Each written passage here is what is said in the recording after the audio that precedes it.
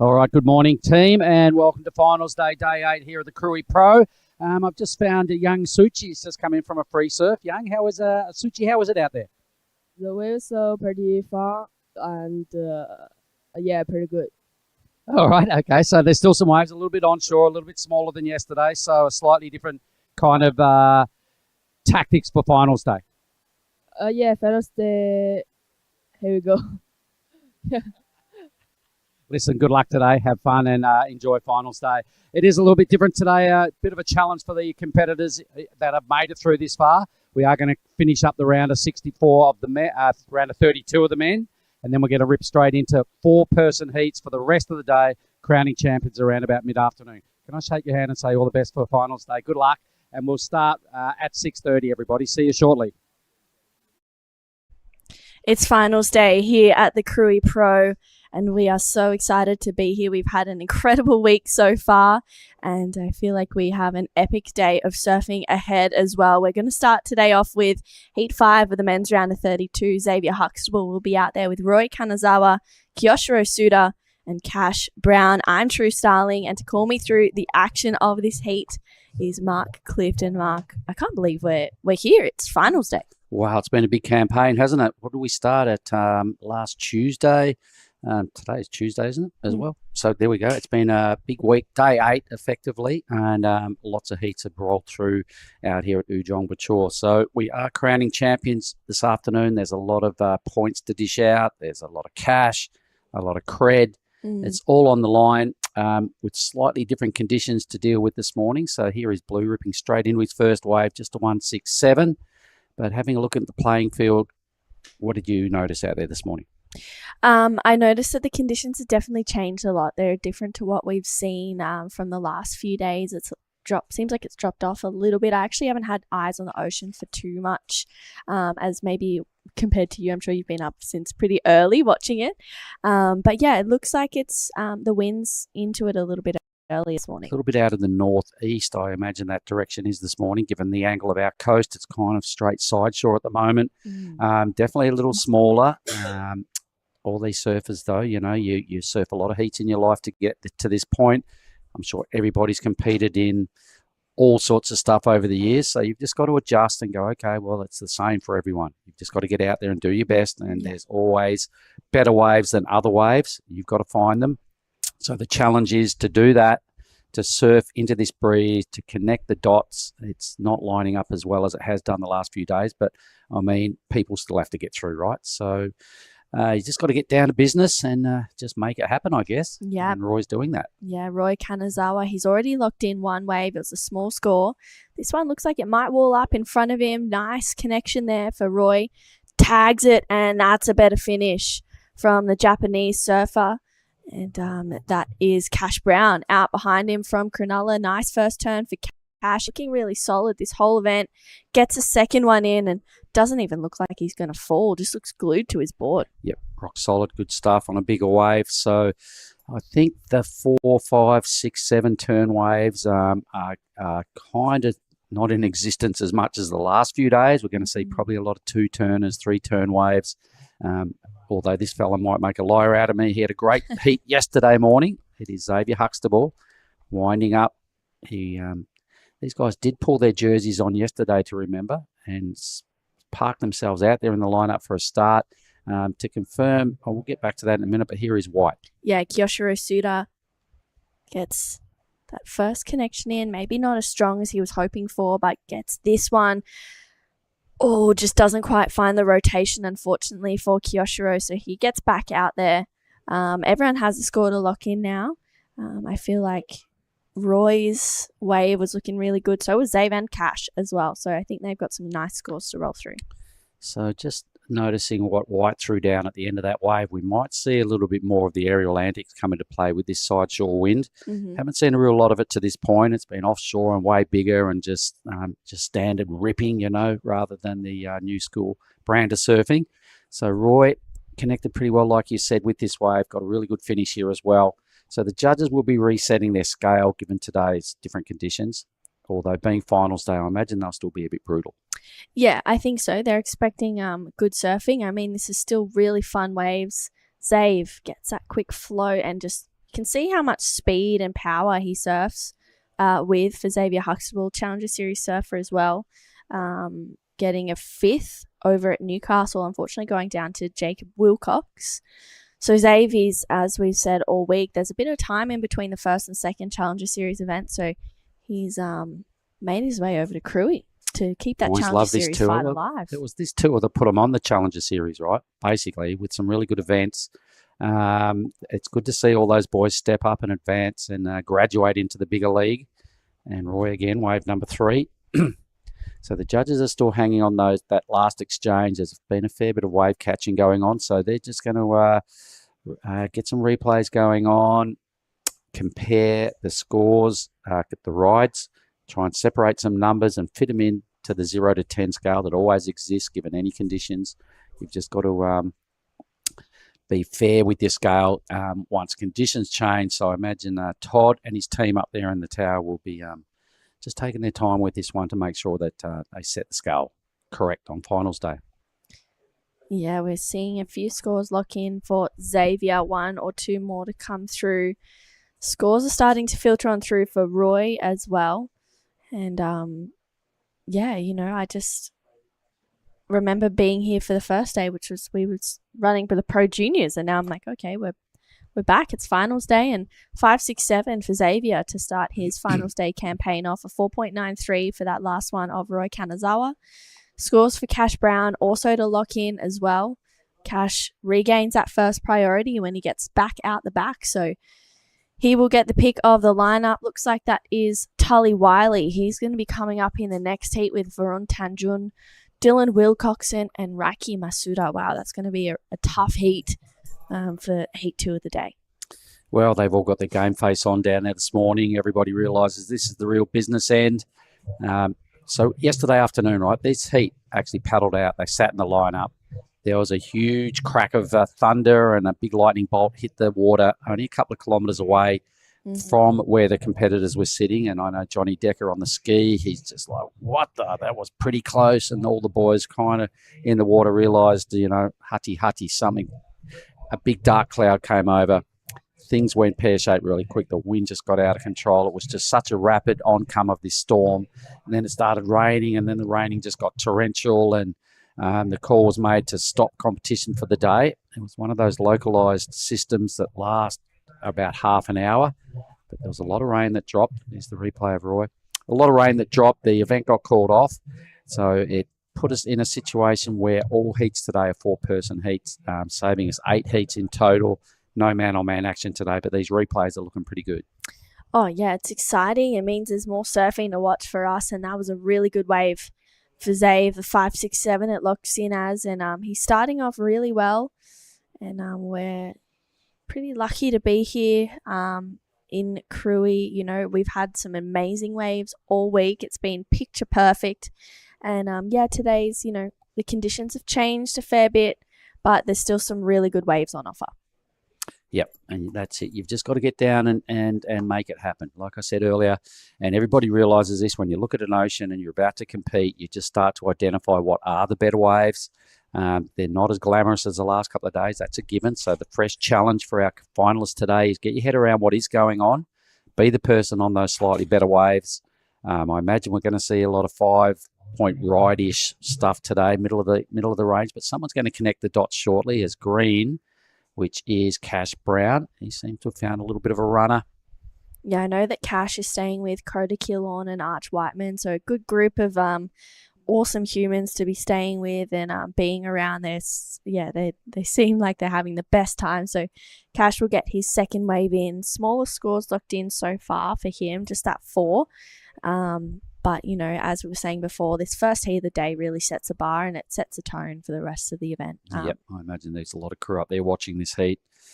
Early start again, 6:30 here in Krui time, but that will put us in around about a mid-afternoon finish. Finals, I think, have been upgraded to 30 minutes. Everything else will stay at 25. White is on another wave, so this is Suda representing Japan. And where is he? He's already just only 183, so he's probably already put his best score together. Looking down the line now, looking for a steep section. The theory remains the same, top to bottom surfing at all costs, and show some power and control whenever you get a section. So completion there for Kyoshiro Suda. He goes Xavier Huxtable being typically upside down and brutal with the lip. Little inside track here now for Zave. So you got that little bonus section. That looked pretty handy. So we'll have to rely on our Bonsai replays to catch all of these rides right from the start. This is Roy Kanazawa. Gets a nice end turn there for Roy as he kicks out. He might have done a few things out the back, so we'll see with just under 15 minutes to go. It is Cash Brown. His last wave locked in at a 3.53, so he goes out in front. Roy has a score to come through, so does Kyoshiro and Zabe, as we just saw before. With just under 15 minutes to go, you can see just on screen how different the conditions are right now. But, there's still plenty of opportunity out there. I know for a fact that this is probably some of on the better side of days that we've seen in some Australian QS events. And this is his last wave of Xavier Huxtable. That was a great first turn. Driving through this second one, he's just not missing a beat out here today. Zave finds a really nice open face. Once again, locking in with a good backhand snap. Driving through, this is a beautifully surfed wave for Xavier Huxtable. And I might even stay in this top two by the end of this heat because that was a very strong finish. Oh, look, it's guaranteed the judges will now have to open their scale up a bit. Zave just smashed that wave from start to finish. It was a good wave as well. Roy now starting to put his best foot forward, getting some tidy connections with the lip. So you could see why the judges open with just 4s and 5s and just staying reserved on the scale because given the quality of the field, the mentality of all crew that are in it, they want to throw everything at it. They are. And I reckon Zave and Roy just will get keeper numbers out of that exchange. That was sick. Yeah, I think so too. That was a really good exchange between the two of them. It was exciting surfing to watch. And they just found the pockets that they needed to be in. And I feel like that's a trick to being out there today, is finding those steeper sections and just absolutely going for it. And looks like there's someone out the back, Cash Brown. One big turn for Cash, and that's all he'll get on that wave. Last of Kyoshiro Suda, a 4.73. But it's these scores of Zave and Roy Kanazawa that are going to be... that'll set the tone for the day. Fully stand by for the best numbers of the morning. Will drop shortly. Zave really connected well with what looked like an A-grade wave today. It had length, it had steep sections, helped himself to every one of them, looked really good, and Roy was sleek and on point with his ride as well. It also had a bit of height and bowl, and they're the ones you got to find today. So the crew that will be watching in the athlete area will no doubt take note of where they took off, how that wave connected, what it looked like when it was rolling in, so that they can go out and try and do something very similar, because that would be... some brilliant numbers. Here goes Cash Brown. Upside down. Replay there for Cash. Cash is already sitting in first, but he's got a couple of dodgy numbers. They're both kind of low at this stage. He's owed one more. We've got 3 scores to come in before we can be firm on who's sitting on top of the leaderboard. Roy's got himself priority again, so that's a good spot to be, the surfer in blue. And a good number to drop. Yeah, he does. He's got a really... Yeah, it'll be better than that 4.93, I think. It was a great series of turns, and he just wasn't missing a beat, really, and it's expected from Roy Kanazawa. So looking forward to seeing this score lock in. Also, this one is Xavier Huxtable's as well. He was just going to town on that wave, and Zave surfs with so much power, and with first indications, so far it's going to be the best way of the heat from Xavier Huxtable. Fair enough. He really went to town on that right from his very first move, oozing confidence. Everything clicked for Zave. He got the bonus inside track as well. So for sure, the judge is starting to open things up here with a 6.73 and a 6.23 for Roy. So there we go. We've gone into the 6 range, so they're still leaving plenty of room above it. I think we've still got some room in the scale today for crew to tick the innovative and progressive side of surfing with that side shore wind. Already seen the surfer in white try and boost an air, and I reckon throughout the day, somebody's going to do that and connect really well, and huge numbers will drop. Here we go. Yeah, Cash unfortunately comes unstuck. His previous to last was 3.6, so it goes into his top 2, but he's looking for a 7.16. Kyoshiro chasing a 6.43. We need to see upwards of that 6-7-3 that we saw from Zaves to really get into the 7-point range. And I feel like finding that, you've got to be on the best wave and make pretty much 0 to, literally no mistakes. All right, so this is the wave we like. Boom, right from that moment he was in form and he knew he had a good wave ahead of him, so playing the game really well. At every opportunity throwing the board above the lip, using plenty of rail and speed and doing what the wave was asking for. And yesterday morning he was in favour with the judges. They love what he does because he sticks pretty close to the criteria. So he was attracting big numbers yesterday morning. The finish was maybe not quite as good as the start, but there was a lot to like about that. So the boys wisely have left a fair bit of room above the scale, but clearly sending that message. So that's the best wave of the morning. So advantage to the Victorian in red. Well done, Dave. Yeah, very well surfed heat so far, and to regroup after yesterday's antics and then show up this morning and be first heat of the morning in very different conditions. Just shows the flexibility of these surfers. Man, it was so weird yesterday, Arvo. For everyone online, there was this huge crack of thunder, right? And then moments later, there was a whole lot of squealing that happened outside because the lightning bolt shortly followed the crack. There was a loud blast of thunder. A huge lightning bolt hit the ocean just out the back of where the surfers were. And then the rain hit, the wind started straight away. It was just this instant turnaround in conditions.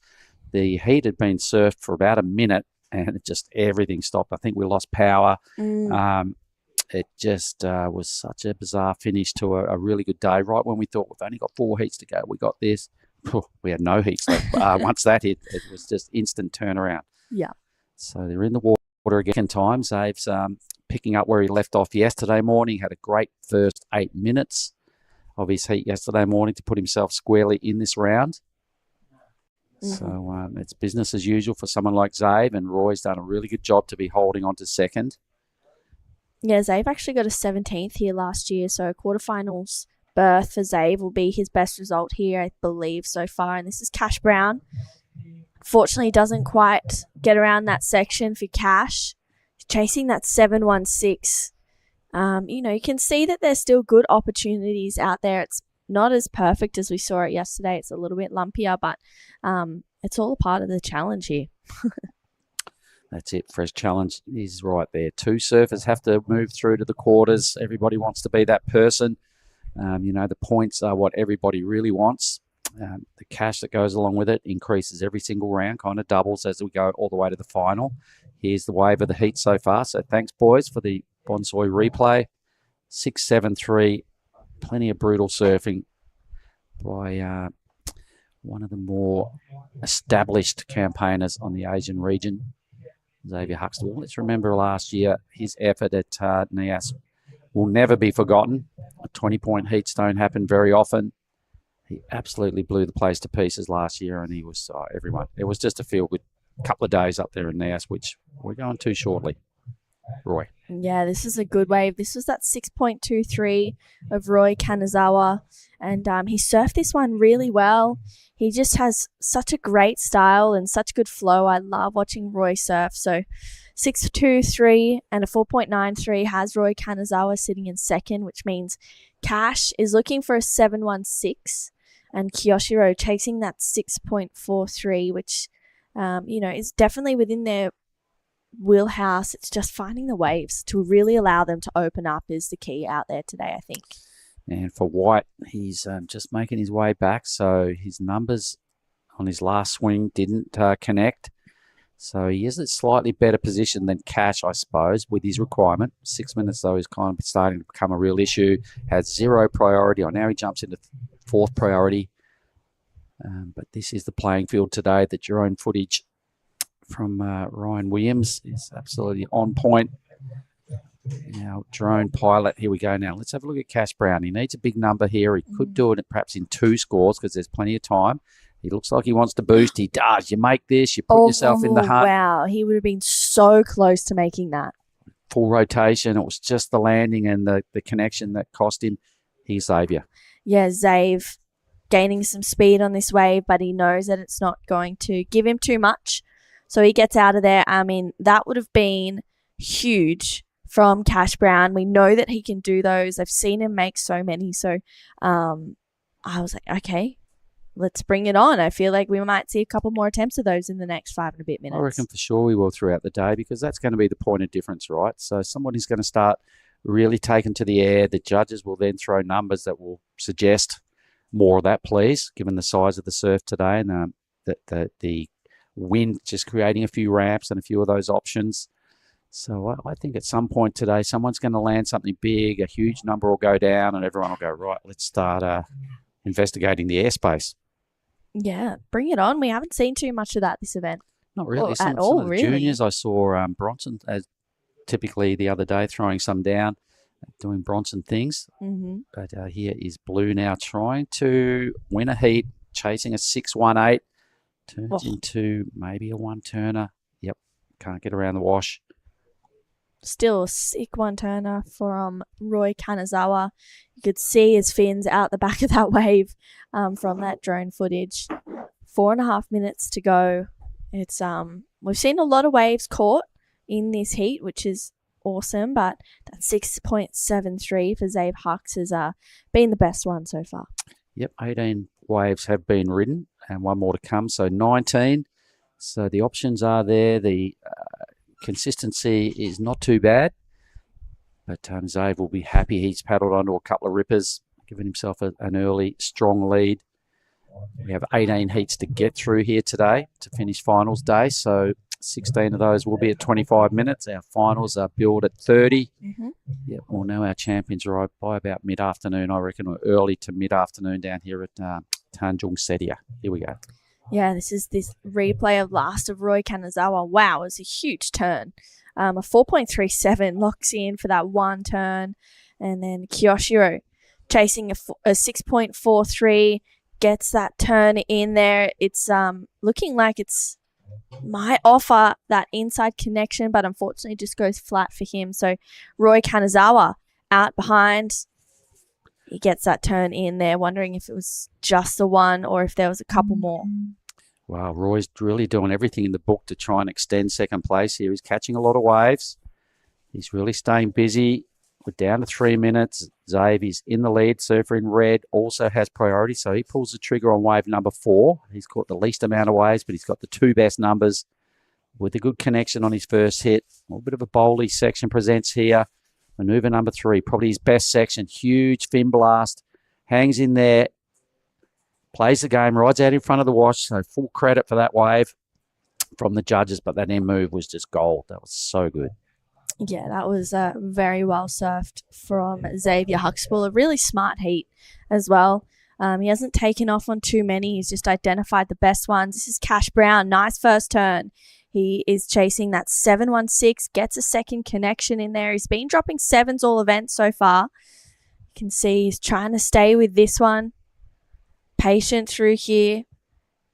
And needs to really unleash. Unfortunately, that end section doesn't quite do what he was hoping for. I mean, it was a really good wave. I just don't know if it'll be the 7 that he's looking for. No, I think at some point, if he had have got a ramp and tried that air rev again, because he was on his way. His first 2 turns looked pretty sharp on a good sections. I think he was in the hunt and he was asking the questions, and then the wave, the low road that he dropped into just didn't connect the way he thought. So this is the last wave. The judge's view of Xavier Huxtable. This end move was just brutal. Boom. Took him a little while to convince that he had control, but there it is. Ticking that part of the criteria as well. So we're owed a cash number. We're owed a Huxtable number. We're down to 120. For sure, I think Zave still wins. Cash probably doesn't dislodge Roy. No, the 716 would have to be the wave of the heat. It definitely didn't look like it. So you'd imagine Roy at this stage with a minute on the clock and priority out the back is kind of safe-ish, providing no one else gets out there and rides another wave. It'll be Roy and Zave. Zave could still upgrade his total and move into the quarters with that bit extra momentum. These next 3 heats along with this heat, these guys to win today will serve 4 times. Pretty much everyone else served 3 times. He's Kiyoshiro. Yeah, Kiyoshiro, just a quick in and out. His last wave was a 3.5. 40 seconds to go. Roy Kanazawa, he's looking to get to first. Nice first turn. This is a better looking wave. He needs a 6.18. Wow, that was a really good 2-turn combination for Roy Kanazawa. We still have this last score as well for Xavier's to lock in. It looks like it'll be his second best number as well. With 20 seconds to go, last of Xav locks in at a 7. This one here of Kyoshiro needs to be a 6.43. Let's see what he can do. Gets that first turn in. Needs to go big here. This is his last opportunity because the heat is basically over. Yes, wow. man. Unfortunately doesn't get the completion for Kyoshiro, but we do have scores to lock in for Kyoshiro, Cash Brown, and also Roy Kanazawa. All right, so we better stay with it. I liked Roy's last wave. I really liked that it. was just such. Had plenty of height. This is the way the judges viewed it from the tower. That section there was so good, and it was big and it was steep. And then he found another one, biggest wave of the morning. Really convincing surfing, top to bottom. Had a lot of power. Had 2 really insane sections on the biggest wave I've seen caught this morning. 7.5 could still be in the realms of that ride. It was so good. Yeah, I think he challenges for that for sure. Yeah. I mean, okay, this last wave of Cash was a 4.3, so he actually moves up into third place, not second. It's this last one of Roy. Did his best work last, I reckon. I really think it's going to be very close to the score, if not get it. I thought it was the best wave we've seen.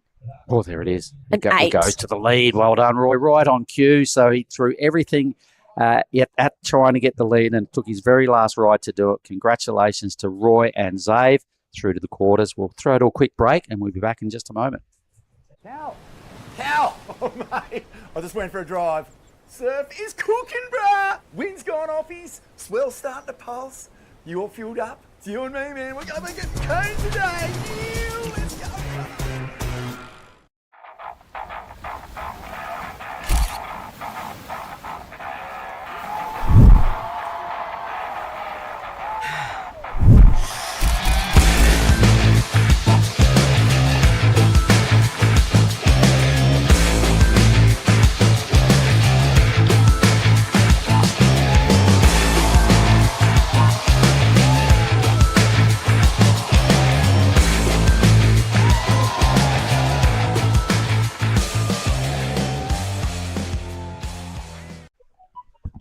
All right, ripping straight into what we're calling Heat 6 of the round of 32. This is Varun Tanjung. He's up against Dylan Wilcoxon, who will surf in blue. Tully Wiley, the Aussie, there in white. And Raiki Masuda surfs in green, representing Japan. So I've got a couple of Indonesians in red and blue. We just saw Varun. We've also, we missed a wave of Raiki's, but what a dynamic finish. Roy Kanazawa, he prowled around all heat. He was already comfortable in second, but you could just sense he wanted the lead, and he got it with an 8-point ride. 2 huge blasts. So the good news is the 8-point rides, they still exist. Oh, they definitely do. I mean, in my mind, I was like, there's no doubt about that this is going to be the 7.5. I was, but then there's moments where you go, is it? Xav has that 6, 7.3 and a 7, but that 8 for Roy was just classy surfing. It was exciting to watch. And new heat, new story. We're back into it. Raiki Masuda, Tali Wiley, Dylan Wilcoxon and Varun Tanjung. This is going to be an exciting one. This is his first wave of Raiki's. 2 quick turns, and wow, he gets a finish there as well with that late start to that second turn. All right, and this is the first wave of Varun on the Bonsai replay. So let's see what the young man strings together here. Some setup work, looking for something a bit more brutal, gets a little better on his third manoeuvre. Yeah, so the judges now will remember that wave of Roy's all day, right? Because that has set the benchmark. They're happy to throw big numbers at 2 manoeuvres, so long as they have sections like Roy found, and you absolutely go nuts. Yeah. So he ticked huge parts of the criteria, and that wave now stacks up as the benchmark. So the boys upstairs, they remember that all day on the men's side of the draw, and everything else will be compared against that when they're trying to hand out huge numbers. Yeah, exactly. It's moments like that sticks in your mind, and to do that in the first heat of the day, it's such a great reminder that there is those opportunities out there, and maybe even the surfers are able to produce 8s from waves that maybe aren't allowing that. 2 turns, 8-point ride. All right, so while we're waiting for our next wave, let's hear from Roy Kanazawa and Dai Wacko.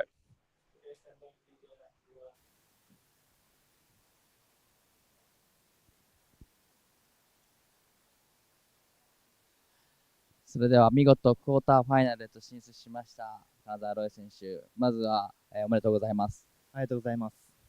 素晴らしいヒート展開というか最後の最後で8点出してきましたが、昨日午後、ストームの影響があって突然もうキャンセルになったと思うんですが、コンディションの変化もあります。ヒートいかがでしたか？はい、なんか昨日の夕方は結構クリーンな感じだったんですけど、今日の朝見に来たら結構ザンクというか風食らってて難しかったですけど、まあなんとか乗れてよかったですね。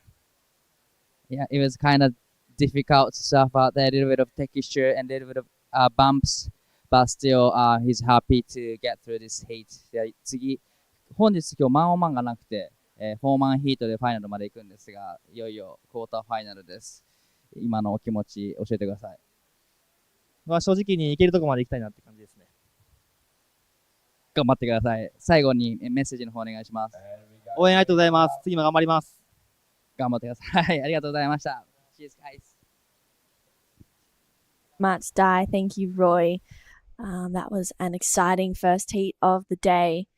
And it's heat number 6 now. We've got just about 20 minutes to go. And Raiki Masuda, his first score locked in at a 5. He also has a second score to lock in as well, which is super exciting. And it's Tully Wiley and Dylan Wilcoxon who are yet to take off on a wave. So we'll see how they go throughout this heat. We just saw Tully's, they would say travel buddy, Xavier Huxtable, progress through that last heat. So I'm sure he's feeling the vibes out there in the ocean and wanting to, keep the vibes high for the Victorians on finals day. Get inspired by your teammate making it through. They're working with the same coach, Cale Belwarren, who's on caddy duties. So, yeah, when you're travelling with that pack and someone, gets through heats and you're like, well, it kind of lifts you because you're like, right, he's done it. I want to do it. I want to be in the quarterfinals. Yeah. And get a big piece of finals day. Tully's a big-time performer as well. He's already on the Challenger Series, so these boys won't be coming to Nias. But we will see them featured highly on the Challenger over there in Bolito. He's a big fella. 6 minutes off the clock. Reiki's wave is a 5 and a 4-5. Pretty quick start. Nothing too brutal. And Braun just a 3-1-7. But Dai Wacko is back with me. Now tell me, you said Roy Kanazawa, he's kind of shy. What did he say? Super shy, but he just said, he will do what he can do and try to make a heat. That's all. Pretty much that's it. Just said the obvious things. All right. So he's a shy dude. But this is another Japanese surfer. Masaraiki 選手。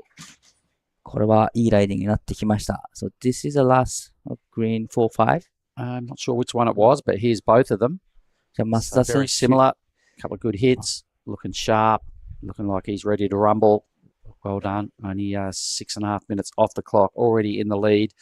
But it's good to see that Roy and those numbers are out there because we saw a 7 for Zave. We saw an 8 for Roy. Some 6s looking good. And then a lot of mid-range numbers. So we did notice that there was more than 20 waves caught in that heat as well. So there's many waves coming through. There are some options. Yeah, Roy said it's kind of hard to pick right ones out the back. So he kind of sitting in the down the line a bit more than yesterday. But definitely there's a potential for great surfing. Well, we saw it. And your man, Roy Kanazawa, tell me a bit about him. Where's he from and how old roughly is he? He's around 24, 23. I'm not too sure, but he's still young surfer and really strong competitor in Japan and from west side of Japan. All right. And I've noticed his name quite a few years in this Asian region, so he's been plugging away for a while. Has he had success? Is he close to becoming, or is he a Challenger Series surfer? He hasn't been Challenger Series surfer, but he won the Japan National Championships, so he has really good results already. Okay, so he's highly rated. Is it this year? Is he the current Japanese champion? A couple of years back, actually. Okay, all right, so he's really highly rated surfer, that's for sure. All right, well, what can you tell me about Reiki, that man on screen in the green? Raiki is another very strong competitor from Miyazaki, and I believe he came third overall in a national championship in Japan, so he has another good result too. All right, well, let's have a little look at some of the highlights from yesterday. The production team are just going to give us a look at what yesterday looked like. Thanks, boys.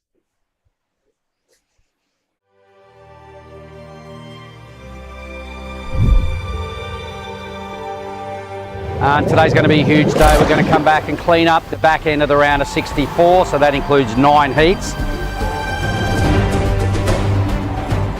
We're then doing the ladies round of 32, that's 8 heats. Back to the men's round of 32, 8 heats, a massive day. Woken up to pumping conditions, which is good. It was a little bit small and slow yesterday, but it's pretty much like perfect size for this wave right now, so it's going to be such a sick day. And been here for like 8 days, haven't slept a heat, so pretty keen to put the rashy on and get out there. There you go, you just heard it, the waves are smoking. Huge day here at the Krui Pro, so thanks for tuning in. Let's go get it.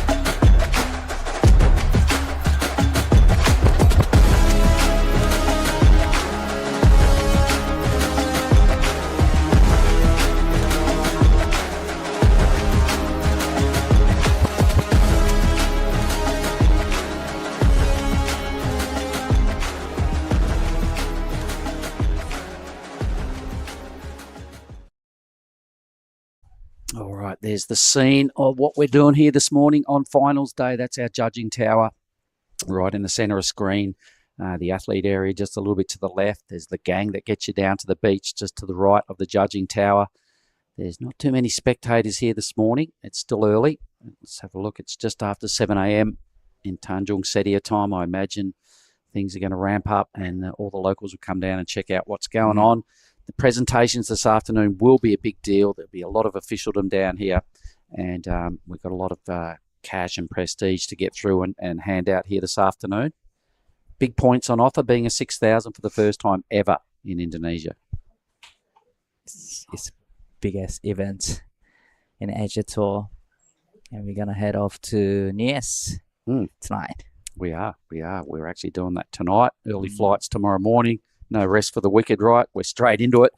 I did notice yesterday one of the highlights for me on the women's side of the draw. I saw a heat that featured 2 past winners in Mirai and Leilani.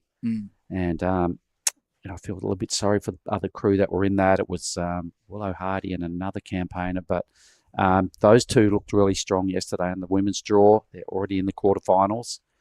So there was a lot of goodness, as you saw in the highlight reel from yesterday, to put us to this point. But today is it's the business end of the deal. It's time to click. It's time to peak today. Right. We're going to see champions today. A little bit of a slower heats in this heat so far. Kylie, Wiley, and Dylan Wilcoxon haven't got a wave yet. Oh, that's got to mess with you because, here's the young fella. Quick, that's Matsuda again. Yes. All right, so he was the one that got off to the quickest start. He's only banked 5s and 4 5s, but they're starting to look pretty good as the clock continues to throw pressure on Tully and Dylan. 25-minute matchups. The Ocean's gone a little sleepy compared to Heat 1.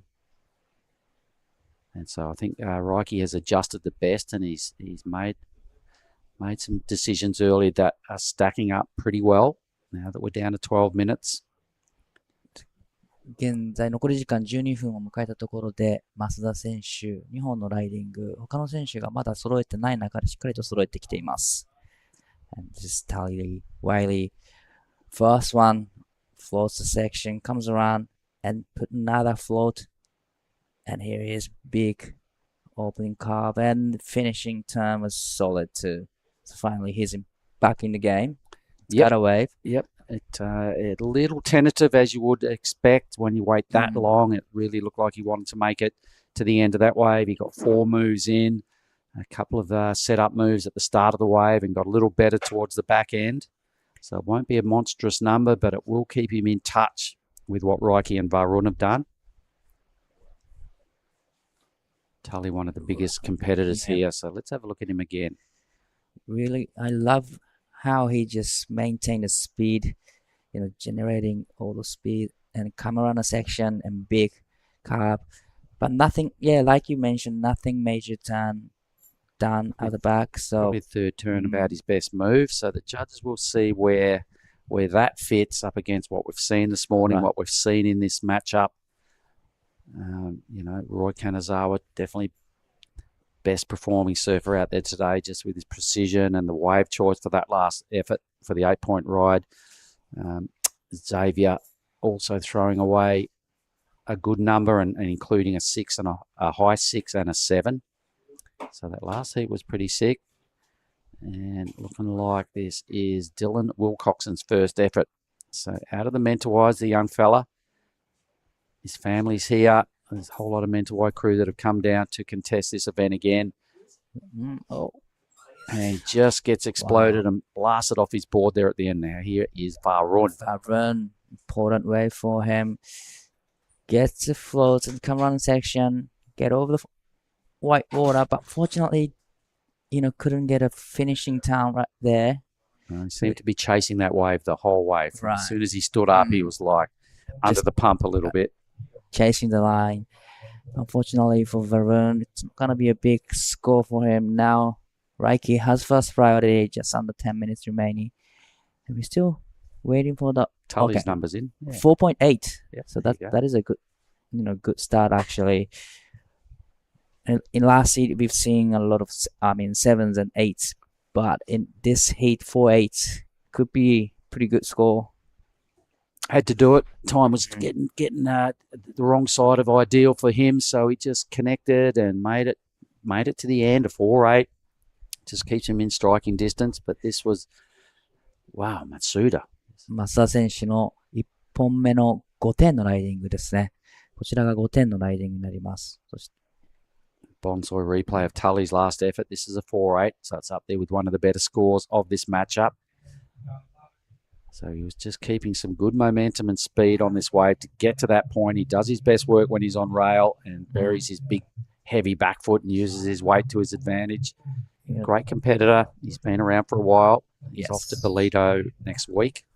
Oh, so he's not joining to NIAS Pro? He won't be coming to NIAS, but he fits in so well at NIAS. Yeah, he did last year. I think he's been a semi-finalist a couple of times up there and always business end of the deal. Once we get to Lagundri Bay and do their thing at Saraki Beach, but that's next week. This is finals day, 8 minutes to go to sort out who moves through to the quarters. And just a reminder to everyone online, all our heats today will be 4-person matchups. We lost a little bit of time yesterday afternoon with that radical storm that just hit in such a hurry. It was ferocious, shut down our work site yesterday. So these 4 heats were scheduled for yesterday. But due to the fact that we're a little bit under the pump, no man-on-man matchups today. Here is Dylan Wilcoxon. It's inside smaller size waves, but still has a great world to work. So it's better looking wave for Dylan. He finished his turn really great, and this is Varun Tanjung. Oh, huge blast. Wow, needing 6.33 to go into the first. Currently in a second place, looking for wave to better the 2.10. Definitely he wants to get rid of the 2.10 because Tyler Wiley has second best score so far in this heat. Geez, I'd like to see that turn of Varun's again. It looked like there was a lot of fins out the back and a lot of board above the lip. Great first turn. Yep. Pity there was nothing else added to that wave. It's only come in. The score is in, and it's only a 2-6-7. Wow. Yep. So it was a pretty sick turn, but I guess the judges demanding they wanted either a bit more out of that wave or a bit more height to the section that he Right. blasted off. And probably if he could have got the last turn in, and can't be a mid fours. Yep. So finals day, the judges, are keeping a lid on the scale here. It's you've got to really impress to get big numbers here today, because they're trying to sort out surfers that deserve to be on the Challenger Series, which is only a skip away from the Championship Tour. So watching Dylan now just chip away on the inside, looking at the replay, this is a 3-7-3. His opening ride. So the young fella, I think he's still got a score to come. I think that was a previous wave. All right. So we're still waiting for that last of blue. Here it comes. It's more of the same by the look of things, score-wise. So not reaching the lofty heights needed. He does move into second temporarily. I think he only needed a 2-1-1. He gets a mid-3. So low numbers. Even for the leader, Matsuda would probably not be advancing if he was in the first heat. Right. 5 and a 4 is good enough to be holding it down with only 5.5 minutes. Then 3s, and that 4 for Tully are the norm for the rest of the competitors. So pretty low scoring matchup. Things could change easily. Somebody nails a 7 or an 8 like Roy did in the last 30 seconds, and the leaderboard could get reshuffled pretty easily. Really close heat. And we are just reaching to the 5 minute mark. Tully needing only 2.50 and has second priority.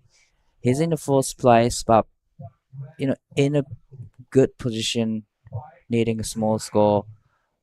But just not many waves coming through, so pretty much like a lot of pressures on every surface. Yeah, unlike that last heat, we had more than 20 waves ridden. This one here, what have we got? 4, 6, 9 waves. Red's on the inside now. Barun. No doubt Team Tanjung are watching down there in Bali. Here goes your boy. So he needs himself a 4-1-3. It's not a big number, but he's got to probably tag it a couple of times. You'd expect down here to have a chance of that. He's done exactly that. A finish would be really, really handy. He's trying to get back around the white stuff onto some clean green face. Here is Varun. Another little mini move out wide.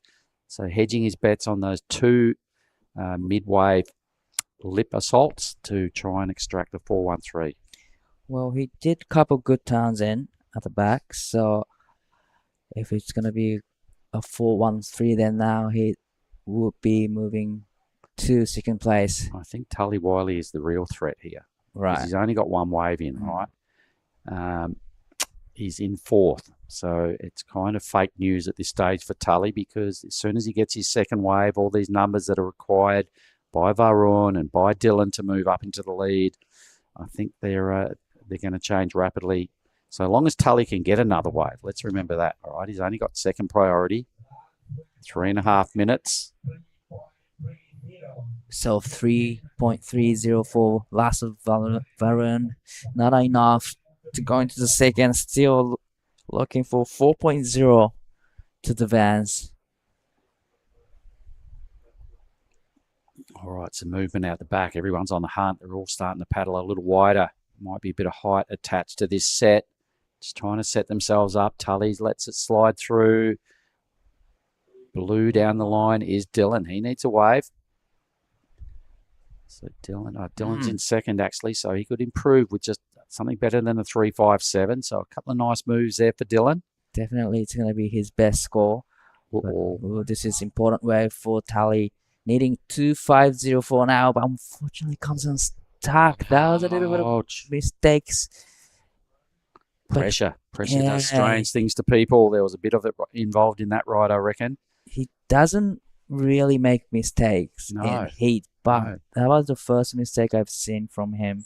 He was under a bit of pressure. Right. He only needed a low number, but wow, falling. That was a good hit to kick things off here for Dylan, and that was a better hit to finish. So 2-turn combo. Dylan in second. I'm not sure it's going to get him into the lead, but it's probably going to feature as maybe his best score. Right, definitely extending his lead over red and white.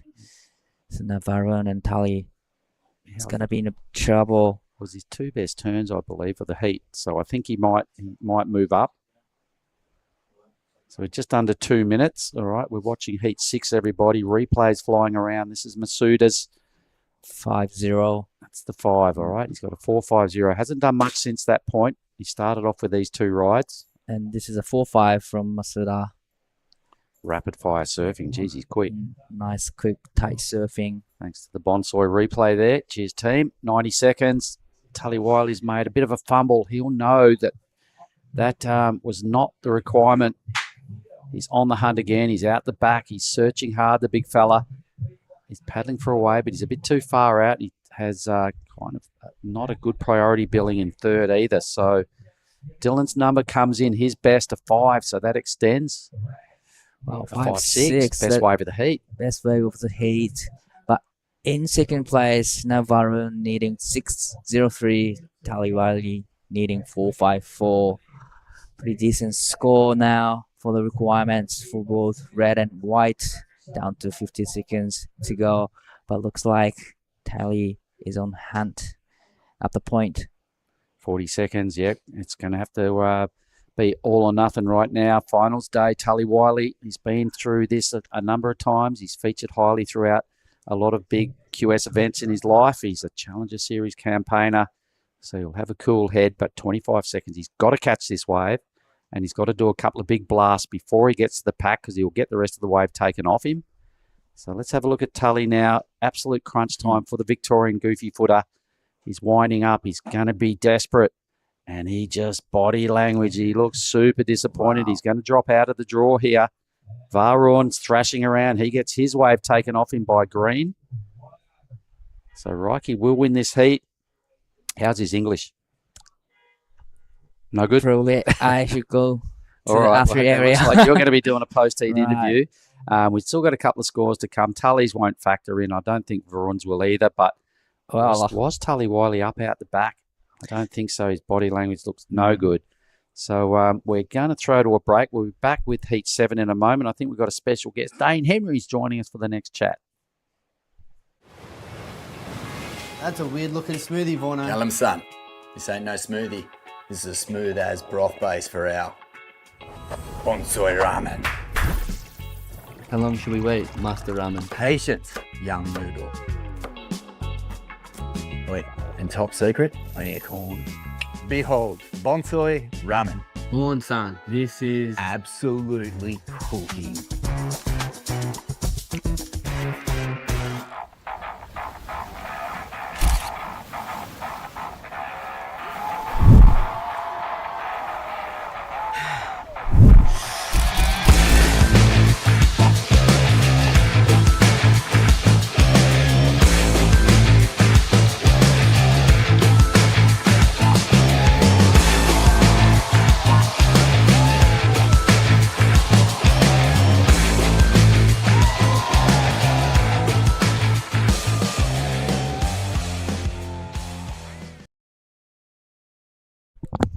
Welcome back to finals day of the Krui Pro. We are rolling straight into heat number 7. It's going to be a really stacked heat. Last year's winner, Jarvis Earl, is out there with Marlon Harrison, Macklin Flynn, and Yuji Mori. I'm True Starling, and I'm joined in the booth with Mark Clift and also a very special guest, Dane Henry. Dane, welcome to the booth. Yeah, cheers for having me. It's going to be a pretty sick heat. Conditions are a little slow, but there's definitely some scoring opportunity for these crew. And yeah, Jarvis, Marzi, Macklin, and Yuji are all looking really sick. So it's going to be pretty sick. Yeah, it'll be an exciting heat for sure. Dane, you're supposed to be in this event, and unfortunately we didn't see you in one of your heats. So talk us through what happened there. Yeah, just had a bit of a mishap down at Mandiri on a free surf. Did a full row, just a pretty stock standard one, and my board kind of flipped over and flew under me, and I landed my foot straight on the fin and ended up on my right foot. Oh, yeah, still taped up. Yeah, still taped up. Ended up getting about 10 stitches and, yeah, out for Krui and Nias, but I'll be charging home and be back for South Korea. Bring it on. We're excited. And Mark, you were watching that last heat. What was going on there? It looked like it was a little slow. Yeah, it was really slow. Masuda burst out of the blocks with a 4.5 and a 5, so no big numbers really, but it held him in good stead in a pretty sleepy matchup. Tully had his opportunities, but fell on a wave that could have extracted the number. The young fella, Dylan Wilcoxon, out of the Mets, I like him a lot. He got the best wave right in the back end of that heat for a 5-6 and advancing through to the quarters. So, Dane, how much does it hurt sitting on the sidelines watching when you needed to have the jersey on and be contending here on finals day? Yeah, it's obviously a bit of a shock to the system with all the preparation that I've been doing with my coach and all the crew. Just surfing the comp bank with a million people out every morning in Arvo, but it's just one of those things where you got to just reset and charge on back home, and yeah, just makes me even hungrier for the next few QSs. Yeah, this is Yuji Mori up on his first wave. That was a nice first turn for Yuji. Drives through that second one. It looks like it might be even a bigger wave that we've seen through this morning. Gets that last connection. He's just going to keep rolling through it. Yuji's been looking on fire throughout this whole event. Jarvis Earl out the back mark. Yeah, look, Jarvis, experienced campaigner, defending champ. He's just brilliant at just about every wave he catches. He's such a fierce competitor. He's always well measured. He always looks like he's going for it. He's got a hammer of a section at the end here, and it doesn't surprise me one bit. He completes his first wave. In the big scheme of things, Dane, how much do you like what Jarvis brings to contest surfing? Yeah, Jarvis, he's next level. He hasn't quite shown what he's kind of capable of on the Challenger yet, but his QS campaigns have been outstanding the last couple of years, especially out at Krui, and I'm sure that'll follow really quickly onto the Challenger in the next year. I reckon this year will have definitely a sick standout year, and I think he's looking really good for Krui in these little kind of junky conditions on this left. He's just so sharp and so fast, and yeah, it's pretty hard to fault the surfing that he's doing out here. All right, what did you like about this wave, Dane? Yeah, Yuji, this was a sick wave. This is probably one of the biggest waves of the morning, and nice flow between all turns. Smashes it there. That was pretty sick, and then straight up into another one. Really good first wave. That'll get a nice score on the board and, kind of get the heat rolling. All right, and Jarvis again, just True, what did you like? Yeah, Jarvis just showing us what Jarvis does really on this wave. That was a really critical snap in such a important section for Jarvis, and the patience here just shows, how in tune he is with this wave and getting that turn to finish. Yeah, I feel like, as Dane said, he does so well in these events. He looks really comfortable out here as well, so I'm excited to see how far he can go in finals day. But someone who's just made it into the quarterfinals is Raiki Masuda. We're going to hear from him. He's with Daiwako. いよいよクォーターファイナルへと進出を果たしましたが、かなりドキドキしたようなヒートだったと思います。ヒート振り返ってみてどうですか？そうですね、波がすごいスローだったので、最初に5点と4点出せてよかったなと思います。He's super happy with he was he could got 2 waves in the early stage and that put him into the first, and now he's advancing to the quarterfinals.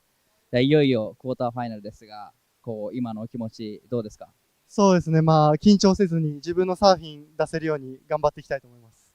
最後にメッセージの方お願いします。次も勝ちますんで応援よろしくお願いします。頑張ってください。ありがとうございました。Back to you guys. Thanks, Di, and thank you, Raiki. Raiki's, he's such an incredible surfer, and I'm excited to see him into the quarterfinals. Yuji Mori, his first wave is 6.73. First of Jarvis Earl, that's 6.67. We also saw Macklin Flynn get a wave, and I know you're staying with him, right, Dana? Yeah. Macklin's he's like my brother from another mother. He always does about a couple of months at home over east when the QSs are on, and yeah, we're staying together down at Mandiri Beach Club, and he's been surfing really well. Been super itching to get in the Rashi. Like he was saying to me yesterday, he's on finals day and he's just got through one heat, so he's pretty stoked, and I know he was super excited for this heat. Well, he's a frother. We know that. He surfs a lot. He's out of a big clan of Flynns. That there's a lot of goodness in that family. He always mentions to me every time I see him that when he's over east, he goes and stays with Dane Henry, and he's a good friend of yours. A West Sider, so I'm sure the crew at Surfing WA have got the tally on there at the office down there at Trig Beach. If you have, woohoo, Macklin. All right, I'm going to boost out, and we're going to bring him back in Daiwako, but it was good fun having a chat with you, Dane, and all the best for the rest of the year, brother. Cheers, Boomer. Well, this is that first wave of Macklin Flynn, a 4.83, and it was a nice first turn connection. Getting that second turn in as well, but maybe just the wave size lacking a little bit, Dane. Yeah, just caught behind on that little end bit. Sure, it'll be not too rattled on that first one. 4.83. It's a nice little start. Obviously, Yuji and Jarvis are in the sixes, in their six range, so they'll probably be waiting for another pretty big score, and they don't really have too much pressure on them. But obviously, we can see Marzi hasn't opened the account yet. He'll be looking for a big score straight up. Yeah, for sure. And welcoming back in the booth, Daiwako. Good morning. Good morning. Marlon Harrison. That was so hectic, that fall there for Marzi. Yesterday we saw him surf a heat. Dane, I don't know if you saw it or not. I don't know if you've been watching the surfing. Might be a bit bittersweet for you, but he didn't really make too many mistakes like that. Yeah, no, I think I watched a few of Marzi's waves yesterday. I was kind of tuning into the last little bracket because that's the heats that I was in. But yeah, Marzi was looking super sharp yesterday. He, just like Jarvis, he's always looking really sharp over here in Krui. His back end's pretty much faultless most of the time. He just had a little catch up on that one, but I think that was more of a wave kind of bumble. But yeah, Marzi will be looking to kind of come back from that wave with a stonker, I reckon. Yeah, he got a third here last year, bowing out to Taj Stokes, who ended up getting second. Marzi's going to have another look at this one. It's a smaller wave. Hopefully it grows for him. Nice first turn connection. Gets a second one in. It starts to steepen up and unfortunately goes down once again for Mars. But Di, you were over up there in the athlete area. Right. What are the competitors saying about the conditions out there today? Well, really tricky out there. A lot of bumps, but here is Flynn's up and riding on a bigger size waves, but just unfortunately just one big turn and closing out on him. But yeah, a lot of bumps, tricky condition out there. Some people saying that they can't really see the lineup at the back, so trying to sit down the line more. And probably inside ones are a bit better than what you can get up the point. Yeah, it seems like that. I mean, we saw that with Roy Kanazawa. He got an 8 in the last minute of his heat, and it was just a really good size wave. It was a bit of a grower. It was really good to watch. It's going to be an exciting heat. Macklin, a 4.83 and a 2.73. Yuji Mori, his first wave is still the best wave of the heat, a 6.73. 6.67 for Jarvis, and Mars with a 2.5 and a 0.93. And Dan, you were mentioning before, how Jarvis hasn't really shown his full potential in the Challenger Series just yet. You got to surf in the Challenger Series at Newcastle after winning the trials there. Does it feel like a bit of a difference in the way you have to perform between the QS and the Challenger Series? I feel like for me getting into the Newcastle one, it kind of felt like another QS for me. Just with obviously all the guys in the Challenger, you follow them, practically all of them on Instagram, and you see them surf and you know how they surf, and just having a QS kind of so close to a Challenger so close to home, it's pretty much feels like a big QS, but just with you got that extra pressure of performing higher because everyone's going to be going bigger and there's going to be bigger scores. But yeah, it kind of felt like just a big QS at home. Yeah. I'm sure that you've had lots of junior events over at Newcastle. Yeah. There's so many there, especially at Merriweather. It's I feel like we see with the Challenger Series surfers like a bit of a difference between how they approach heats and when they come back onto the QS. And you kind of can tell that surfing's there's just a little bit more finesse, or it's just a little bit more polished as opposed to the QS surfers. And I feel like after a couple of events on the CS, it just seems to be like that with some of those surfers. Do you think so, or are you just like you're always polished though, Dane? I mean, really. I think definitely everyone since the Challenger's kind of come to life, and we've had a few years of it now. Crew rookies going onto the Challenger, they I think they kind of use the first year for most of them as a bit of the first year or two as a bit of a welcome year, get settled, just kind of know the lineups for the next year. And that's kind of been my plan once I get past this QS, kind of have the first year on the Challenger to just sort everything out, get the ball rolling. And yeah, I think that's what Jarvis and we saw Joel Vaughan has done that. Some of the best, actually all of the best Australian surfers, they all have that year buffer on tour or on the Challenger where they're kind of just getting their feet in place and kind of knowing their place in the lineup and in the comp. So yeah, I think that first couple of years is pretty crucial just to suss it all out. And it kind of sets you up for the next few years on the Challenger, or if you just charge on straight to the tour, it'll definitely set you up for that too. Yeah, for sure. It's an exciting dynamic. And this is Marzi getting third here last year. He's looking to make a quarterfinals berth. Needs to get a good wave on the board here. Couple of nice turns. This one starts to stand up as he absolutely belts it. That's a better looking turn for Marlon, and getting the completion. He's looking fired up right now. That was a solid finish turn from Marzi. He made a couple of mistakes on the first wave and the second wave, but now he's back in the game. Nice floater section. Nothing major out the back, but this is where the wave just stands up for him and gets a huge finish. 3 fins out. That's a beautiful surfing from Marzi. Yeah, just tidying up those completions. Such an important thing on days like today. This is Macklin Flynn.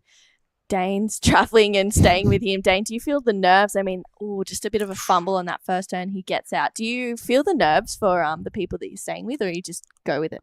It's kind of it's been a different one for me because I've been kind of locked in my room and not really been able to move, but definitely feel the nerves for Macklin. Like, we've been traveling together in the Duff camp with Adam Duffner, our coach, and Duff's he's a very emotional person when it comes to heats, and you can definitely feel it in the camp. And it's sick though. It kind of fires everyone up, and it definitely fires me up just watching my best mate, do some great surfing like his heat before. So hopefully he can put a couple of good scores together in this heat and really compete with Yuji and Jarvi and Marzi after this next score drops. Yeah, though the camera definitely gets put on mute after Duffy's done with it for sure. You feel the emotions, and he's such an incredible coach to work with. So no surprises there. But that score for Marlon locks in at a 4.9. It's his best score of this heat so far. Doesn't need much to get to first, but it's a 6.73 of Yuji and the 6.67 of Jarvis Earl that is really going to test the waters for Macklin and Marlon. And I mean, I actually don't know too much about Yuji Mori. Was he in this event last year? Yeah. He was in Krui, Nias, and all the Philippines and Taiwan as well. He's a really great competitor, really strong, and he's got a really a good style of surfing, and he does make signature movie in doing a screening all over the Japan. But this is Jarvis up and riding. Try to get a second wave to back up the 6.67, but this is a great wave, solid finish. That's going to be a big score. そしてこちらが森選手、2本目のライディングになります。さあ、ここ大きなフローターをしますが、少し早かったか。That was really unfortunate for Yuji. Not able to ride out of that one. That was a tough landing. Talk me through this one, Dane. Yeah, we got Marlon Harrison up and riding. That was a really nice first turn. Looks like he could have a sick little inside track and gets a little caught up, but he'll ride out of that thing and get a little score on the board. That'll probably put him up into second. We'll have to see what Jarvis gets, because Jarvis surfed that wave really nice. You can see the game plan kind of working off for Jarvis getting a bigger wave, and even Yuji, even though he fell on that last one, got a 0.8. That was a bigger wave, and you can really see the game plans starting to work in this last 10 minutes. Yeah, for sure. This is that replay of Jarvis. I mean, wow, this was critical surfing. These 3 turns were pretty sharp, Dane. Yeah, that first turn was sick. Last turn was sick. That mid turn was just, a little setup for the last turn, and yeah, he finished that. That's going to be a great score, and that'll probably put him in the lead. Yeah, for sure. He's such a seasoned campaigner here for Jarvis Earl and on the QS as well. I'm excited to see what he can do in the Challenger Series after that first event in Newcastle.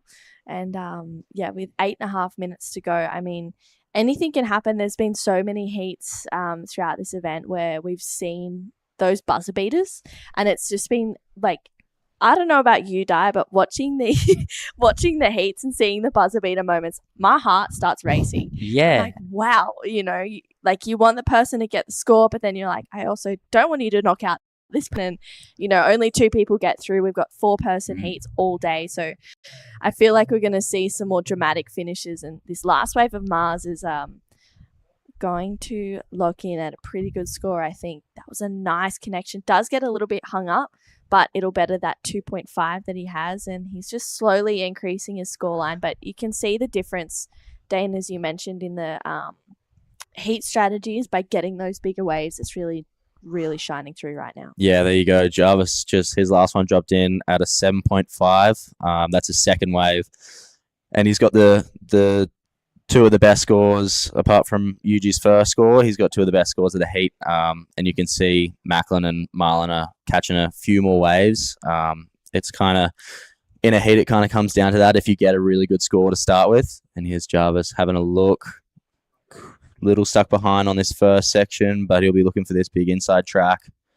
Might see a punt here. Ooh, he definitely wanted it. He definitely wanted it. Right. Here we go. We've got Macklin up and riding. Di, take us through this one. Well, this is very important wave for Macklin. Needing 5.84 up. Unable to, finishing the turn. But here is Jarvis up and riding again. Like you mentioned, he went for it. Well, couldn't really ride out of it though.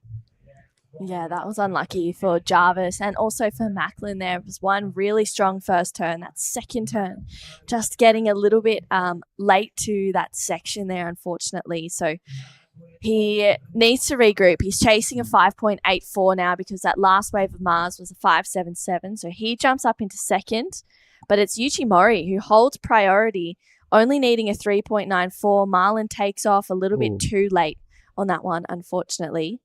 And Macklin gets the ends of it. He is looking for that 5.84, as we mentioned, and that's a better looking combo there for Macklin. Hopefully this wave offers a really good end section. It's starting to wall up. Once again, tags it there, but coming unstuck. Wow. That was really unlucky for Macklin. Are you seeing any nerves there?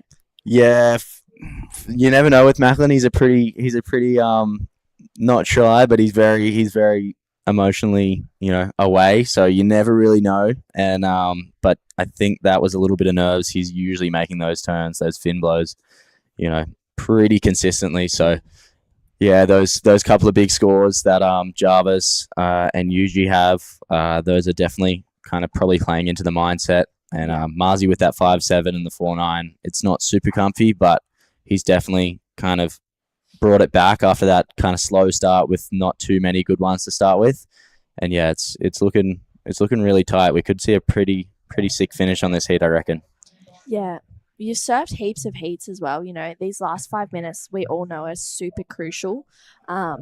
If he's sitting in we'll get back to that. This is that last wave of Jarvis, actually. This is a 7.5. I mean, this was pretty sharp. Gets that set up to that last turn. That was a really solid connection for Jarvis. He's just looking really in tune and kind of a gear above everyone so far in this heat, just being on those better waves. But yeah, these last 5 minutes are so crucial. If you're Marzi right now, he's in second, but it's just not quite safe. What are you doing?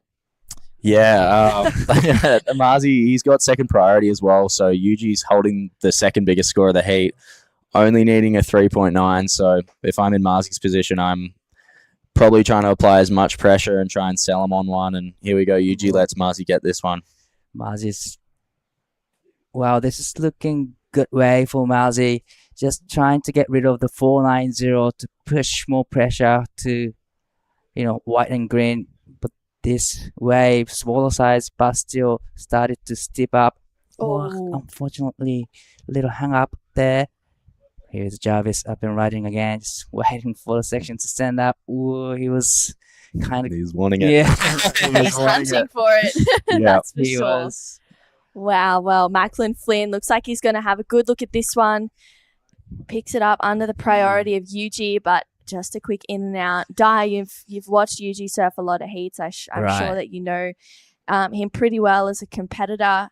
Does he, what is he thinking right now? Does he get a little bit rattled in these tense moments? No, I think he's staying composed, just trying to, making sure that he gets the right ones to score 3.94. Probably he's not really looking for 3.94, trying to get like a mid-fives so that, put more pressure to the surface. So he's just be selective. Yeah. Yeah, and he still has the time. I mean, 3 minutes. It doesn't seem like it's a very big paddle out. To get back out there. Of course, the conditions have changed a fair bit since yesterday, but he's in a really good spot, holding that first priority. It looks like he might have seen something. He's kind of thinking about it, and he's like, yeah, I don't want this one, die. Tense moment for me, actually. Yeah, really? Yeah, I know him really well, so I'm just kind of, probably I have nerve now. Nervous moment. He doesn't have one, though. Yeah, he's fine. Yeah, he's fine. He's fine out there. I mean, we saw Dane, you were getting a little bit nervous on Macklin's wave too. It's those moments where you tense up for them. You're like, just give me all that energy and I'll just give it to me. I'll hold on to it so you can just surf free. Yeah, for sure. Is that, I'm sure that you've surfed many heats with Jarvis, Marlon, Macklin, and probably Yuji as well. Is it hard surfing against your friends? I love it. Like, whenever I have Macklin in a heat, here we go. Macklin's up and riding on this thing, needing a 5.8. One pretty nice turn, a little hung up. If it gives him an inside track, he might be able to maybe launch something. I know he was talking about it earlier. I think he wants it. Big. Wow, there we go. Macklin, yeah, nice full row there. That's something different that we've seen. Obviously, Jarvis went for one earlier, but yeah, that's actually not too out of the blue for Macklin there. He did a couple of them last year at Taiwan to get him through the heat, and this was sick. That first turn he got a little caught up, so he's probably thinking on this middle section he's got to go pretty hard on this end section, and gave him a perfect little racetrack for a little full row. Here we go, line up. Stomped it. Perfect. How's a staunch? He's looking back. A 5.84 is a requirement for Macklin Flynn. Wow. So we'll see. I mean, yeah, as you said, he made some heats over in Taiwan. He was just progressing through so many, and that was actually probably one of the first that we've seen throughout this event. We haven't seen too many people go to the air, so hopefully it's a telltale sign for the rest of the day. But right now, with 35 seconds to go, Yuji Mori needs a score 3.94. It's not a big one, and there's plenty of opportunities that he probably could have pulled the trigger on. Dai. Well, he's just been selective. Maybe he was just looking for the wave. Not 3.94, probably mid-fives. But just down to 10 seconds remaining, and we haven't heard from the last of white as well. That's going to be a really crucial number. Yeah. So Yuji needs one wave. Wow. Looks like maybe Yuji not getting the opportunity. We're still waiting on this score of Macklin Flynn, so we'll stick with it. Dane, unfortunately, you're injured. We're not going to see you in NIAS, but hopefully back for Korea. What's the plans for the rest of the year? Yeah, just kind of lock into some training when I'm back at home with the Surfing Australia crew and Jared from JDT Training. Yeah, just kind of get all sorted and get the boards dialed and just watch a bunch of heats at NIAS, I guess. Yeah, it's better to do that from home for sure, while you can rest and recover. We're still waiting on this score of Macklin, though. Wow, what nervous moments for Macklin. Chasing that 5.84. First thoughts, Dai. What do you think? He gets it. You think he gets it, Dane? Yeah, for sure. Yeah. Yep. Okay. It'll be interesting to see where they go with it, because obviously it wasn't a massive punt, but super technical, really in a clutch situation, or full rotation all the way around. Like, pretty clean landing. Yeah, definitely a lot of things could have gone wrong, and Macklin just clutched up and made it right. Here we go. There's another replay on it. Never mind. It's I want this camera on Duffy right now. Yeah, that would be sick. Coach Cam would be mental right now. He was probably be freaking out over there. I mean, he's yeah, I can literally imagine everything he's saying. He's probably wigging, but a 5.84 for Macklin. It's definitely right there. He's still waiting on that score. You can see he's trying to hear it. It's starting to lock in. Wow. It's a 5.9. Macklin Flynn goes to second place. Unfortunately, Marlon Harrison in third, Eugene Murray in fourth, but it's Jarvis Earl that was shining in that heat. Dane, thank you so much for coming in for a chat. It's been good to have a conversation with you and hear about what's going on in your world. And we'll let you get back to supporting Macklin and probably go give him a big hug. Yeah, give him a big dap up. That was sick. Thanks heaps for having me, guys. It was mental. Yeah, no worries. Well, don't go anywhere. We have heat number 8 coming right up after this. We'll be right back after this quick break. This is the smoothie I've been waiting all day for. I'm going to start with a couple bananas and then mixed berry frozen blend, my favourite. Bonsoy almond milk and heaps of peanut butter. Nice little bit of coconut to finish off. Get that in ya.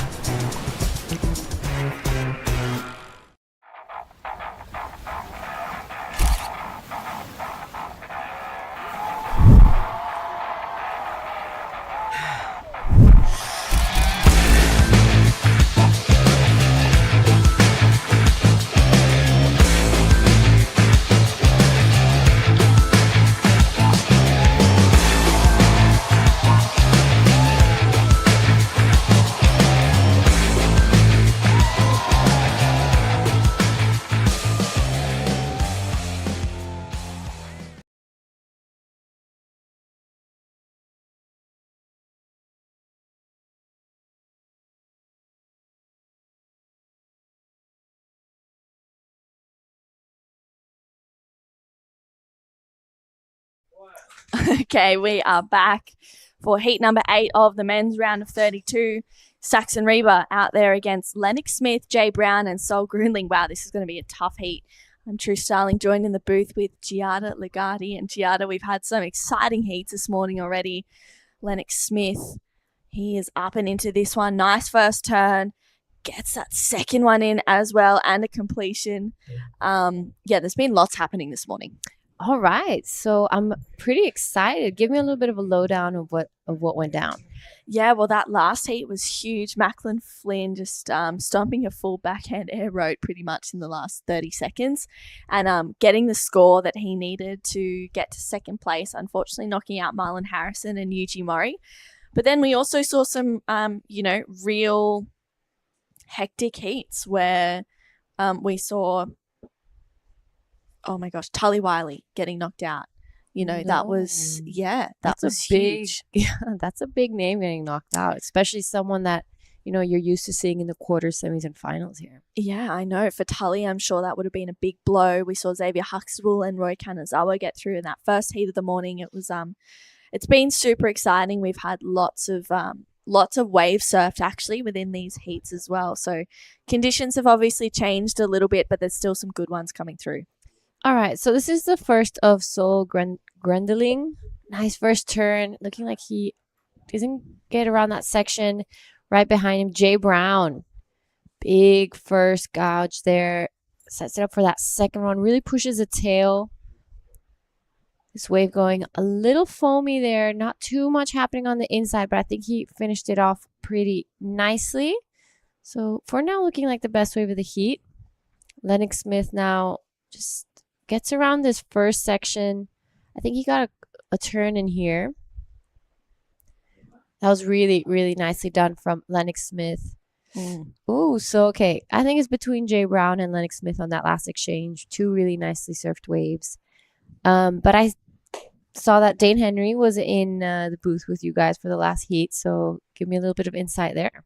Yeah, Dane is from... He surfs for Kingscliff Board Riders, living in Fingal on the Tweed coast of Northern Rivers in New South Wales. He's such a legend. I trains with Adam Dufner, who I used to train with as well when I was competing, and he's just such an awesome human. Unfortunately, he had a bit of a stack out in the surf, landing on his fins, and had to get 10 stitches in the bottom of his foot. So, Yeah, that was a real blow for Dane, having to pull out of Krui and also Nias, and needs to head home, recover, and get back for Korea, hopefully, for that QS 6000. He's got his sights set on Challenger Series qualification for sure. It's, we've been saying it all week. It's not a matter of if, but when for Dane, in my opinion. He's such an incredible surfer. He really has that wow factor. And it's exciting to watch. And someone that also has that is Sol.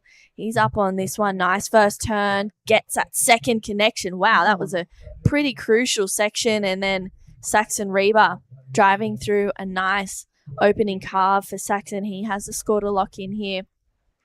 Wow, just lays into it there and creates a bit of variety as he goes up and over that section. And that was unfortunate for Saxon. Would have been nice to really tie the bow and complete that one strong, but still a good score nonetheless. Jay Brown locks in a 5-5 for his first wave. Scores to lock in also for Sol, Saxon, and Lennox. I saw Lennox before. He had a puppy that was just following. I saw Did that. you see that? I was like, wow, this is super cute for Lennox. So I know that he's feeling the good juju. And someone else who's doing really well, he's looking like, he's in form in finals day through to the quarterfinals, is Jarvis Earl. He's going to have a chat with Daiwako. Definitely big change in the condition, a little bit of bump, but still there's plenty of opportunities. But how was it out there? Yeah, it was definitely a lot trickier than yesterday. Yesterday was pretty perfect, but still fun. Like, it's a left point and nice crumbly onshore, which makes it rippable, so can't complain. You had a good start. You got a 6 in an early stage, but it took a little while to get second one. So what was, going through your head in between the two rides? Yeah, I don't know. It was definitely more of like a strategic heat. I kind of just sat and picked 2 good ones and just surfed and did some nice turns. And hopefully in the next one I get a bit more opportunity and can try some airs and stuff. Yeah. Well, definitely after the second wave, you were just aiming for the air. Yeah, I was pretty keen to get an air section, but unfortunately didn't make one. But I'd love to do one in the next heat. Well, definitely you'll be surfing a couple more heats to the final, but are you going back to the room and just have a rest? Yeah, I'm going to go chill in the aircon, drink some water, have some breakfast, and then get back out there. I'm looking forward to it. All right, good luck in the next round. See you soon.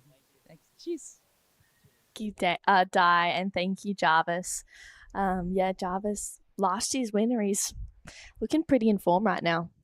I mean, he looks in form every year. And yes. I swear he just gets better and better. It's so rare to see him lose a heat.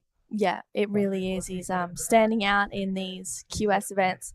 This is a 4.33, I think, for Saxon Reba. He also has a 4.47. So pair of 4s locked in for Saxon. Sol's locked in a 4.17 for his last wave and a 3.67. But Lennox Smith and Jay Brown getting the better of it. Lennox at 6.17 and Jay getting that 5.5. Giada, it's one of those days where, sixes, we're back at it, 6s, 8s, and they're hard to get. Yeah, that's right. And we saw him only do 2 turns on that wave of the 6.17. So it just shows the quality of turns he's doing out there.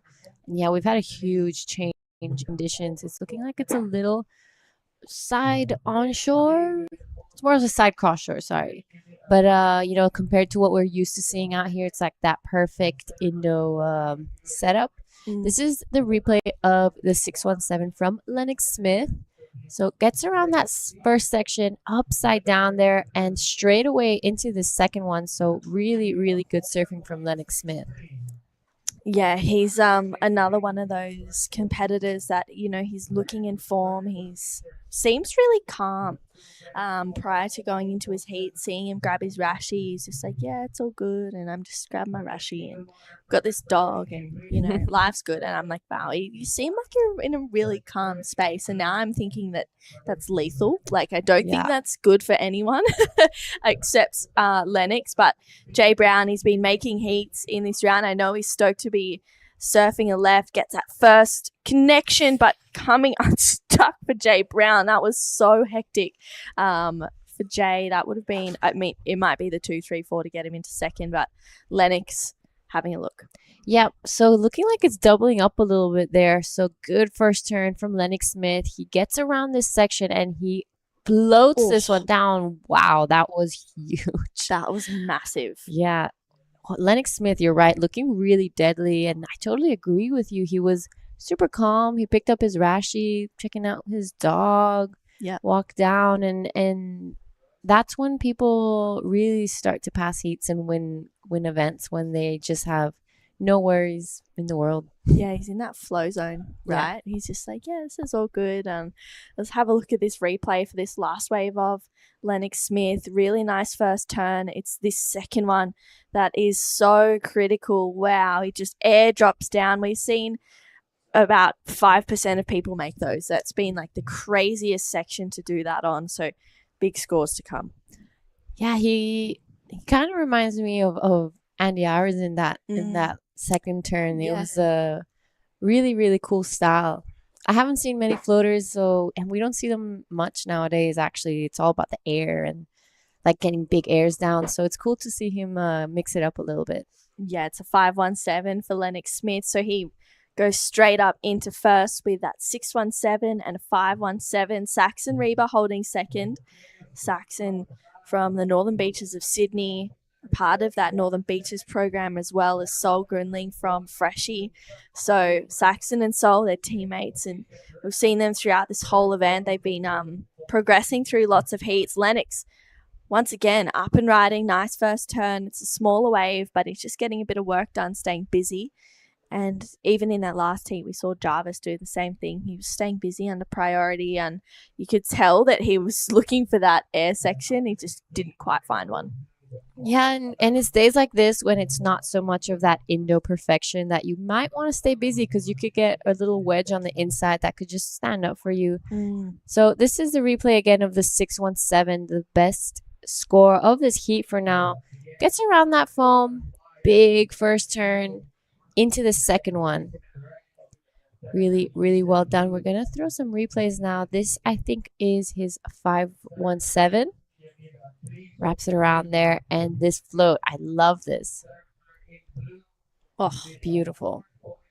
Wow, that was a fair way down for Lennox, and he just stomps it. He's from Barat Point, which is south coast of New South Wales, and he's battled those cold winters down there for sure. It's kind of Wollongong area. It's cold down there. Not a fan, but he loves it. Surprisingly, I've been to Wollongong. Really? Yeah. What for? I don't even remember anymore. It was a really long time ago, but I was there, yeah. And for an event? No, not even for an event. Like, I really don't remember why I was there. It was for a surf trip for sure, but there was a specific reason that I was there. I know Summa Longbottom, then the Longbottoms are from there. And me and Summa were super close when she was living here in Bali with the family. So I'm sure it was connected to that for some reason. But actually, no, sorry. There was a Pro Junior close by. Yes. So I was there for the Pro Junior, and then probably in Kiama or something like that. Yeah, I'm pretty sure it was probably in Kiama. But I had so much fun. I surfed this long right point break that I don't remember the name right now. Sandon Point?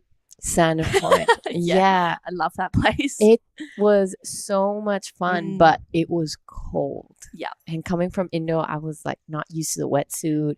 I was like, why am I really out here right now? Like, my hands are cold. I can't feel my feet. Yeah. So, but it was an incredible spot. I had so much fun out there.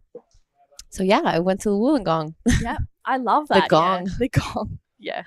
Oh my goodness. Yeah. It's gets pretty cold down there. There's actually quite a few surfers in this draw that are from the Wollongong area, so it's nice to see a lot of surfers from the south coast of New South Wales representing. So Lennox out in front with this one, and Jay Brown, he has that 5.5. It's the second best wave of the heat from Cronulla.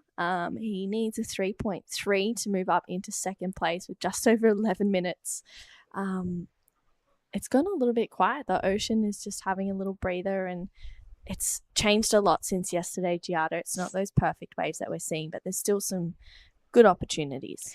Yeah, so definitely I think the storm from yesterday just affecting the lineup a little bit right now. It's been a really weird season here in Indo. We're supposed to be seeing sunny skies and strong trade winds, like winds straight from southeast. But it's just been so strange. It's still raining even in Bali, so I'm not sure how this season's going to pan out, but hopefully from Nias, we're going to start seeing a bit more of that Indo perfection that we know. Yeah. But Well, yeah. it has a lot to live up to from last year. Yeah, I know. I think last year was, for me personally, the best QS I've ever seen. Wow. That was, yeah. I mean, it's not, you hear in the CT getting a perfect heat, but not so much on a QS. And Xavier Huxtable last year getting those 210s. So I think you're right. It has a lot to live up to. Yeah. It's looking like maybe on finals day we might have a solid day of swell, but it's still kind of far away to say it. Yeah, just a little too far to tell. We'll be heading over there tomorrow, actually. We're finishing here tonight. Yep. Yeah. So a 6-hour drive from here to the airport. We've got 3 flights and then a 3-hour drive Awesome. from Sorake. Sorry, wow, I am blanking right now. But yeah. Gunung Sitoli to Sorake is another 3-hour drive. So it's going to be a full day of travel tomorrow. And most of these athletes will be doing that as well, just showing how, the grind is. Yes. and a couple days there to recover and then straight back into the Nias Pro. Yeah. And will we see Giada Lagarde and the Rashi over there? I think you will. Whoa, look out. Very exciting. Yeah, it's I'm really looking forward to getting over to Nias, and I'm a natural footer. I mean, I love going left, but hopefully I can get a few waves out there. Fingers crossed amongst the crowd. It's going to be pretty hectic, all on that one peak. But yeah, it's so great to have these back-to-back events. And it's been an amazing week. I feel like every day is just, there's been at least 2 or 3, maybe even more, like incredible moments throughout the days. So yeah, I'm excited to see where finals day ends. But we are going to be right back. There's a bit of a break in the action. So we're going to show you highlights day from day 6.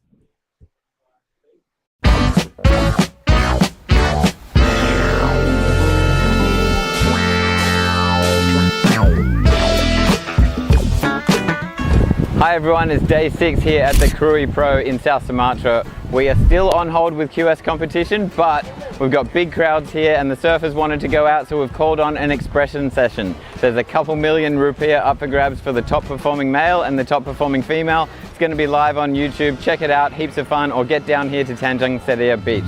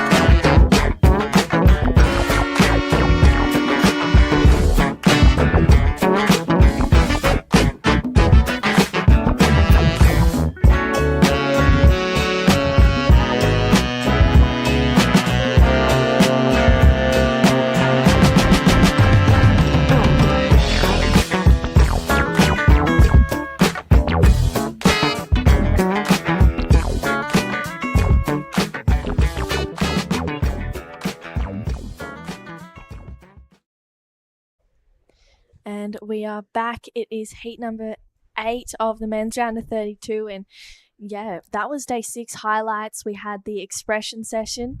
And, that was an exciting day. We actually only ran that one heat, which was pretty crazy. But, we had some amazing surfing, and we also saw, I think it was Danny Widianto and Safi Betty take out the expression session and win back their entry fee. Yeah, it was super fun, and it was great to see everyone just kind of let loose in that expression session and just kind of bust out different turns. And you see, like, it was a heat, but, it's the biggest turns and the biggest airs that win. So it was exciting. Yeah, it was. It's definitely one of those moments where, you see the surfers be a little bit freer out there. They just don't really have much to lose. So it was super cool to see them all going for it. And it's heat number 8 right now. We have just about 6 minutes to go, and it's Lennox. He's in the lead with that 6.17 and a 5.17. Saxon Reba has that 4.47 and a 4.33, but Sol needs a 4.63 and Jay needs a 3.3. We saw Sol actually have a buzzer beater finish a little bit earlier in the event. He's looking really good. He's surfing well, so hopefully we can see him, get another opportunity to try and get that 4.63. If I'm not wrong, I think Sol has had a couple buzzer beaters in this event. Really? He's had a few last minute finishes, so hopefully, I think he's hoping to get another one. Well, yeah, get another one here with just over 5 minutes remaining. He needs a 4.63. It's been pretty quiet for at least 5 minutes. We haven't seen it for another ride. Yeah, there's not been a whole lot going on. Everyone's just sitting patiently. Sol holds first priority right now, which is huge for him. He's got that in his favor. Saxon with second priority. Jay Brown was having a look at that wave. He's up and riding here. Needs a 3.3. Getting this one under priority. We saw him do the same thing yesterday and progress through the heat. Needs to finish this one off. He does. So that was a well-served wave for Jay Brown. I feel like it could be the score to move up into second place with 4.5 minutes to go. We also have the quarterfinals coming up next for the women. Yang Suchi is going to take on Leilani McGonigal, Freya Prum, and Kana Nakashio, which is, wow, that's a crazy heat to start the quarters. Yeah, there are some stacked heats, and I know you've been staying with Leilani, and what's a bit of insight? Like, how's she feeling? What's going on? Yeah, I think she's feeling really good. She's happy to be back in the Rashi, competing over here. She loves this place. She's a previous winner here. So this morning she woke up and she was like, I'm ready to go.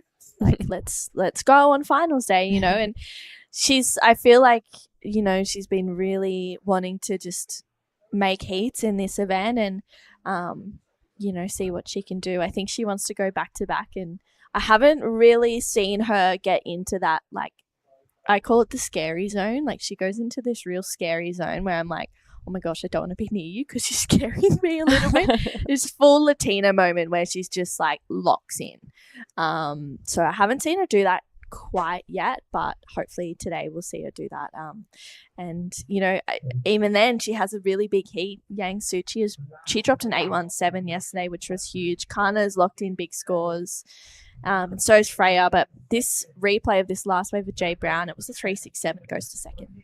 Yep, so smart surfing here from Jay. He needed a small score to go into that advancing position, and he didn't want to reach that last minute and still be looking for it. So I think that was pretty well surfed from Jay. Right now, Sol Grundling, good first opening turn. He needs to finish this one off. Needs a 5.01, so that's a pretty decent score. Today, that feels like a 7. Yeah, it definitely does. And it's a big score, but I feel like there is definitely the opportunities for these waves to come through. I just think he needs to go a little bit bigger to just not give the judges an option to not give him the score. Like, if he can do it, it just needs to be, that is definitely the score, not a question mark. And Saxon, he needs a 4.71. He's flying down the line. Just that one turn so far, needs to go big here. Gets that second turn combination. It was a long wave so far, but only 2 turns. Goes up and into that one as well. So Saxon was also needing a score. What do you think? I mean, he surfed that wave really well. I just feel like there was a large part of that wave where he could have maybe done a check turn or taken a little bit more advantage of it. Yeah, I think if he needs that 4.71, he could have maybe done a little bit more. Yeah, it was really, really well done though. Those two or three turns he did do were incredible. But that section where he was just kind of going down the line, I feel like he could have done a check turn or two. Yeah, it's those question mark moments that, you can't be leaving at on days like finals day. Sol getting the completion, and then this last one of Saxon's. This is the part I'm talking about. I feel like here he could have, there's a couple sections there that maybe he could have done a little bit more on, but maybe he was just eyeing down this one there. So I'm not too sure. It's a hard day out there. It's not easy. but the judges on finals day will be putting the bar really high. Yeah, this is live action as well. Jay Brown, he's moved into third. He needs a 4.1. Oh, strong turn for Jay. Driving through another connection with 50 seconds to go. Wow, the last 5 minutes of this heat has really flown by. Lennox Smith gets a big end turn as well. So lots of scores to lock in. Lennox gets a wave. Jay gets a wave. Saxon Reba gets a wave. Sol now gets a wave within the last 30 seconds. His last was a 5.43. Saxon needs 5.14 now. I don't know if that's going to be the score. We'll see. But Sol needs to go big here to defend second with 15 seconds to go. This wave just breaking a little bit wide. And wow, scores for everyone to come through. Yeah, so one of those crazy last 30 seconds of this heat. All 4 surfers are waiting for scores now. Lennox Smith catch another one. He's pretty comfortable in the lead. I don't think anyone did anything to really affect his first position, but it is all eyes now on Sol, Jay, and Saxon. They're waiting for scores to come through. And I would love to see some of those replays. There was so much happening in that heat that it's going to be a tough finish. Yeah, it's going to be hard to digest that one. There was so many waves and yeah, lots to go through for the judges, I think. I mean, Lennox has a few scores, Sol has a score, Jay has what seems to be a pretty good score to lock in as well. So we'll see. This is pretty important. This last wave of Jay Brown is going to be a big score. Hopefully we can get the replays of that in as well.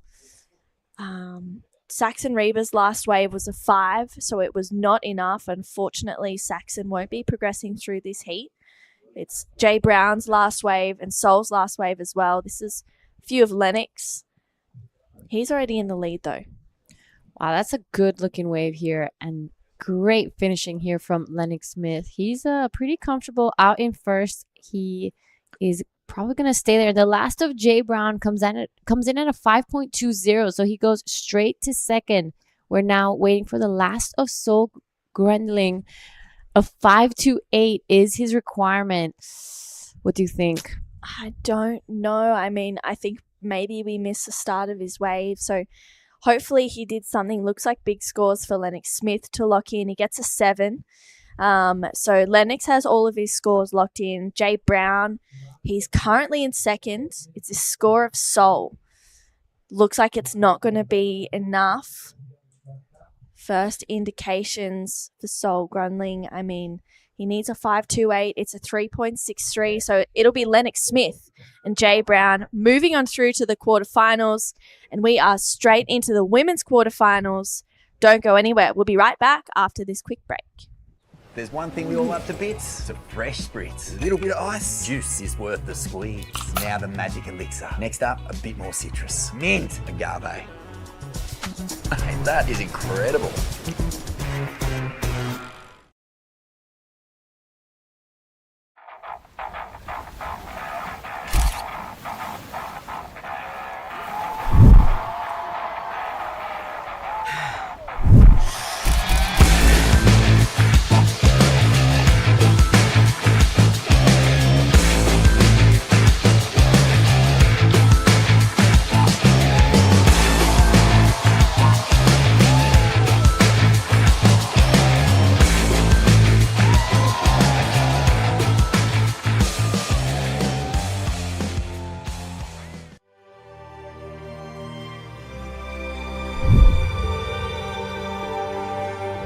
Today's going to be a huge day. We're going to come back and clean up the back end of the round of 64, so that includes 9 heats. We're then doing the ladies round of 32, that's 8 heats. Back to the men's round of 32, 8 heats, a massive day. Woken up to pumping conditions, which is good. It was a little bit small and slow yesterday, but it's pretty much like perfect size for this wave right now, so it's going to be such a sick day. And been here for like 8 days, haven't surfed a heat, so pretty keen to put the rashy on and get out there. There you go, you just heard it, the waves are smoking. Huge day here at the Krui Pro, so thanks for tuning in, let's go get it.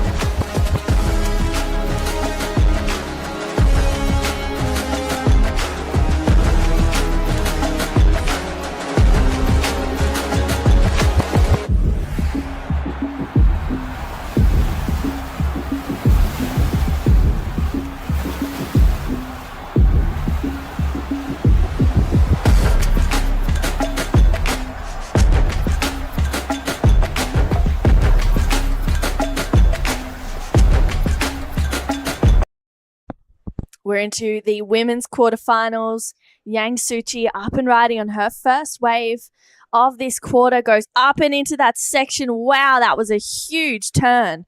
Not too sure if she recovered from that one. That would have been a big fall there. Yang Suchi is going to be taking on Leilani McGonigal, Freya Prum, and Kana Nakashio. Big heat to start off this quarterfinal for the women.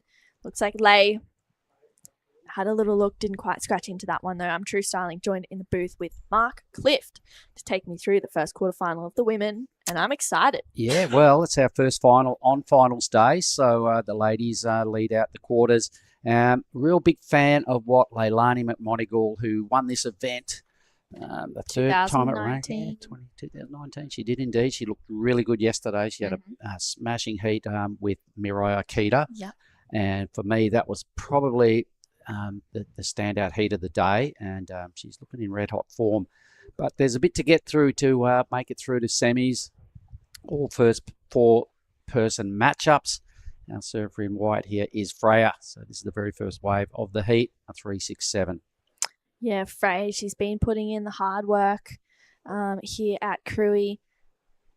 Tags it there for Freya Prum. Gets a little bit hung up though, unfortunately, and she will have to get out of there. It's a 3.67, and then this is Yang Suchi's last wave. Wow, she is absolutely going for it and flying down the line. It's this last turn here. Oh my goodness, that would have been an incredible number if she had have ridden out. It locks in at a 4.67 anyway, but wondering where that would have gone if she had made that second turn. Well, that was huge. She always draws big numbers from the judges because she serves to the criteria. She goes for it. She's a red-hot competitor. Fell that time, but her mindset is just at every opportunity, just go large. And it's held in good stead to get in the quarterfinals. It's time to, as we said before, you got to peak on finals day. Yeah. So Yang Suchi, Team China captain, I imagine she is she's the real deal, and she's here to play on finals day. And we also have a splash of gold in this heat as well. It's the Bonsoi leader jersey, which we're going to see change hands from event to event depending on who's leading this race for the Bonsoi Asia Super Series. So it's a moving badge of honor, and it just pretty much travels with the rankings leader. It's super exciting. It brings extra pressure, extra glory, and also a $5,000 prize purse for the men's and women's rankings leader come the end of the QS 6000 season. Yep. So we might see Thanks, Bonsoi. Big thank you to the Bonsoi team, and we might see someone else be wearing the Bonsoi leaders jersey in NIAS, which starts on the 21st of June. We will on the men's side of the draw. Yeah. Iko Watanabe didn't quite capitalise on that. His turn with the yellow rashi. Yeah. But we will be throwing down to Giada with the winner of that last heat, Lennox Smith.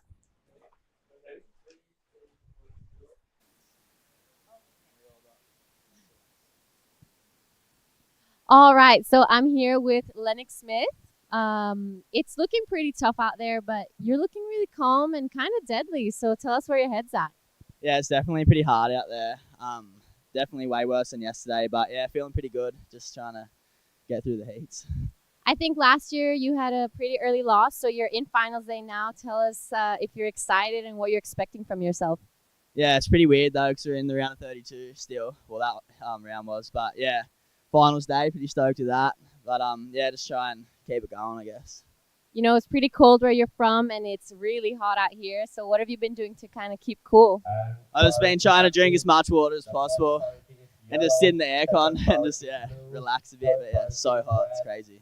All right. I'll let you go get ready for your next heat. Is there anything you'd like to say to friends and family back at home? Yeah, shout out to the fam at home, and let's go. Back to you guys. At home. Good on you, Lennox. That was pretty funny. Lennox is from Barrack Point over in Wollongong. He's so funny. He actually had a little puppy following him around before his heat. I was like, wow, is this good juju right now? Like Lennox, he's just like, yeah, this is my dog. And I'm like, wow, you've just settled into Indo life. So Lennox has been adopted by a local pup. Right. Yes. Here's our work site today, everybody. Still looks pretty good as we come over the trees. Drone footage. There's the judging tower right in the center of screen. The athlete zone just to the right. The wave doing its thing out in front. We've got our water patrol parked up out there. We've got the big old mountain in the background, and that whole strip of coast you see right in center of screen at the moment hosts some pretty amazing beaches. Yeah, it sure does. It's well, yeah, we're spoilt for waves here. We're spoilt for choice as well. I mean, Mandiri is super fun. Then you go across the island, there's so many other waves that are around. It's just, yeah, so incredible to kind of be able to hop on the motorbike or get in the car and be able to go wherever you want to go and find world-class waves. And this is Freya Prum on her second wave. Yep, one hit wave, but that gets rid of the 0.5. So extending on second, I reckon she for sure goes into the lead. Only needed a 1, so Freya will move up a space. Young Suji there in red is second.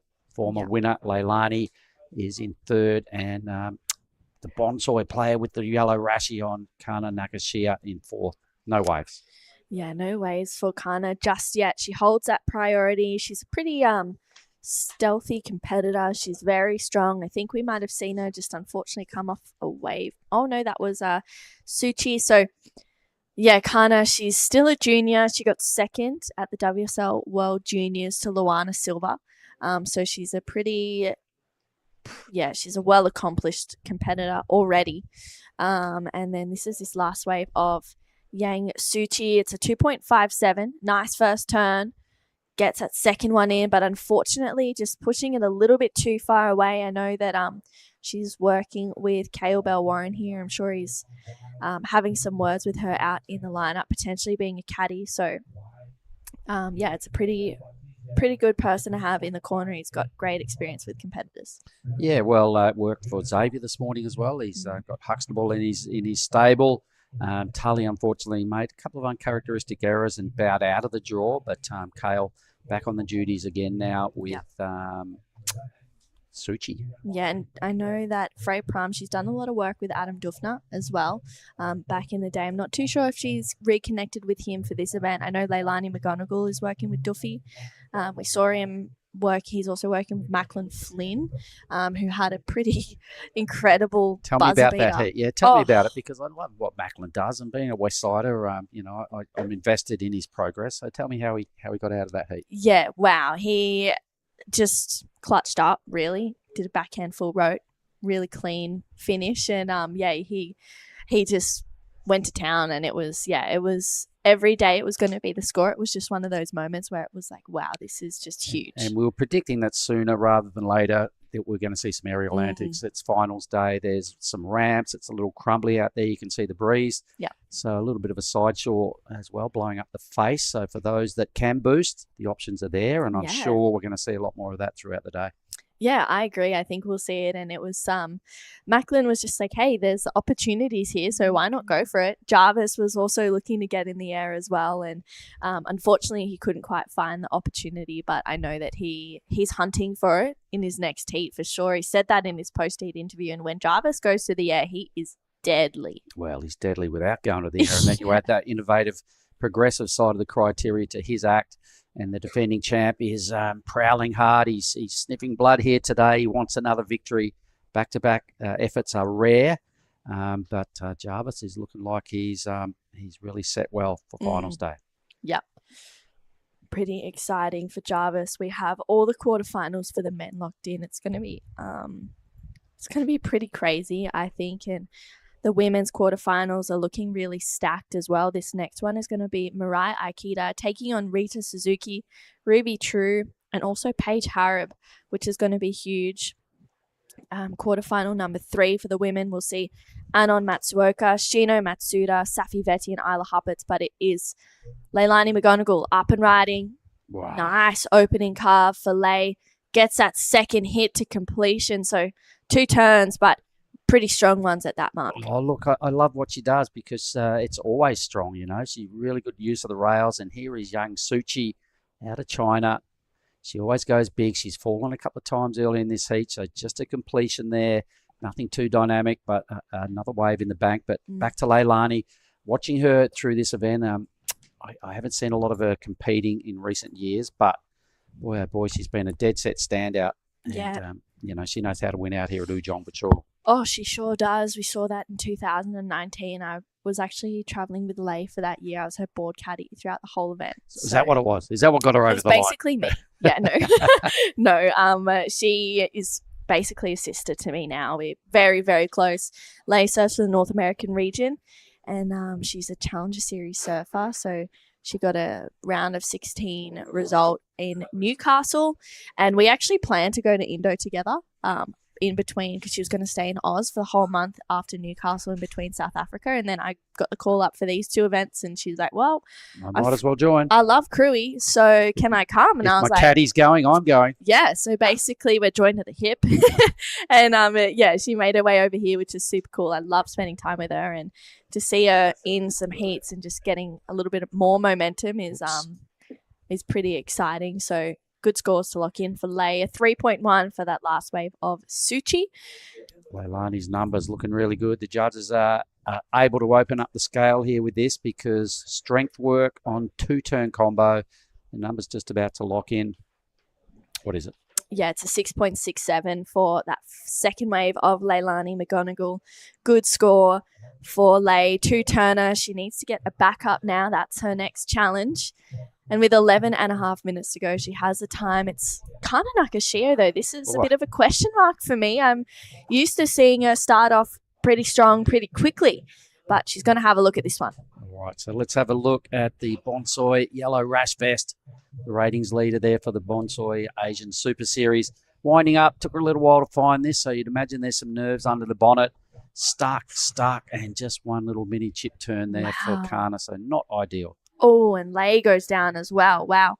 Few mishaps from Kana Nakashio there, and also Leilani McGonigal. Yeah, I'm really not used to seeing that from Kana. I'm used to seeing strong surfing, and it is Freya Prum. Having a look here, Freya's really strong on her backhand as well. Look, she's just a weapon. She's been training the house down. She's just a strong person, and she's got, when she gets it together, she looks as good as anyone in the draw. And her backhand there, she's really clicked with 3 good sections. She really takes her contest surfing seriously. She always has that game face on. She always asks, is there any tips? Is there anything you can, she's digging deep at all opportunities to constantly improve. It's a good thing. Yeah, I agree. And this lady right here, she is deadly. Yang Suchi, nice connection there. She got an 817 for some huge turns yesterday. So just the one there for Suchi, but she'll get back out there. And with 10 minutes to go, there's heaps of time. It's Kana Nakashio, 2.03 for her first wave. We'll see what she can do towards the end of this heat. I mean, yeah, she's in that bright gold. She's got that Bonsai leader jersey on, that yellow jersey, and I don't know. I'm really I'm a bit speechless right now, because she's been so in form, and she's been such a deadly competitor. Yeah, but at this stage, 10 minutes, she could still turn it around. I mean, anything better than a 5.55 straight into second. Leilani's second number, though, is a bit of an issue for someone like Kana. It's super easy for her to upgrade her total. In fact, I think Leilani will go to the lead with her next wave, needing just over 1 to get there. A quality act, past winner. Yeah. Here's some replays of this matchup. The Bonsai replays. Freya Prum is in screen. Her first ride here, a 3.67. So as you can see, there's only been one sort of highlight number in this heat, 6.67. And Yang Suchi, I think, suffering a little bit of wave choice issues. Her surfing issues are always unquestionable. It's the waves she's catching at the moment, just letting her down a little. Yeah, they are a little bit, which is would be a bit frustrating for her, but nonetheless, she's still absolutely belting it with those 1-turn waves. I mean, this last one of Freya Prum, it's a 4.1. So Freya goes up into second. Scores to lock in for Yang Suchi. We'll see. Yeah, Suchi and Freya actually have the same heat total right now, There we go. Yep. just because Suchi has the higher. Yep. Count back to Young's better wave. With a score to come, it was one big hit on a big wave. I think she could still improve her total with this next score, and she does. It's a big one. It's a 5.5. Judges are loving what she's doing on finals day. It's a great place to be for her. How can you not? She's just fearless. She's hitting every section she gets. She's absolutely going for it. And the turns that she's doing have power. They're with flow and speed. And as far as like I'm concerned, we're watching it. They look good as well, and the judges are rewarding it. Yeah, so she's got to read between the lines here and go, okay, I'm kind of almost the flavour of the month at the moment. She's going really well, a la Leilani. So these two are just, judges sending clear messages. More of that, please, ladies. Here. Yep. Kana, she's looking to set up really strong here. No turns just yet. Gets that first turn connection. Unfortunately, that wave just doesn't offer a whole lot more for Kana Nakashio.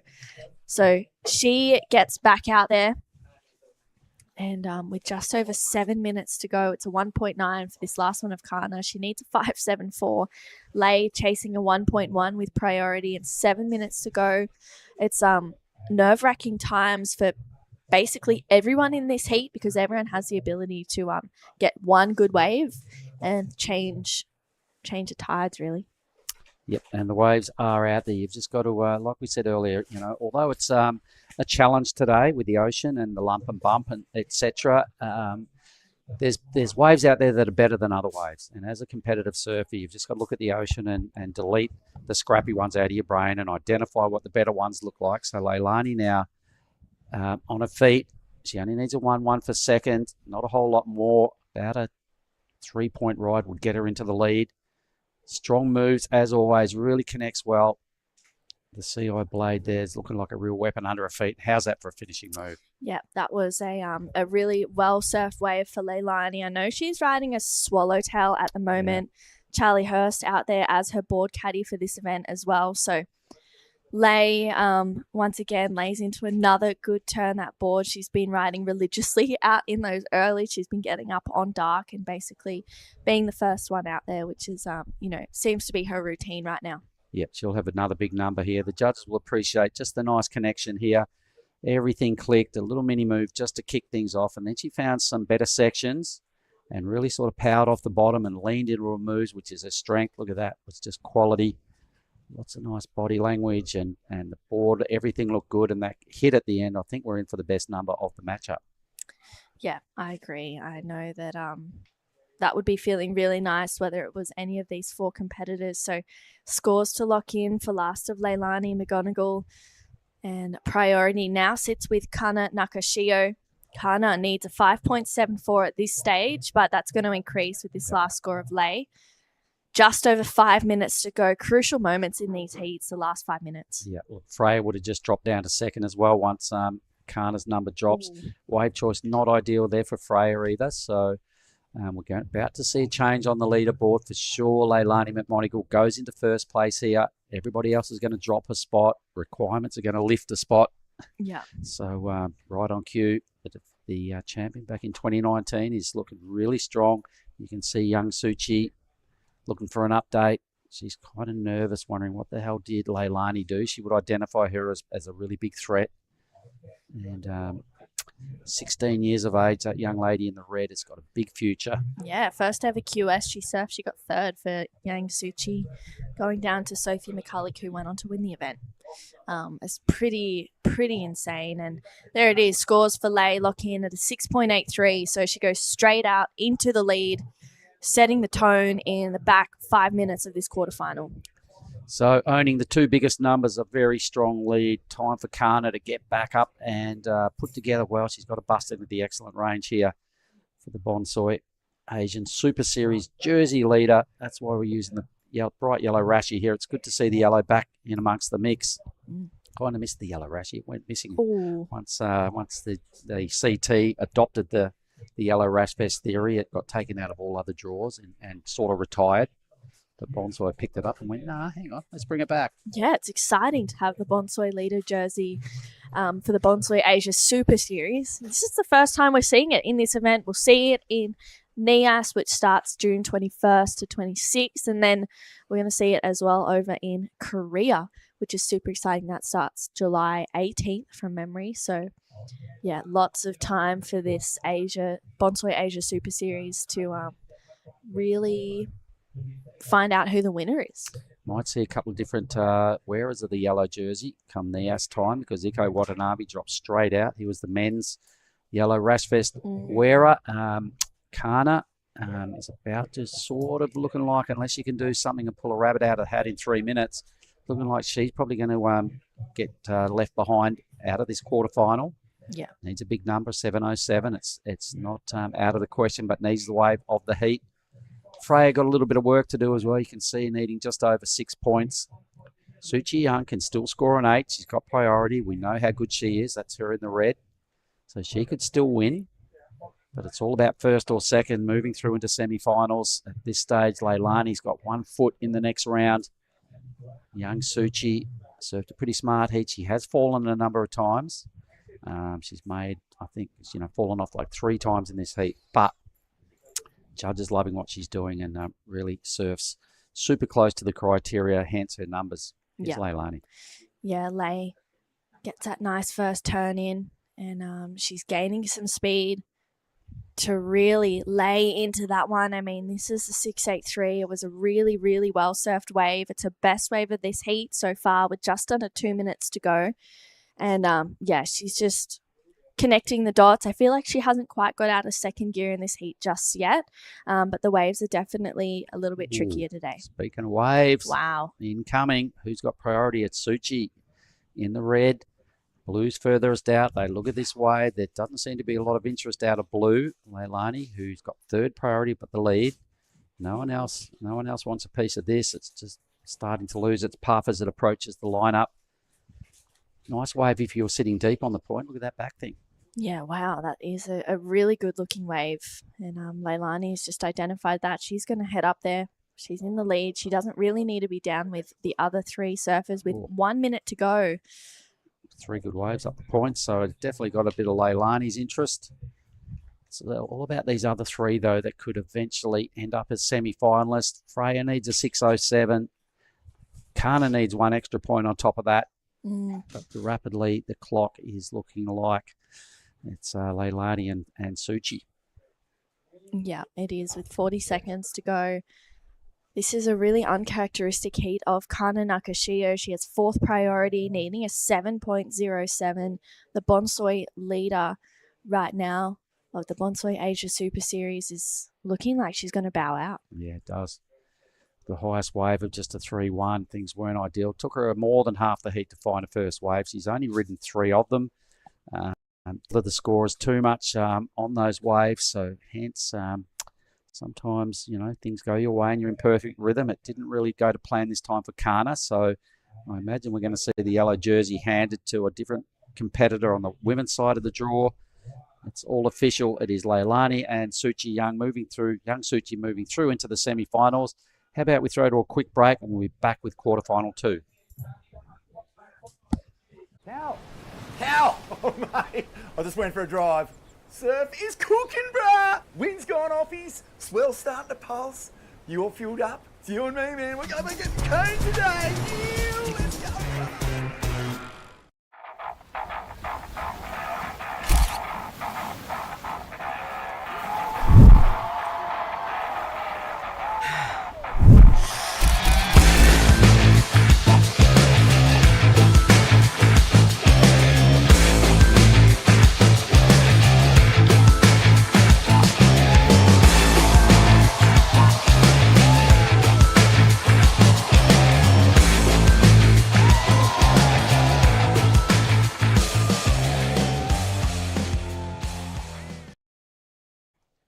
Quarterfinal number 2 is in the gates, and we are running. We're 1 minute in. There's the matchup. Dai Wacko is back. Would you like to take us through who we got in this one? So we have Mirai Ikeda in red, Rita Suzuki in blue, Ruby True in white, Paige Harrop in green. Great matchup. Mirai, of course, it's such just a fierce competitor throughout these Asian regions. She's went back to back last year's events, winning the Opens, winning the juniors. She backed it up with a win in the juniors again this year. So yeah, she's trying to get the back-to-back win again here for the QS as well. 4 wins out of 4 divisions in 2 years. Oh my God. That'll be amazing. And looking at the heat she had yesterday, she's well on track. Right. She won that heat, that big time heat over Leilani, who just took out that last quarterfinal. So I'm sure they've got each other in their sights going, right, I will see you at the end of the day, and I believe we will. And Mirai's turn to respond now. Leilani's got 1 foot. Well, she's in the semi-finals, so Mirai would be aware of that and going, righto, she wants a piece of it. Right. So how old is Mirai? She's still 18 or 19. She's still under 20, I believe. And Rita Suzuki probably is in the same generation. Right. And they traveling together this time with a team, Roxy Japan team. Right. So yeah, they staying together, eating together, surfing together. So this is going to be interesting heat. Ruby True, the Australian in white, just there, third in line. Paige Harrod, the veteran out of this heat. She's been around a long time. She's surfed a lot of good events. She's a former winner up there in Nias.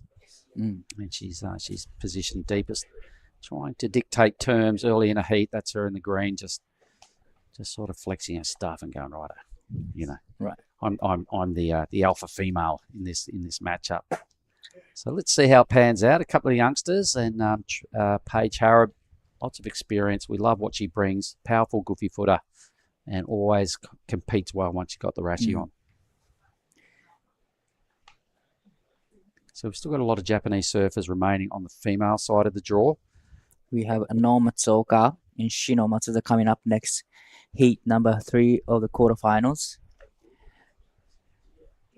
None in quarter 4, I've noticed. We don't have a Japanese surfer in quarter, heat number 4, but we have Jolly Stokes, Zia, Ziggy, Kailani coming up in heat 4. Quarter 4. Just been handed the men's draw as well. Have a little glance through that. They're all big deals. We've got, let me see, 2 Japanese surfers remaining in that round of 16. Right. Yep, it's highlighted mainly by Australian surfers, particularly the first heat. When we get to that point, it's going to be Winter Vincent, Kobe Clemens, Caleb Tancred, and Axel Kurota. 4 Aussies will lead out the quarterfinals on the men's side of the draw. But we've still got a little bit of business to get to. We'll probably be there in about an hour and 20 minutes. So this is a 4-person heat, right? They're all 4s today, mate. We just ran out of time after that big storm. The storm yesterday just took the edge off what was a really good day. We were targeting 25 heats yesterday. We got through 21 of those, so we left 4 hanging in the men's round of 32. Tidied that up this morning. Here we are looking at effectively heat 6 of the day. It's quarterfinal 2 for the ladies. 25 minutes all the way to the grand finals, and they will be surfed off at 30. Then there'll be a big presentation going on outside. You've seen presentation day here. Yep. It's a big deal. Local community will get coming here together, celebrating the champions.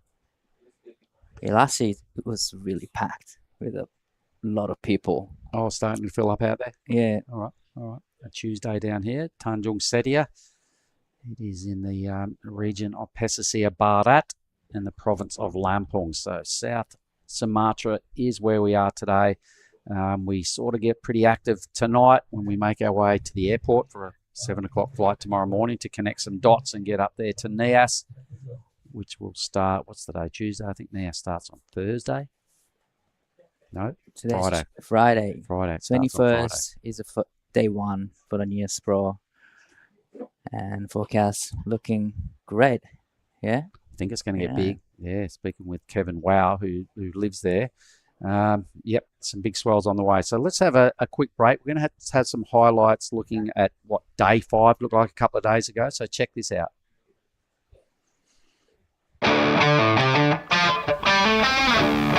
Good morning from the Krui Pro. We are here at Tanjung Setia Beach. We've got the waves at Ujung Bakora firing, and it's day 5 of the QS 6000. We're going to start today with the women's heats 9 to 16 of the round of 64. Then we're going to go into the men's round of 64. Stay tuned.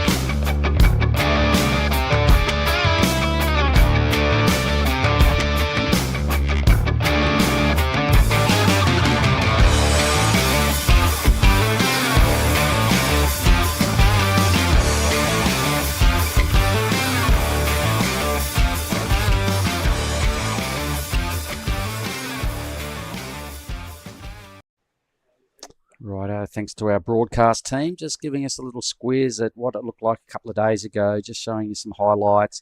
A lot of strong surfing went on there. I really noticed a strong wave by Lucy Dara. I saw a really strong performance by Reef Hazelwood out of those clips. That's coming up in quarter 2 for the men. Yeah, he was on fire actually.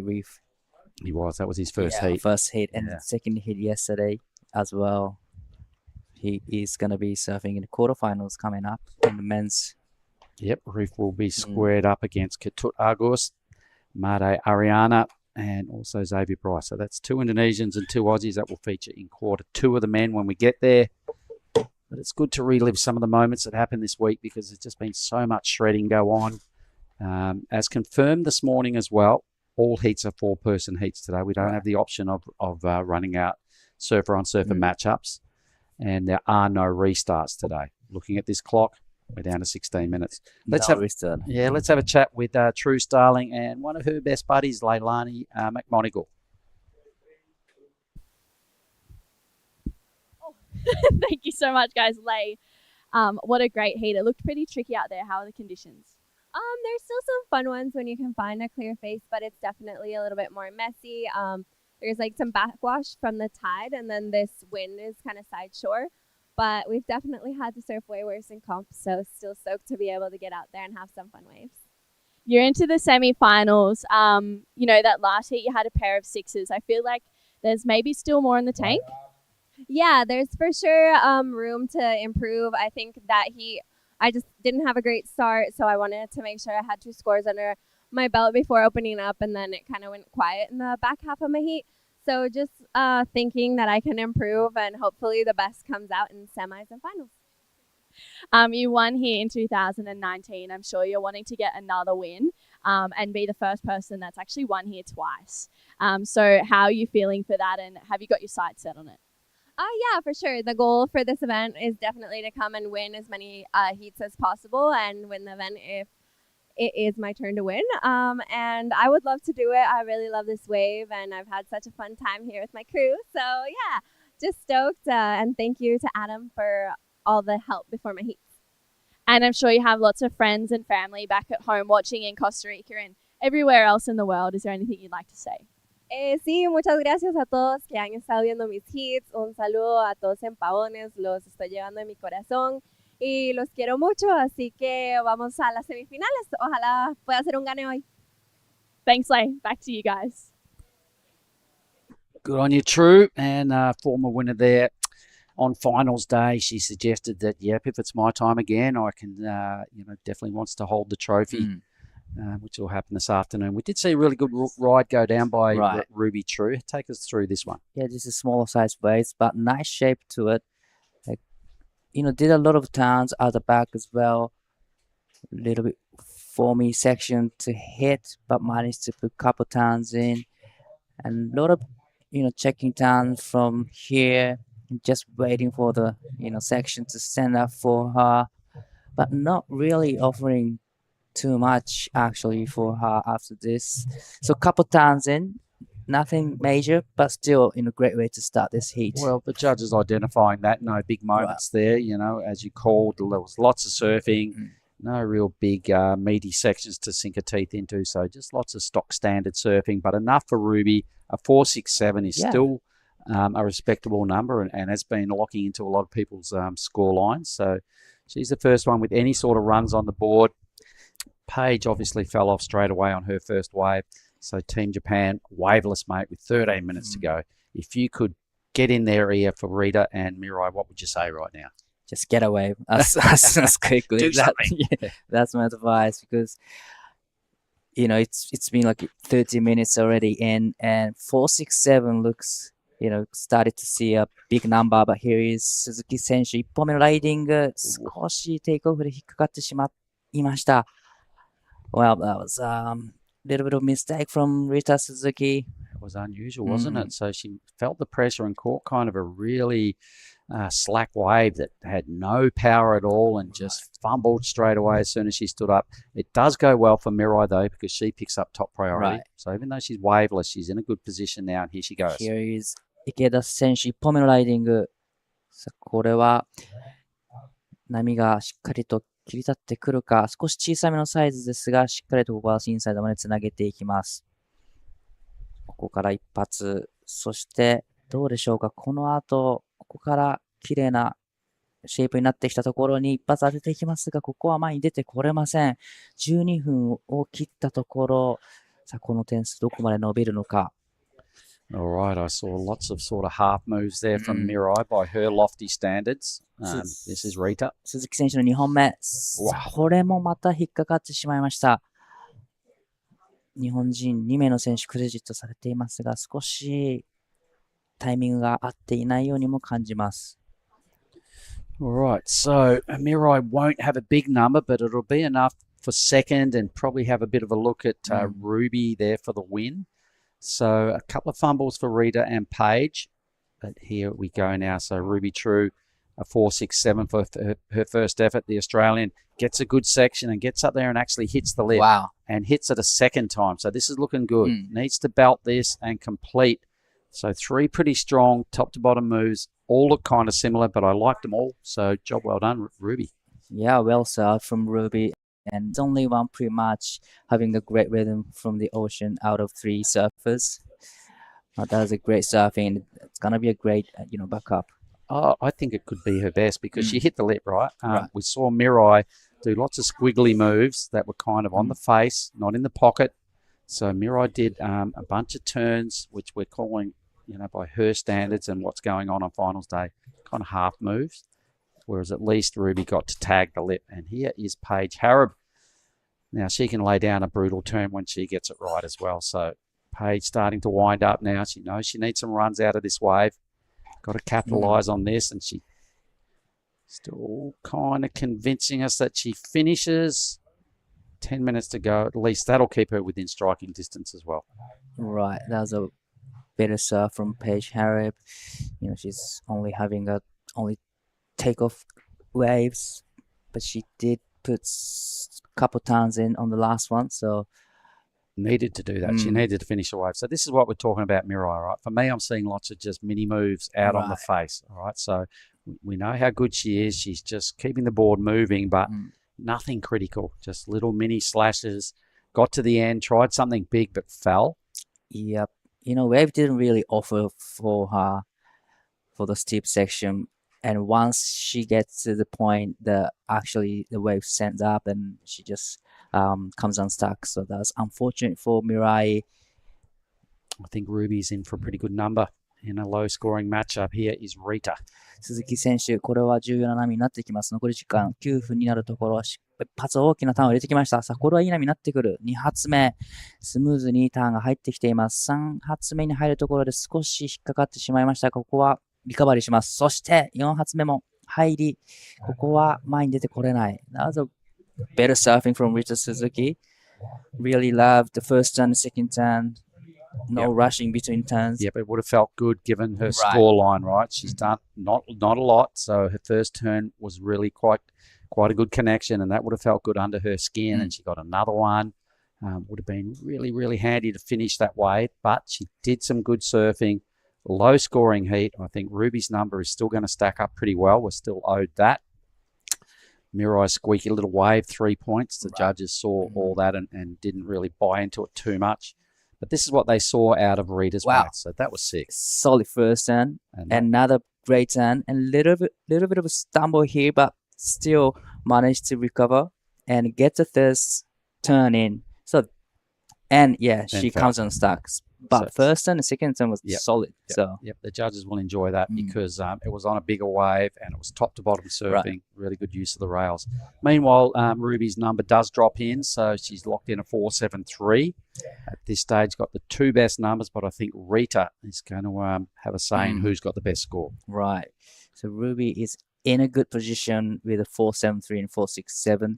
Looks like these 2 scores are getting starting to see healthy number, but we are still waiting for Rita's last wave, which I think will be the best score of the heat. Rita will go at least to second here because I agree. I think she did 2 of the best turns on a bigger wave, good sections. Only needed a 2.08. She's going to get every bit of that. Paige, meanwhile, we're still owed a wave for Paige as well, so she only needed a 2.38. Not sure whether we saw the whole of Page's wave first time around.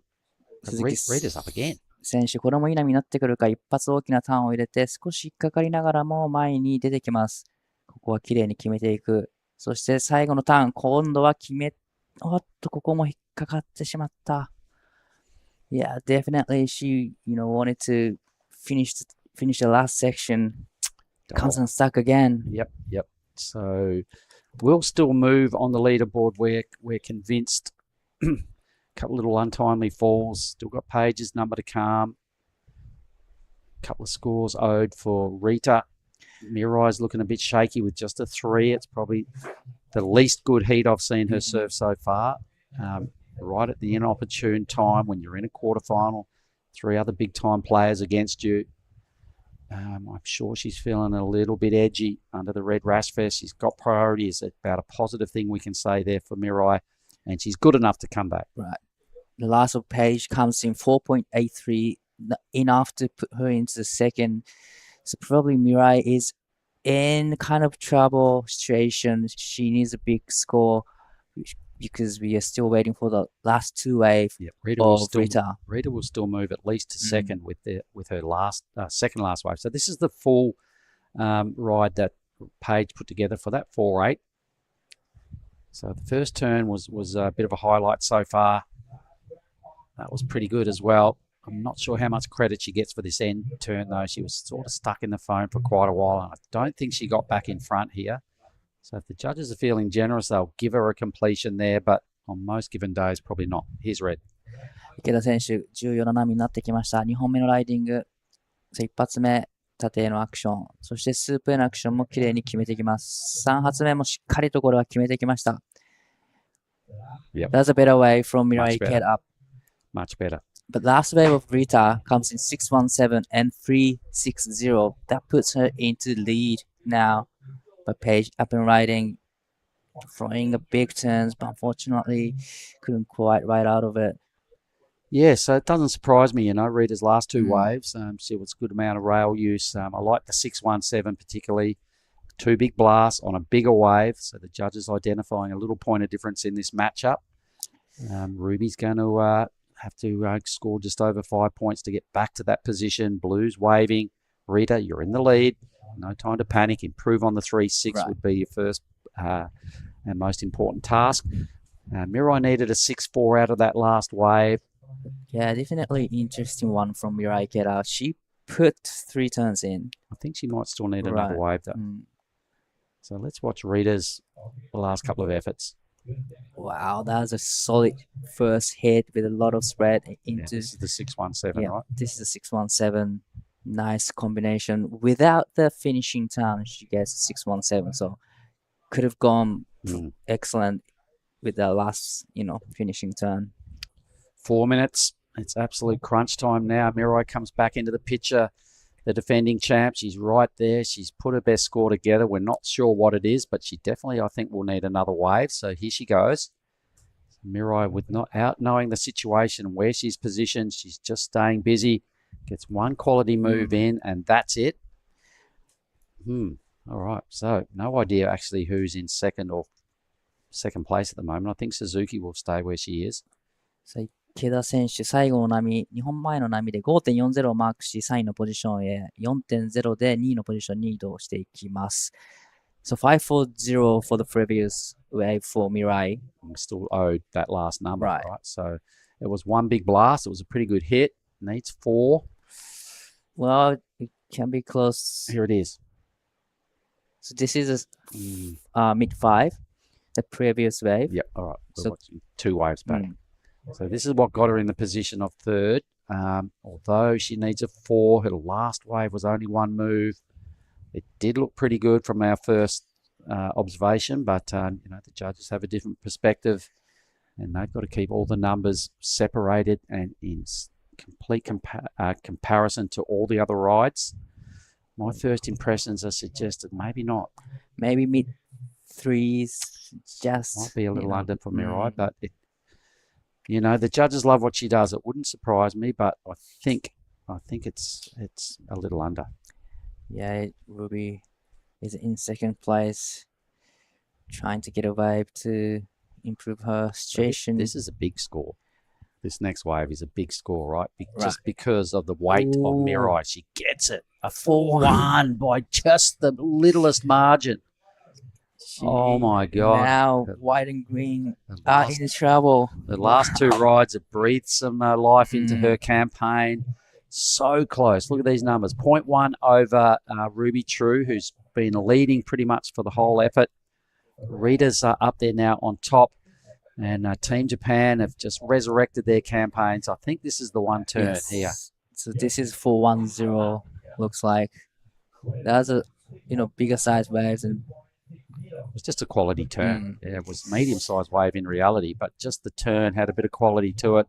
The judges really like what she does when she turns, a bit like Young Suchi, a bit like Leilani. When she does turns, the judges identify the skill and just the commitment to what she does. So it's holding her in good stead. The defending champ has been breathed a little second lease on life in this quarterfinal.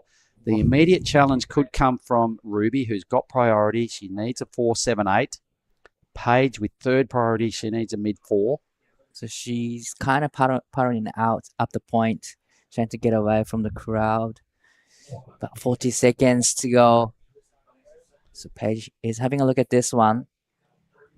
And the Kiwi, Blue's going to take it off her. 鈴木選手、これはしっかり一発大きなターンを入れて、決めてきました。Well played, Rita Suzuki. Paige will be like, well, I had to go. Right. I had to try something. So this is a very vital wave now for the Australian. Ruby, I wonder if she got the numbers required before she stood up. I don't think that's the 4.78 she needs. 8 seconds. Very interesting quarterfinal unfolding here. It's looking like Team Japan snuck home. You must be breathing a sigh of relief, Di. That was kind of gnarly stuff. Stressful moments for Mirai, the defending champ. She is through along with Rita Suzuki. We'll throw to a quick break and be back with Heat 3 shortly. You going to do Rita? Thank you.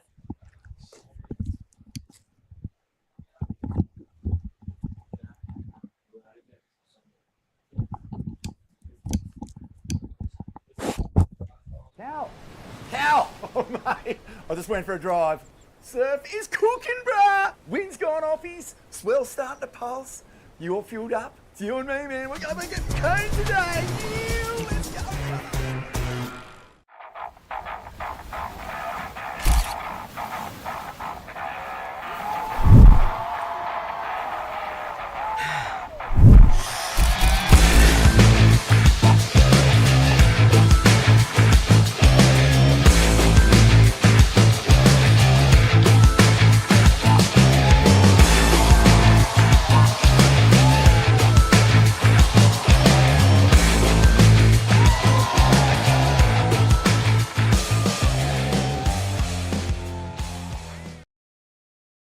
Quarterfinal 3 for the women's. Daiwako's gone out to have a chat with Rita Suzuki. We'll get to that in a moment. I'm joined in the booth by Giada Lagarde, and here we go, G. Straight into it is Blue.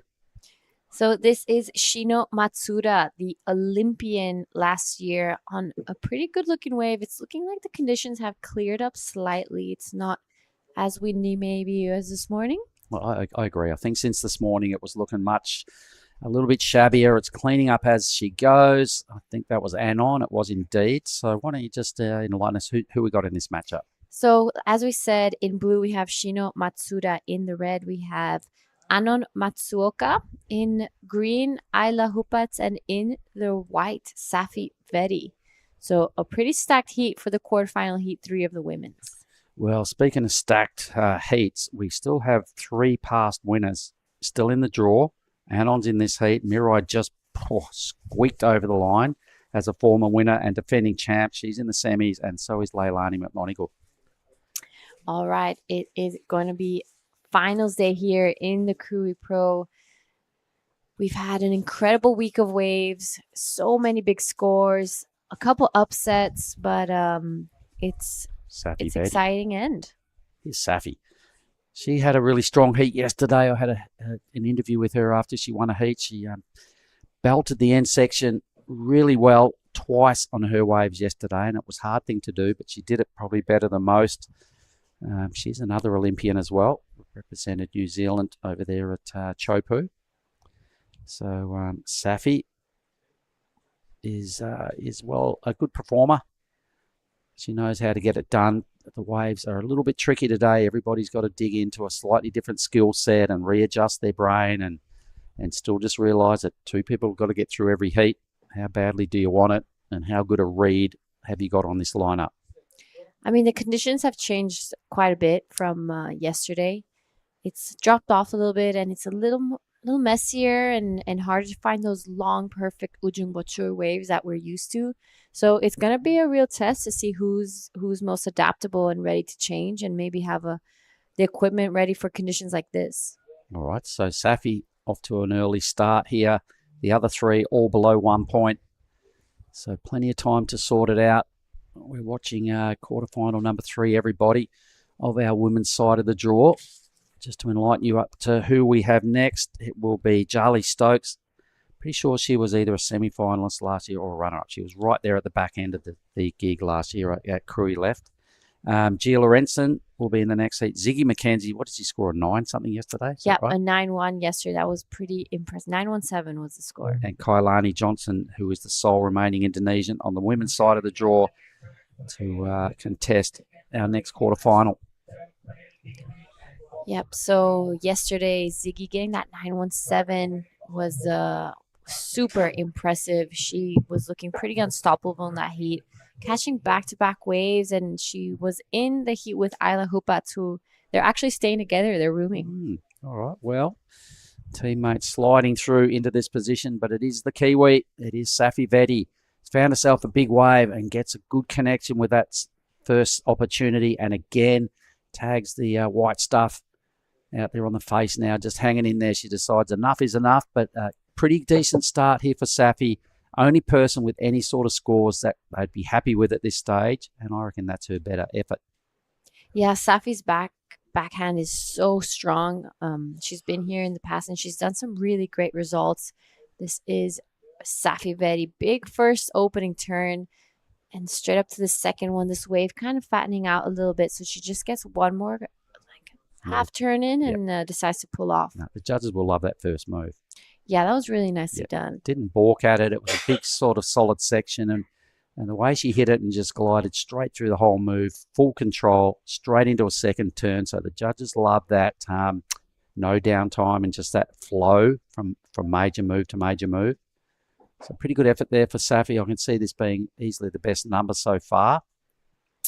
Shino, Anon and Isla are really yet to convince the judges they deserve to be semi-finalists.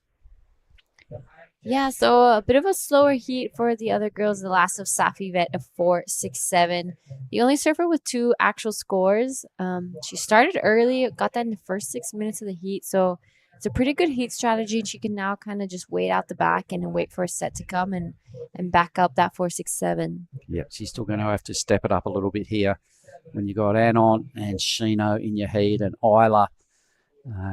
Everybody desperate to become semi-finalists. The points are much larger once you get to that stage. The prize money increases substantially. But realistically, it's all about the points at a 6,000. It's a big deal. Yeah, and Anon has been a winner here in the QS. She's such a strong competitor and still really young. I think she just got out of the Pro Junior division. No, she served the Pro Juniors. Oh, yeah, that's true. It was that long ago. We almost forgot about that, didn't we? That is true. Please forgive my mistake. Anon is still a Pro Junior. She was in the finals, but such a strong and smart competitor. Really, really she goes. Always has a smile on her face. So she's a really happy girl to be around. Yeah, good call. Puts off good energy. Mm-hmm. And competes really well. She knows how to win stuff. She's a challenger surfer as well. So I have seen her go really well also at our next stop. This is her now giving us a good look at a forehand. Gets an early pump in. First section, just some solid rail work there for Anon. A little bit of downtime now. She's going to try and drop into the low road here on this wave and hope this inside track gives us something else, and it does.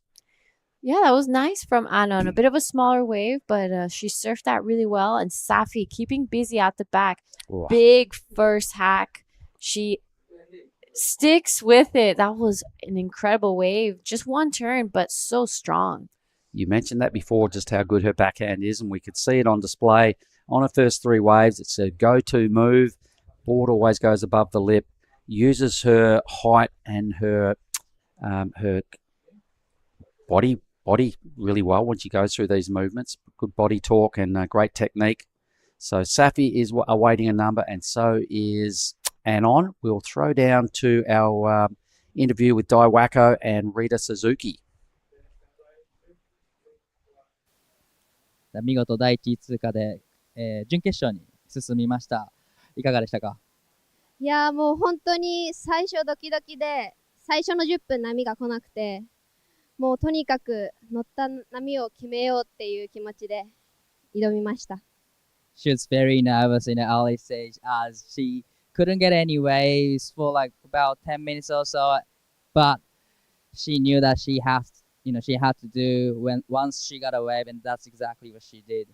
でいよいよ次準決勝ということですが、どうですか？QS6000 のセミファイナルは初めてで、自分の一番最高のスライディングをして、もうファイナルにつなげたいと思います。So this is her very first semifinals in QS6000, so she's very happy with that. では、たくさんの方が朝から応援してくれてると思います。メッセージの方お願いします。日本から遠いところから応援ありがとうございます。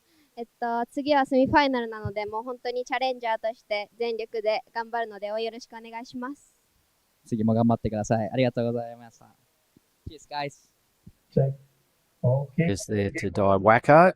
Some words, I'm not sure what she said, but Rita Suzuki, she looks like she's pretty focused. Yep, she looks focused. She's looking sharp. So she will be heading straight to the semis. And talking about someone who's looking at the semis, Safi Veri, the last wave of 5.83. Judges are loving her act every time she stands up. You know, one turn, it was a big belt. Just did enough to ride out in front of the foam and get credit for that maneuver. So it was a worthy effort. 5.83 is an absolute keeper, especially in super slow heats like this. And even her second number is respectable. All right, I'll let Dai Wacko come back in. Good luck, G. Have fun. Yep, excited to get Dai back in and get a little bit of insight of that interview with Rita. I'm back. How's it looking out there? It's kind of tricky. It's super tricky with but still, there's waves that gives you an opportunity. So it's tricky, but still, waves are coming through. Yep, you're right. There is plenty of waves coming through. It's not what we've been seeing the past few days here. It's not that perfect Ujung Botur, but still great conditions for competition. And I think it still it showcases really good surfing. This is Shino Matsura now on her front hand. 2 really good turns. So Shino gonna try get around this section, but I don't think this wave. Oh, gets a finish. Yeah, right there. That was a great ride. But looks like she hasn't got a wave yet so far. She's got a one wave, but 0.63 isn't gonna keep her. Yeah, not too crazy. This is Ayla Hupets now on her backhand. One big turn upside down, but just that one turn. But Safi got a 5.83 just by having just one big hack. Right. So the judge is showing that, you can still get really high scores even if it's just one turn. Quality over quantity. Definitely one turn gives you great score. But, this heat is kind of slow heat so far. Not many waves ridden. 松田選手の2本目のライディングのリプレイになります。スラッシュターンから縦へのアクション。ここはしっかり決めてきた。あと、ここですね。しっかりとスープの前に出てきて、この後ももう一発入れることができました。これはいいライディングになってきたので、いいスコア期待できるでしょう。Alright, so Shino's wave actually looked much better from the beach angle than the drone. She got some turns there, so she's going to be backing up that 0.63 really nicely. But right behind is Anon Matsuoka on a good-looking set, but Safi does have priority, so she decides to pull the trigger on this one. Big first turn, tries to get around this one, but falls off. So smart surfing from Safi. She knows how dangerous of a competitor Anon is and decides that Definitely. Anon was actually in a better position for that wave and decides to, go for it. 松岡選手、この波で大きなターン入れられるか、しっかりと一発決めてきて、これをスープの前に出るともう一発入ってきます。さあ、もう一度スープに当て込んでいきますが、これは続きません。So we are still waiting for the last of blue. Well, actually, we are waiting for the last of everyone's wave. But I think Shino gets a better number out of 4. But the last of Anon was kind of unfortunate for her. She had a first priority and she was on the set, but didn't really offer too much for her. Not many steeper sections to hit. So a couple of form climb. But here is Ayla having a look at this one. This is kind of looking nice wave, but kind of closing out on her. Yeah, so scores to come in for all 4 surfers in this heat. Ayla's last one, I think she tried to get around that first section thinking that the wave was going to offer a lot more, but maybe she should have just taken advantage of that first big part of the wave coming towards her. Days like today, we're going to see people winning heats and getting high scores with one big turn because it just doesn't have that big, long wall that we're used to seeing. So this is a replay of Anon Matsuoka's last wave. She did some pretty nice flowing turns, but nothing too crazy or critical. She's already sitting on a 4.73, so she'll be getting rid of that 0.5, but she knows with the competitors she has in the water, she needs to get some pretty decent scores. Right, so last of Shino comes in at a 4.43, which is put her in the 3rd position now, needing 0.84 to go into second, but we're still waiting for the last of Anon Matsuoka. And definitely she's going to be improving her situation with the last wave, but this is Anon Matsuoka up and riding. Matsuoka 選手、一発タイミングがかかって、これは大きなヒットになりました。これはいいスコアになってきそうです。One check turn and one big, solid turns in the last section, so it's going to be healthy number for Anon. Yep, I agree. That was much more Anon Matsuoka style. That second turn was pretty solid. She kind of did that first check turn and set it up mostly for that second section that was just coming towards her. So she is only looking for a 1.02. She will be going straight into second place with this one. There we have it. A bit of a check turn here, but we see this section just stand up for her. Sorry, this is the replay of her previous wave, which came in at a 3.27. Now we're waiting for one more score for Anon Matsuoka, and then we'll have a good idea of the situation. It is Ayla Hupats right now, and Shino Matsuda trying to catch up a little bit to the girls. The last of Anon, a 6.5. Wow, just like you mentioned, one big turn can give you a big score, and that's exactly what Anon Matsuoka did. 6.50 for the big finishing turn.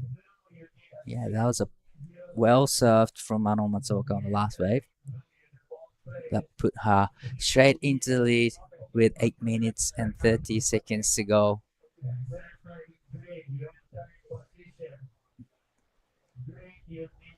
So we do have 2 big names in Japan surfing in this heat. I'm sure there's a huge crowd in Japan tuning in and watching the girls. Shino Matsuda and Anon Matsuoka, both very, very strong competitors. Very, highly rated surfers. Now Shino has first priority, needing 607. Well, she is very capable of getting those scores. Just need to get right ones. Maybe you don't have to look for the good wave. You only need one big turn to get 6, and that's what Anon did. One big turn and got a 6.50. But time is ticking. 7 minutes and 30 seconds to go in this heat.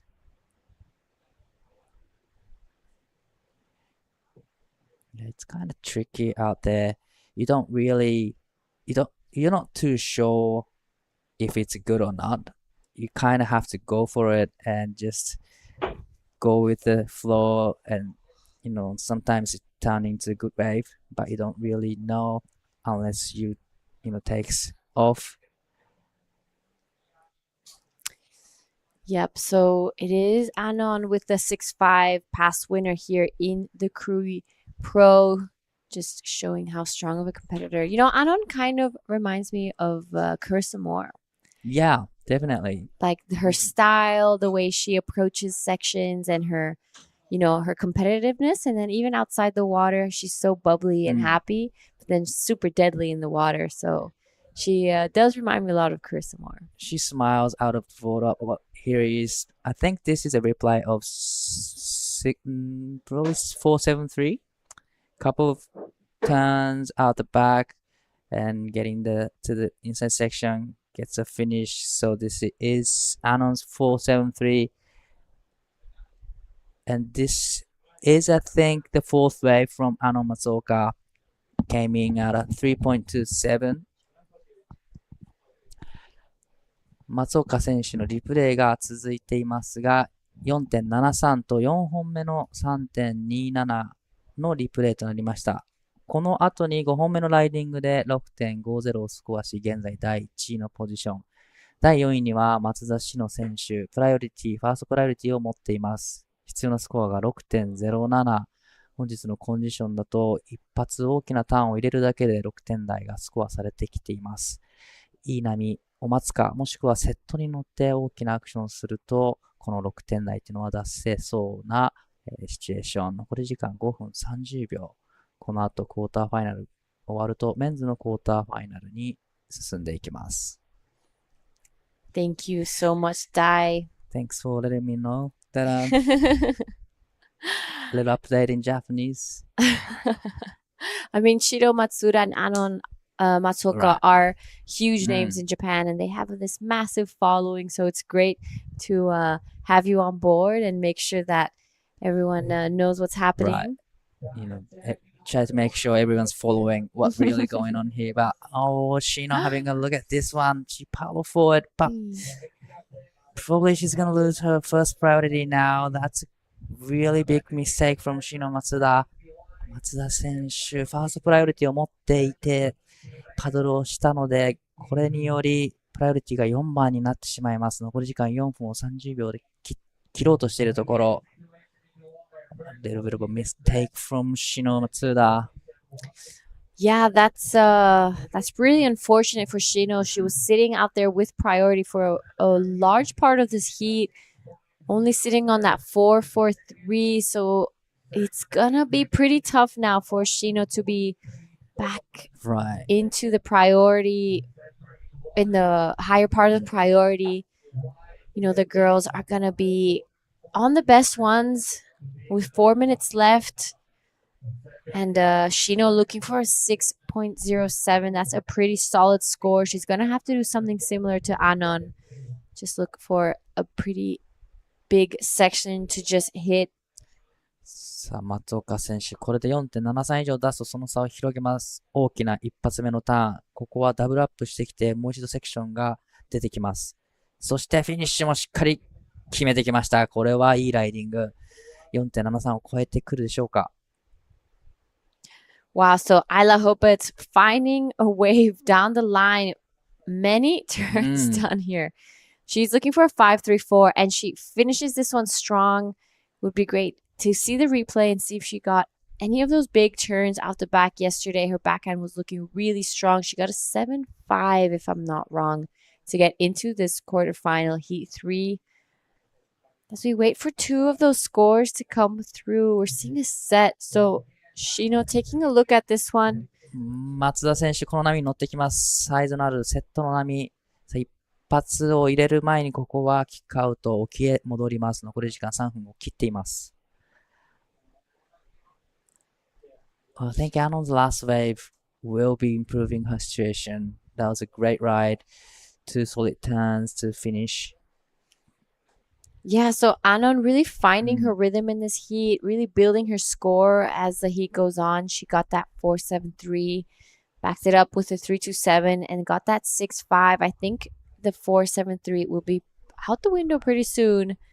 Waiting for the last of Isla. So this is the replay of Anon. She does this first turn, gets around this section, and this wave kind of just standing up for her again, and she finishes it off super strong. A bit of an airdrop there. So, Isla now, 2 good turns. Getting a couple, like, check turns done here to get around this fatter section. And that wave finishing off nicely. She needs a 5.34. So I'm not so sure because Anon's last one came in at 5.27, and those were 2 big sections that she hit. The judges are going to be comparing Isla's last one to Anon's.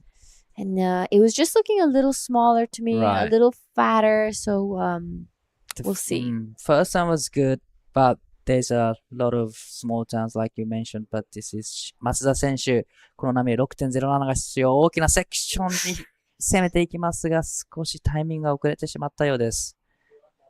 But that was a, critical section to hit. But, she needed to go for it. All right, Safi Vedi now. Big first turn. Drops down. Unfortunately, disappears in the whitewash. But it is now the last 55 seconds of this heat. We're going to be waiting for scores of Isla Hupas to come in. Safi and Shino just coming unstuck. Shino knew she had to go big. Right. She needs a 6.07. So she needs to really impress the judges and just, go big. Yeah, she went for it. But unfortunately, couldn't quite, ride out of it. So last 30 seconds to go in this heat. Ano Matsuoka is sitting the first place comfortably at the moment. So we are still waiting for the last of Isla, needing 5.34. Comes in 4.70, not enough. Yep, so we're going to be counting this one down, and it's really looking like Anon and Safi will be on to the next heat. They will be in the semifinals here at the Krui Pro. So with that, we're going to head on to a quick break. Safi just having a bit of a victory lap here. And we'll see you guys in the next heat. That's a weird looking smoothie, Vorno. Tell him, son, this ain't no smoothie. This is a smooth as broth base for our bonsai ramen. How long should we wait, Master Ramen? Patience, young noodle. Wait, and top secret, I need corn. Behold, bonsai ramen. Moon-san, this is absolutely cooking.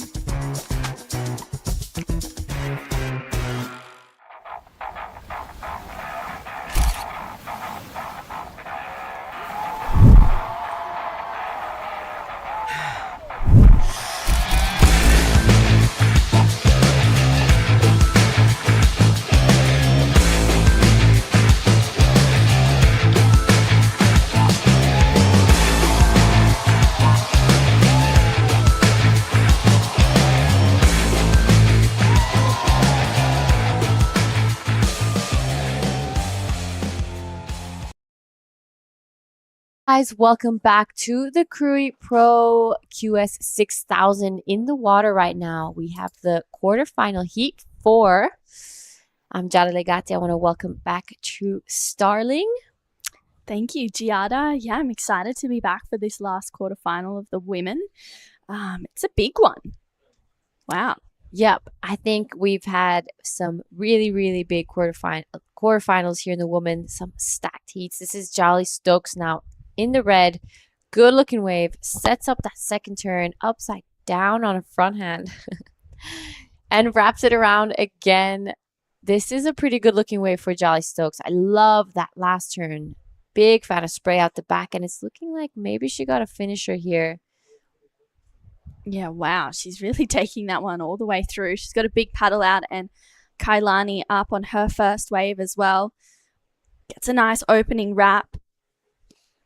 Tags it once again. She needs to go big. She's got a good looking wall. And nice connection there for Kai. Driving through another hard carve. She's got another section ahead of her here. She goes up and into it, but oh wow, unfortunately coming unstuck for Kai. But that first wave of Charlie Stokes locks in at a 7. So big score for Charlie, and it looks like Ziggy McKenzie is going to be up and into her first wave as well. And nice first turn. Yep, so Ziggy yesterday getting a 917 in her heat. That was huge surfing from Ziggy. She's going to be wanting to kind of take that in and bring it into this heat, the quarterfinal heat for Jolly.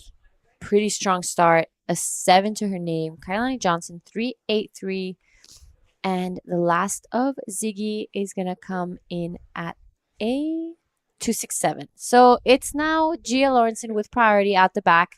She will be waiting for a set like this one. Jolly just finding the rhythm early in this heat. And it's looking like that's kind of the go-to today. There's a lot of waves coming through. The period is pretty short and a little bit wonky out there, but there are still plenty of big sections to hit. Yeah, for sure. It looks like it is getting cleaner out there a little bit. Yeah, I agree. I did see it clean up a little bit. It just seems like maybe the wind kind of died down, but hopefully with that lower tide, it'll clean up a little bit more. Yeah. It's just looking, like the storm just left over some waves, like extra wind waves. So hopefully with as we go on through the day, it will clean up. Yeah, I was talking to one of the local filmers here before Viewel, and he was saying that there's a westerly coming in around midday. So I don't know if that's going to affect the conditions too much, but I guess we'll just kind of see what happens throughout the day. We've had really fun waves this whole event anyway, and it's regardless of the conditions, we're going to have champions, and the surfing's been pretty incredible so far already. So I think, this last quarterfinal will be good for the women, and we'll roll into the men's quarters next as well. Yep, so just taking a quick look in the next quarterfinal heat one, we have Winter Vincent, Kobe Clemens, Caleb Tancred, and Axel Kurata. Oh, wow. That is a big quarterfinal. Oh my goodness. That is huge. These other quarterfinals for the men must be absolutely massive. Wow. Okay, let's just go through it because this is going to be massive. It's quarterfinal number 2, Reef Hazelwood, Couture Agus, Pajar Ariana, Xavier Bryce. Is that right? Yeah. Pajar. Amazing. And then quarter number 3, Roy Kanazawa, Macklin Flynn, Raiki Masuda, Jay Brown. And, this is Gia Lorenzen. Nice snap. Unfortunately comes unstuck. Quarter number 4 is going to be Jarvis Earl, Xavier Huxtable, Lennox Smith, Dylan Wilcoxon. All right. Big heats coming up. I don't know. I'm kind of digging this 4-man heat. I am too. I feel like it's going to be really action-packed. Yeah, wow. It's these women's quarters have been insane. These men's quarters are going to be so huge, and then 4-person semis and 4-person finals is pretty next level. Wow. Do we see Jarvis go back-to-back, or is it going to be a new champion here at the Krui Pro? I don't know. Jarvis is looking pretty unstoppable. He is just so sharp, and his surfing has been pretty deadly. And we're going to head over down to a post-heat interview with Dai and Anon. いよいよセミファイナルへと進出しました。まずは、ヒート振り返ってみてどうですか？はい、コンディション少し風が入っていて、ちょっとトリッキーなんですけど、相変わらずいい波で、海に入る前に前のヒートの選手とか見て何をするべきかとか考えながら海に入っていい波乗れたのでよかったです。最初スタートは早くスタートして4点台をスコアして、その後少し時間かかったと思います。あの瞬間はどんなことを考えてたんですか？そうですね、このコンディション、キープビジーがいいなと思ってたんですけど、一回止まったんですけど、アウトサイドかインサイドで、一発クリティカルヒット入ればいいなっていうのをずっとイメージしながら、波を待ってました。So she knew that it's gonna be a tricky out there, but also knew that there's gonna be plenty of waves for her to get opportunities, and she was trying to stay busy, but it didn't work out that way, but still get to score and get through the heat. それではいよいよ準決勝です。お気持ち教えてください。はい、もうジャストハビングファンで楽しむだけで、板を5-7ずっと使ってたんですけど、5-5に変えて、テールもスカッシュにして、この波にぴったりなので、ドライバーで、いいサーフィンできるように次も頑張ります。応援よろしくお願いします。次も頑張ってください。ありがとうございました。Alright, back to you guys. All right, I understood just having fun. She is so adorable. Yeah. We have Kailani now. Big turn, unfortunately falls off. So we saw Ziggy as well, just kind of getting clipped on that last section. This is current heat leader Jolly Stokes, and she also disappears in the whitewash. So that last section, really getting the better of the girls. This is now Gia Lawrenson. She's going to be hoping to be the first of the four to land this last section in this exchange. And really nicely done, Gia. She tries to get around that section, and wow, so it's looking difficult out there. Yeah, it looks hard. It's definitely tricky with that end section for sure. But hopefully Gia, that was a good wave. She surfed it well. I saw her at Lani's last night. I was like, good job today. And she was like, oh, I don't know about it. And we were having a chat, and I was like, no, you know what? Finals day tomorrow. Brush it off. It's all good. Regroup for your quarterfinal. Yeah, she did really well. So I'm super stoked for Gia to be in this quarterfinal. She's been working really hard with Adam Dufner as well as Charlie Stokes as well. Looks like that might be Taj on screen there watching his sister and his girlfriend in the same heat. That is pretty psycho.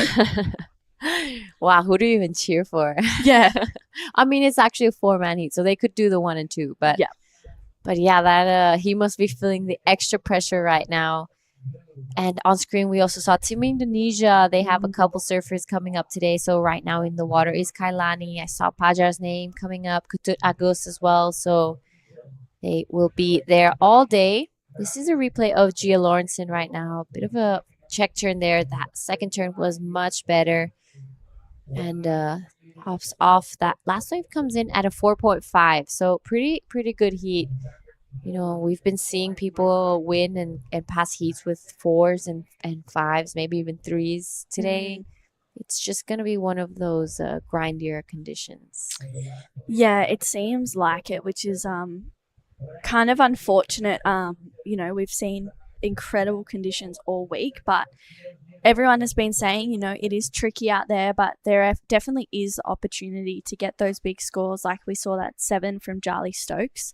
You just need to kind of lower those expectations a little bit, it seems, and the ocean is one thing that we can't control, especially in regards to surfing contests. You just have to wake up and hope for the best and just put yourself in the position to be on the best waves. Looks like Kai, she's going to have a look at this one. Kailani, part of the Indonesian team. She's trying to get around this section. We're going to see the live reviews from Team Indonesia. Just highlining through that first section. Gets a nice carve. Driving through her rail once again. That's a better looking turn. And maybe a little bit of jelly legs there for Kailani. Yeah, so I feel like also that first section she could have hit pretty strong. But, it's really well done from Kailani Johnson anyway. It's tough. We've said it a few times. It's not like what we've seen the other days. So Kailani, part of the Indonesian team. She is from Bali. Currently living in Uluwatu, in the whole Bukit area. grew up surfing together. She's been a huge movement in Indonesia's women's side of surfing. Her and Taina Izquierdo de Natasha, one of the only names from our generation really to come up. So she's out there inspiring so many young women to start surfing out here. This is the current heat leader, Jolly Stokes, on another good-looking wave. It's a huge finisher. So Jolly kind of on fire right now. Yeah, that was huge. A really good two-turner. Ziggy McKenzie out behind her. This is a good-looking wave. Drops a 917 yesterday. Hoping she can back it up today. She was looking really strong.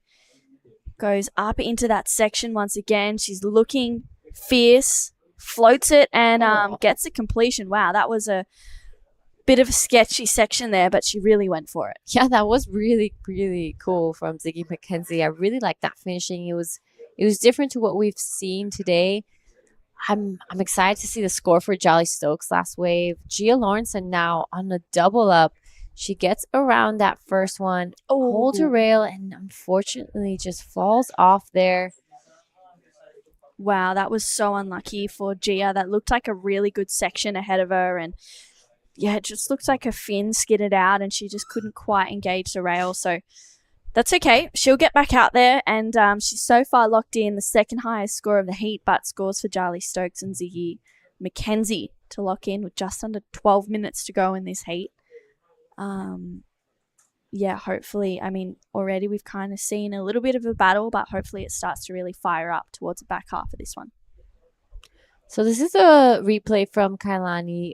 We saw the drone angle. This is the beach view. So this is the section I was talking about that she maybe could have taken a bit more advantage of. Yeah. Strong one there. This wave is pretty wonky, but she holds on pretty tight. This one, her back rail gets a little dug on the way down, but she held through really nicely. Yeah, she did well. And I do agree. I think, oh, wow. Scores for Ziggy, an 8.33 for Ziggy McKenzie. The judges loving her fast power surfing. But yeah, that last one of Kailani's, I think that was a missed opportunity on that first section for sure. But this is the 8.33 for Ziggy McKenzie. Beautiful wave. Yeah, I love that first turn. Just a huge arc. Wraps it around pretty tight on that second one. And this last section was pretty sick. I love that she kind of airdropped that down. So Ziggy looking pretty unstoppable. She told me yesterday that before her 917, she had never gotten anything higher than a 6 in a QS. Wow. Yeah, and now she's just busting into the 8s and 9s range like there's no tomorrow. Yeah, now she's like, oh, hang on a second, I can do that. It's like, bang, here we go. I'm dropping 8s, I'm dropping 7s. I'm excited to see her on her feet for this next wave as well. But Jolly Stokes, she also has a score to lock in, so who knows what's going to happen. She only needs a 4.01 to move up into first place. It looks like first indications is that she will get it. So it's going to make it a little bit harder for Kailani and Gia. Last of Jolly Stokes is a 7.07. So that's her best wave of the heat so far, and it's first and second are slowly starting to run away with it. Yep, and it's looking like it. Ziggy McKenzie only has a 2.67 as a backup, so she's going to be itching to get one more wave. Kailani Johnson and Gia Lawrenson needing some pretty decent scores. Yeah, 7.18 for Kailani and a 6.51 for Gia. Pretty big scores required for those two women, but you know, I feel like if they get themselves in the right opportunity and on the right waves, they can definitely get there for sure. I mean, we've seen both of them lock in big scores. Kai's been on the Challenger Series, am I right in saying that? Yep, she has qualified for the Challenger Series. I'm sure that's the goal again. Her and the Indonesian team have been working so hard leading up to these events. So that's the goal for sure. Yeah, this is this 7.07 of Jolly Stokes. Great first turn and just times it perfectly there. Comes out in front of the whitewater and yeah, she just is like stomping that wave. A 7.07. She's such a fierce competitor. She was dropping 7s in her last heat as well. So 8.5 minutes to go. Ziggy McKenzie has the best number of the heat so far, an 8.33. needing a 5.74 to go to first. It's definitely achievable. We've seen her drop big scores already, so let's see if she can get rid of that 267. This is 833. I love this first turn from Ziggy. She's surfing with so much finesse and really mature approach into all of these heats. Another nice turn there for Ziggy McKenzie and just floats it to get that completion. That was huge. We saw, unfortunately, Isla Huppert's get knocked out in that last heat, Ziggy's team or roommate, and wow, she's just absolutely tearing this wave apart once again. Needs to better at 267, and I think she's done that. I'm sure Adam Duffner will be cheering on the beach there. I know exactly how he gets it. He's a super emotional coach. He goes through the moments with him. So this is the replay of the last of Ziggy. Nice first turn. A little more critical there. I love this cutback, actually, how she just tags the whitewash again and manages to hold on in this last section. So she's going to be getting rid of that 267 pretty soon. She needs a 574 to go to first. I think the only thing kind of holding her back on that score is maybe the wave size. Yeah. But really beautiful surfing from Ziggy. Jolly Stokes, semifinalist here last year in the Krui Pro. So she's going to be wanting to get back into that next semifinal and hopefully get a final this time. Yeah, seriously. I mean, these big QS 6000 events, they're huge. And I think Jolly is definitely hoping to get a little bit further into the draw, maybe make a finals appearance. And a 5.43 for that last wave of Ziggy. Really smart decision there for Ziggy to go that wave, because now Kailani and Gia are chasing nines. Yep. And when you hear that out in the water that you need a 9 to go into the next round, you're like, damn. Yeah. It's a little bit of a sinking feeling, or it could also be motivation. Depends on what type of surfer you are and what type of mindset you paddled out with. But this is the replay of the last of Ziggy. 5.43. Really, really quick, smart surfing from Ziggy right here. Yeah, wow. She just did exactly what she needed to do and nothing more. She didn't try and oversurf it. 5.43. That was just a smart decision there. I think that was a really, really well timed as well, applying more pressure. And this is the current heat leader, Jolly Stokes. Gets that first carve in, looking to go big. But unfortunately, that wave, just not enough power for that big turn there for Jolly Stokes. So she will get back out there with 5.5 minutes to go. Yep, so it is all eyes now on Kailani Johnson and Gia Lawrenson, needing some really big scores to be able to give themselves a chance to go back into the semis. It's looking pretty rough. Yeah, 9.26 for Gia and 9.93 for Kai. They're near perfect scores. And then it needs to be a pretty much perfect wave and basically mistake-free surfing to get that with 5 minutes. There definitely is opportunities for it. Kai has first priority. Gia sits with second priority. There is probably time to break that up into 2 scores.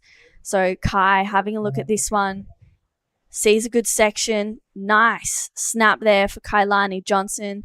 Gets it again, but unfortunately comes unstuck, and you can see the Indo team, leaning back. They can feel it. I could hear your emotion then too, Giada. It's like, no. Yeah, so Kailani knows she has to go big. Taking a look at this one on the inside. Showing a little bit of frustration, maybe 4.5 left in this heat. It is looking like Jolly and Ziggy kind of running away with it. Those are some pretty decent heat total scores right there. Yeah, they're huge. A 7.07 and a 7 for Jolly, and 8.33 and that 5.43 for Ziggy McKenzie. I mean, they've both been looking so in form, and it's no surprise that they're coming out at 1 and 2 in the back 4 minutes of this heat for sure. Yep, so we will be finishing off this contest today and tonight heading over to Nias. Loving these back-to-back events. Yeah.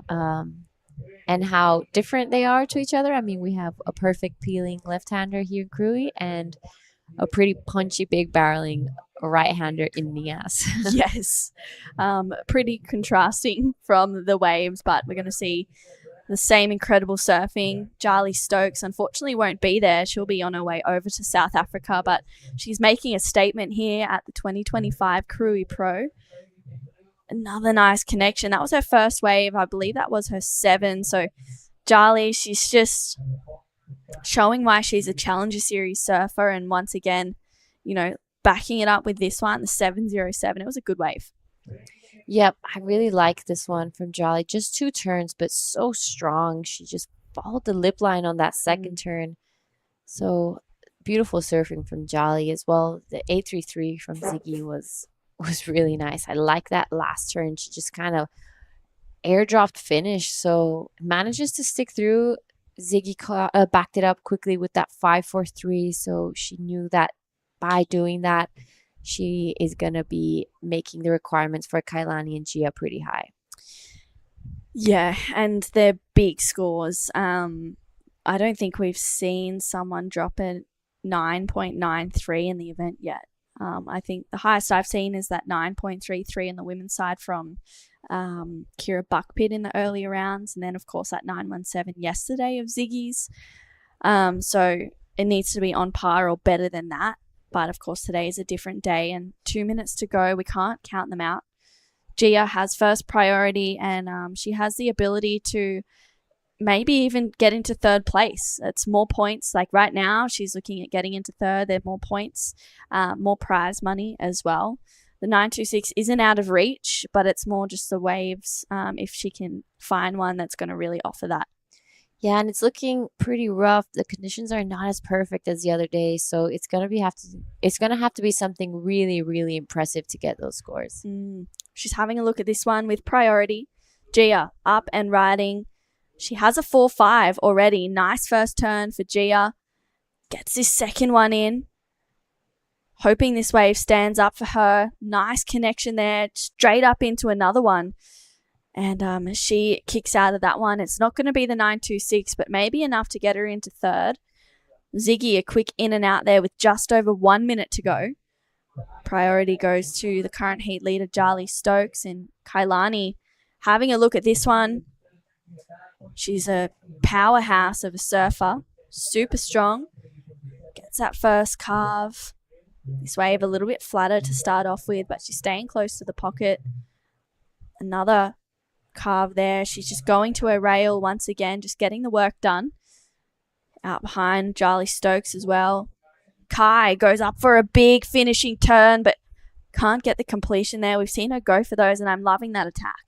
Yeah, so she, like we said, she knows she needs something huge. And with just 25 seconds left, I don't think that will be what she's looking for. But you're right. If it's not going to be passing the heat, you want to be in that third position or above the fourth because you get more points and more prize money. Yeah, it's all about that now. It's coming down to the points, and you know, we've seen people miss out on a Challenger Series qualification because of one heat, you know, and that comes down to these moments here. So it looks like it'll be Jarly Stokes and Ziggy McKenzie moving on through to the semis. Yep, and with that, we're going to head over to a quick break, and we'll see you guys in the next heat. This is just with a couple bananas and then mixed berry frozen blend, my favourite. Bonsai almond milk and heaps of peanut butter. Nice little bit of coconut to finish off. Get that in ya.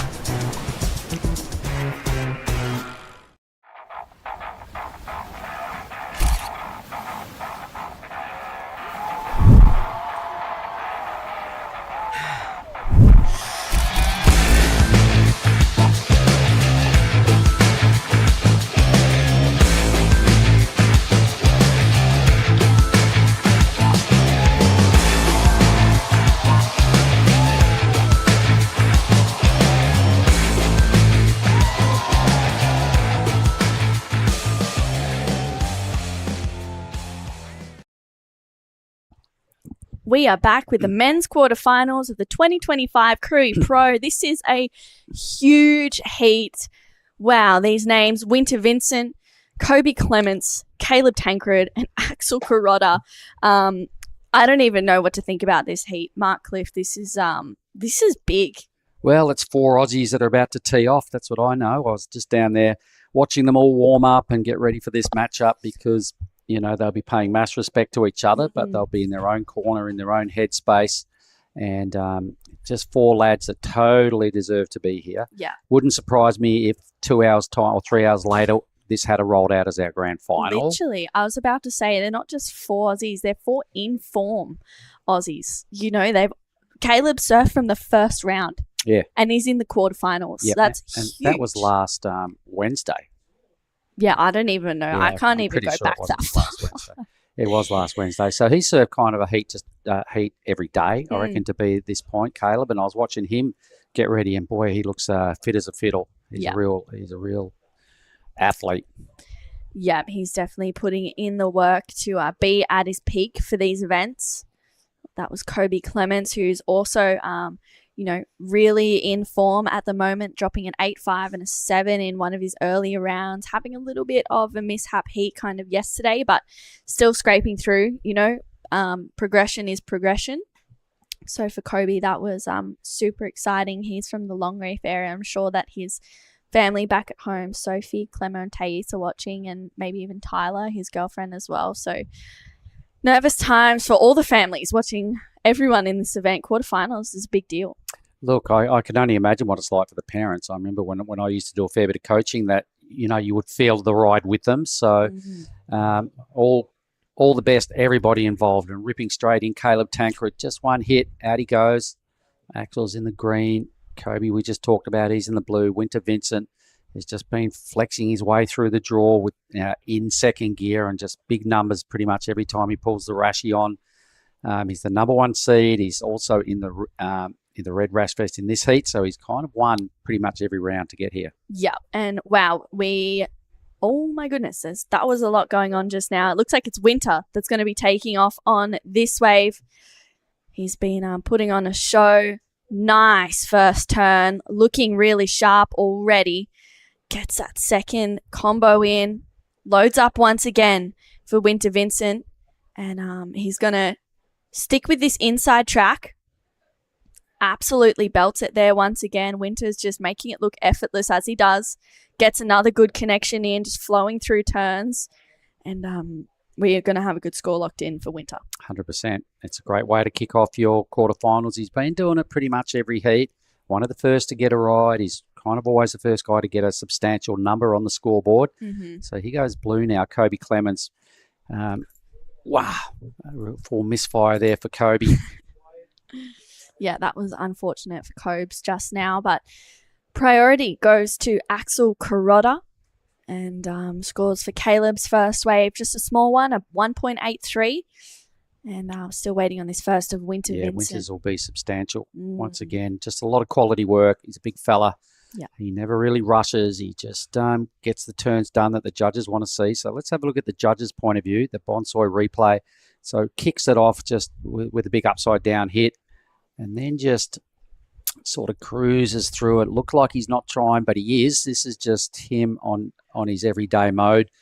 I really like what he does. When he does a top turn, as he comes down, he just sets himself and takes that moment to just look over his shoulder and time his second hit. His body language is always composed. He rarely catches a rail. He's just a quality act, and the score is going to reflect that last wave. Here it is. Yeah, it's a 6.33 for first of Winter Vincent. Good way to start his campaign off in this quarterfinal. And this is Caleb Tankred up and into that first section. Gets a little bit more lethal with that second one, but a bit of a mistake there that I'm not used to seeing from Caleb. Yeah, he's fallen on his first couple of rides now. The good news is he's still got 19 and a half minutes to regain. I had a bit of a chat with him yesterday about life and about the fact that here's the replay again. I'm not sure what went wrong, but a little tag to kick things off. He gets up there and he just spun the wheels a little bit too much and lost contact and connection with the wave, and down he went. But I was having a chat with him yesterday. He was a really highly touted Super Grom on Team Billabong, and everyone's like, wow, here comes Caleb, watch this space, blah, blah, blah. Went and did a 5-year architecture course and dropped the Rashi for a bunch of times. And I said, do you feel like you should have still been doing it? And he goes, when I watched the guys I grew up with, I kind of did. But once I got that done, I'm back, and I said, and you're into it. He goes, I'm 100% invested in this next program. Yeah. So, and you can see it as well. You know, he's looking in form, and I'm excited to see him hopefully progress through to the semis. Someone who did just that was Charlie Stokes, and she is there with Giada Lagarde. All right, I'm here with Jolly Stokes. Congratulations. You were surfing incredible out there. You got a semifinal here last year. You're back in the semis. What are you expecting from yourself this year? I'm hoping to just surf my best, and wherever that gets me, it'll get me. So, yeah. So your board is looking so smooth under your feet. What are you riding? I'm riding my CI 2 Pro in a 510 round tail. So, yeah, it's a magic board. I love it. So you told me you're going to Balito after this. Tell me what your mindset's like going into the Challenger. Yeah, this is my first year on the Challenger, so I'm just trying to have fun, experience it all, and see where it takes me. Yeah. So I'm gonna keep this short, as I know you have a heat coming up soon. Is there anything you'd like to say to your friends and family back at home? Yeah. Hey everyone, thanks for watching and thanks for all the support. All right, thank you, and back to you guys in the booth. Yay, thank you, Giada, and thank you, Charlie, and Winter Vincent. Thank you, Winter. Literally, wow, that was, honestly, I was like, what is he doing? He just makes it look so easy out there. It's kind of annoying. Well, it's just what quality does, right? Cream rises to the top, It's and Winter great to Vincent watch. is stepping into a big stride on finals day. When we watch this next Bonsoy replay, his first turn was just so sick, super vertical. Here it is. Oh, well, let's watch Caleb's first. His best move right there of this matchup, a quality second hit. Just hanging in there now, just playing the game, collecting points as he surfs his way down the line. There was a little stumble here, but that doesn't matter. He's done the work. But this is such a good wave. Oh, I love this first turn. Huge. Look how much spray he throws. It literally goes off screen. And then he's just hanging out super low, gets around this section, tags it once again, and Winter. Wow, this was such a good wave for Winter Vincent. He'll back up that 6.33 last of Caleb Tancred, a 4.17. And we've actually seen him in pretty much all of his heats be super busy, just catching waves. It seems like, how in heats there's kind of two surfers. You can get someone who's a momentum surfer and they like to, keep catching waves in heats, and then you get the other surfers who drop and wait for those. They kind of have that anchor mentality. Winter's dropping bombs all over the place. A 7.67. He probably got 6.5 of those points off his first turn. It was so brutal. And the judges, he's one of those surfers again that on finals day you can see the judges look for him because he surfs so much to their criteria. Every time he stands up, they're happy to throw big numbers, even if it's only half as much surfing as someone else, because he's doing what they dig. He's kind of flavour of the month on the men's side of the draw as well as a couple of other guys, but the judges just really buy into his act, and they're more than happy to throw big scores at Winter time and time again because he just does that super critical committed surfing at every opportunity. Here's our lineup. This is finals day. Winter Vincent, so good. Yeah, he's doing well. A 14-point combination so far is pretty huge for the first quarterfinal, and hopefully setting the tone for the rest of it and firing up all the other men left in the draw. This next quarterfinal is going to be pretty big. Reef Hazelwood takes on Katut Agus, Pajar Ariana, and also Xavier Bryce. So that's going to be an exciting one as well. And 15 minutes to go in this quarter, and it's Winter coming out on top. Yep. And here he is again. The juggernaut continues. Oh, is he looking for an air? No, down to the bottom. Typical. Well, he tries to spin the wheels. Pressure's off. 14 points in the first 10 minutes. Hello. No stress under the red bonnet. Winter Vincent, he's even looked over to his caddy, I think, and there was a moment where I think he might be going across to swap boards. Yeah, maybe he's just on his magic stick right now, and he's like, you know what? I'm just going to swap boards, keep this one on ice. I'm sure we'll be able to figure out what's going on by the end of this heat. But it is Axel Kuroda who holds first priority and is yet to take off on away from North Stain board riders on the northern beaches of Sydney. And he's also, we have actually 3 Northern Beaches surfers in this heat. 3 of those are a part of that Northern Beaches high performance program as well. So they're a very tight knit group of men, and Ruby True's in that as well. So I'm sure they're kind of loving a heat together, but also hoping to, make it within their own rights in this heat. Yeah, and you're talking about the New South Wales program. Also, PSOI, the Team Indonesia, have a program going on. There's 2 of them in the next heat, and we're going to bring in Made Joy. He's going to sit in. We're going to have a 3-way chat. Oh, that's with exciting. Made, and he's going to tell us about, Team Indo. He's going to tell us about Katut and Pajar, some ins and outs, maybe a little bit of their good traits and then not so their annoying traits, I don't know, but we'll have fun, and he'll let us in on what's going on with Team Indo and PSOI and how they train and what they get up to. Yeah, he celebrated his 21st birthday. Yeah, he did. Plus he's 21, so I thought let's get him in here. He was one of our beach announcers over the last few seasons going through the Asian region, so he knows how to blah blah, and he was more than happy to come in and do it with us. So amazing. It's awesome to have a chat with some of the competitors in the draw. We spoke to Dane Henry a little bit earlier on today as well, which is super cool to get his insight. Unfortunately, getting injured and having to pull out of the event, but everything happens for a reason. So he's just going with it, and he'll come back for the next.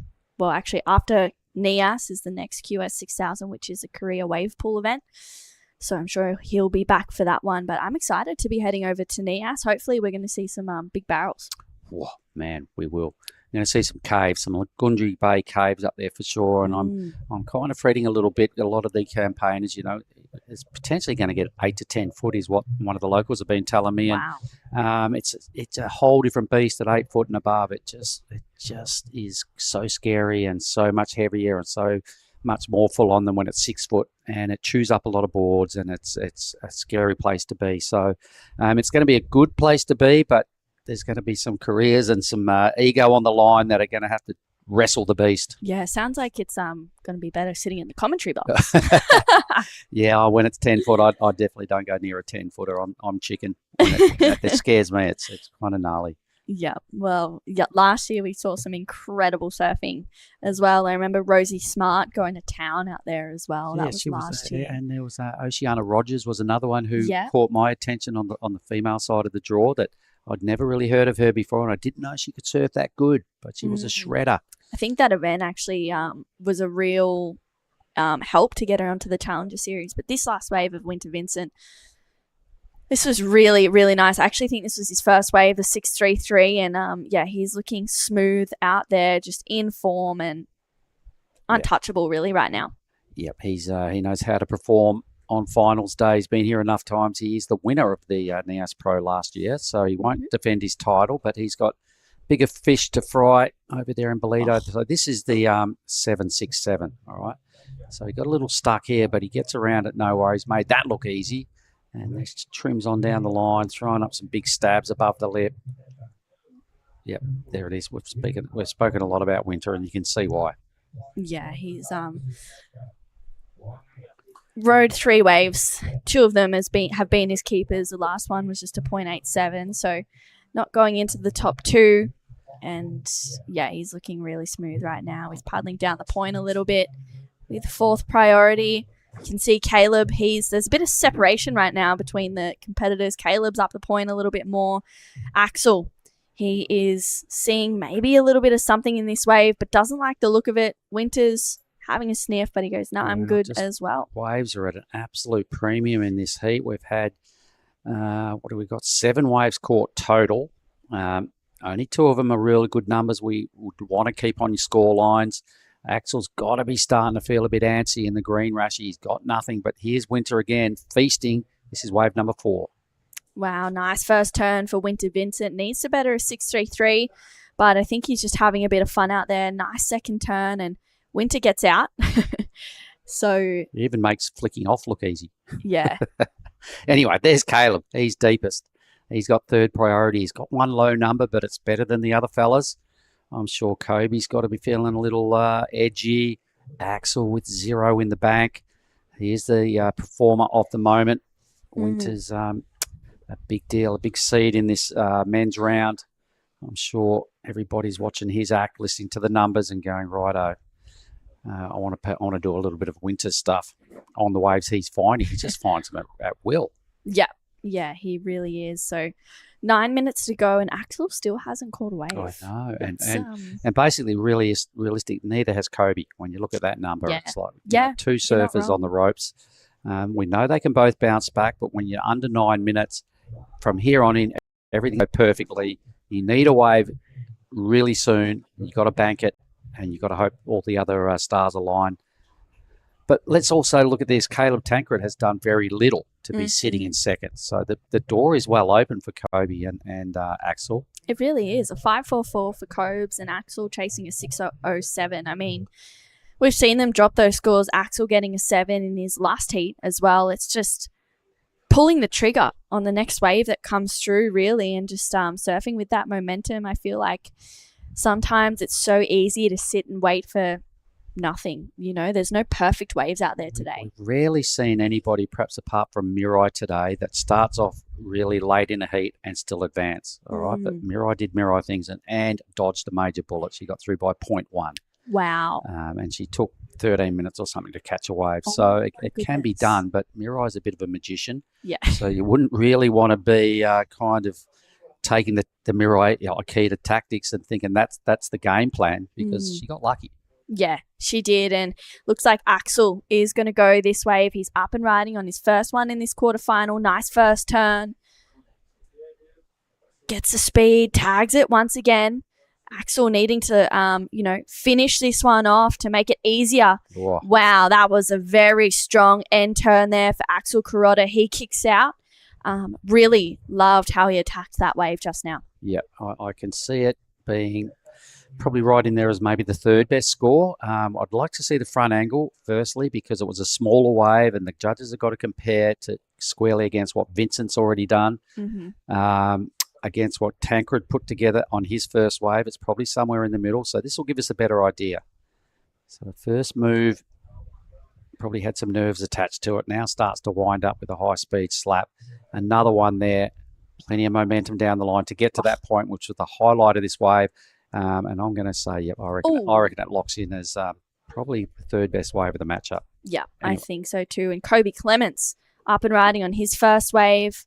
Gets a backhand carve to start. He's staying super low, but unfortunately has to kick out. So, wow, 6.5 minutes. Caleb just lost priority, paddled onto a wave and then pulled back, but regains it. There's no one else out the back. Everyone's owed a wave. So, the other three are still paddling out and making position. So maybe it was just a little moment to investigate that wave and get himself back down to the pole, take off position.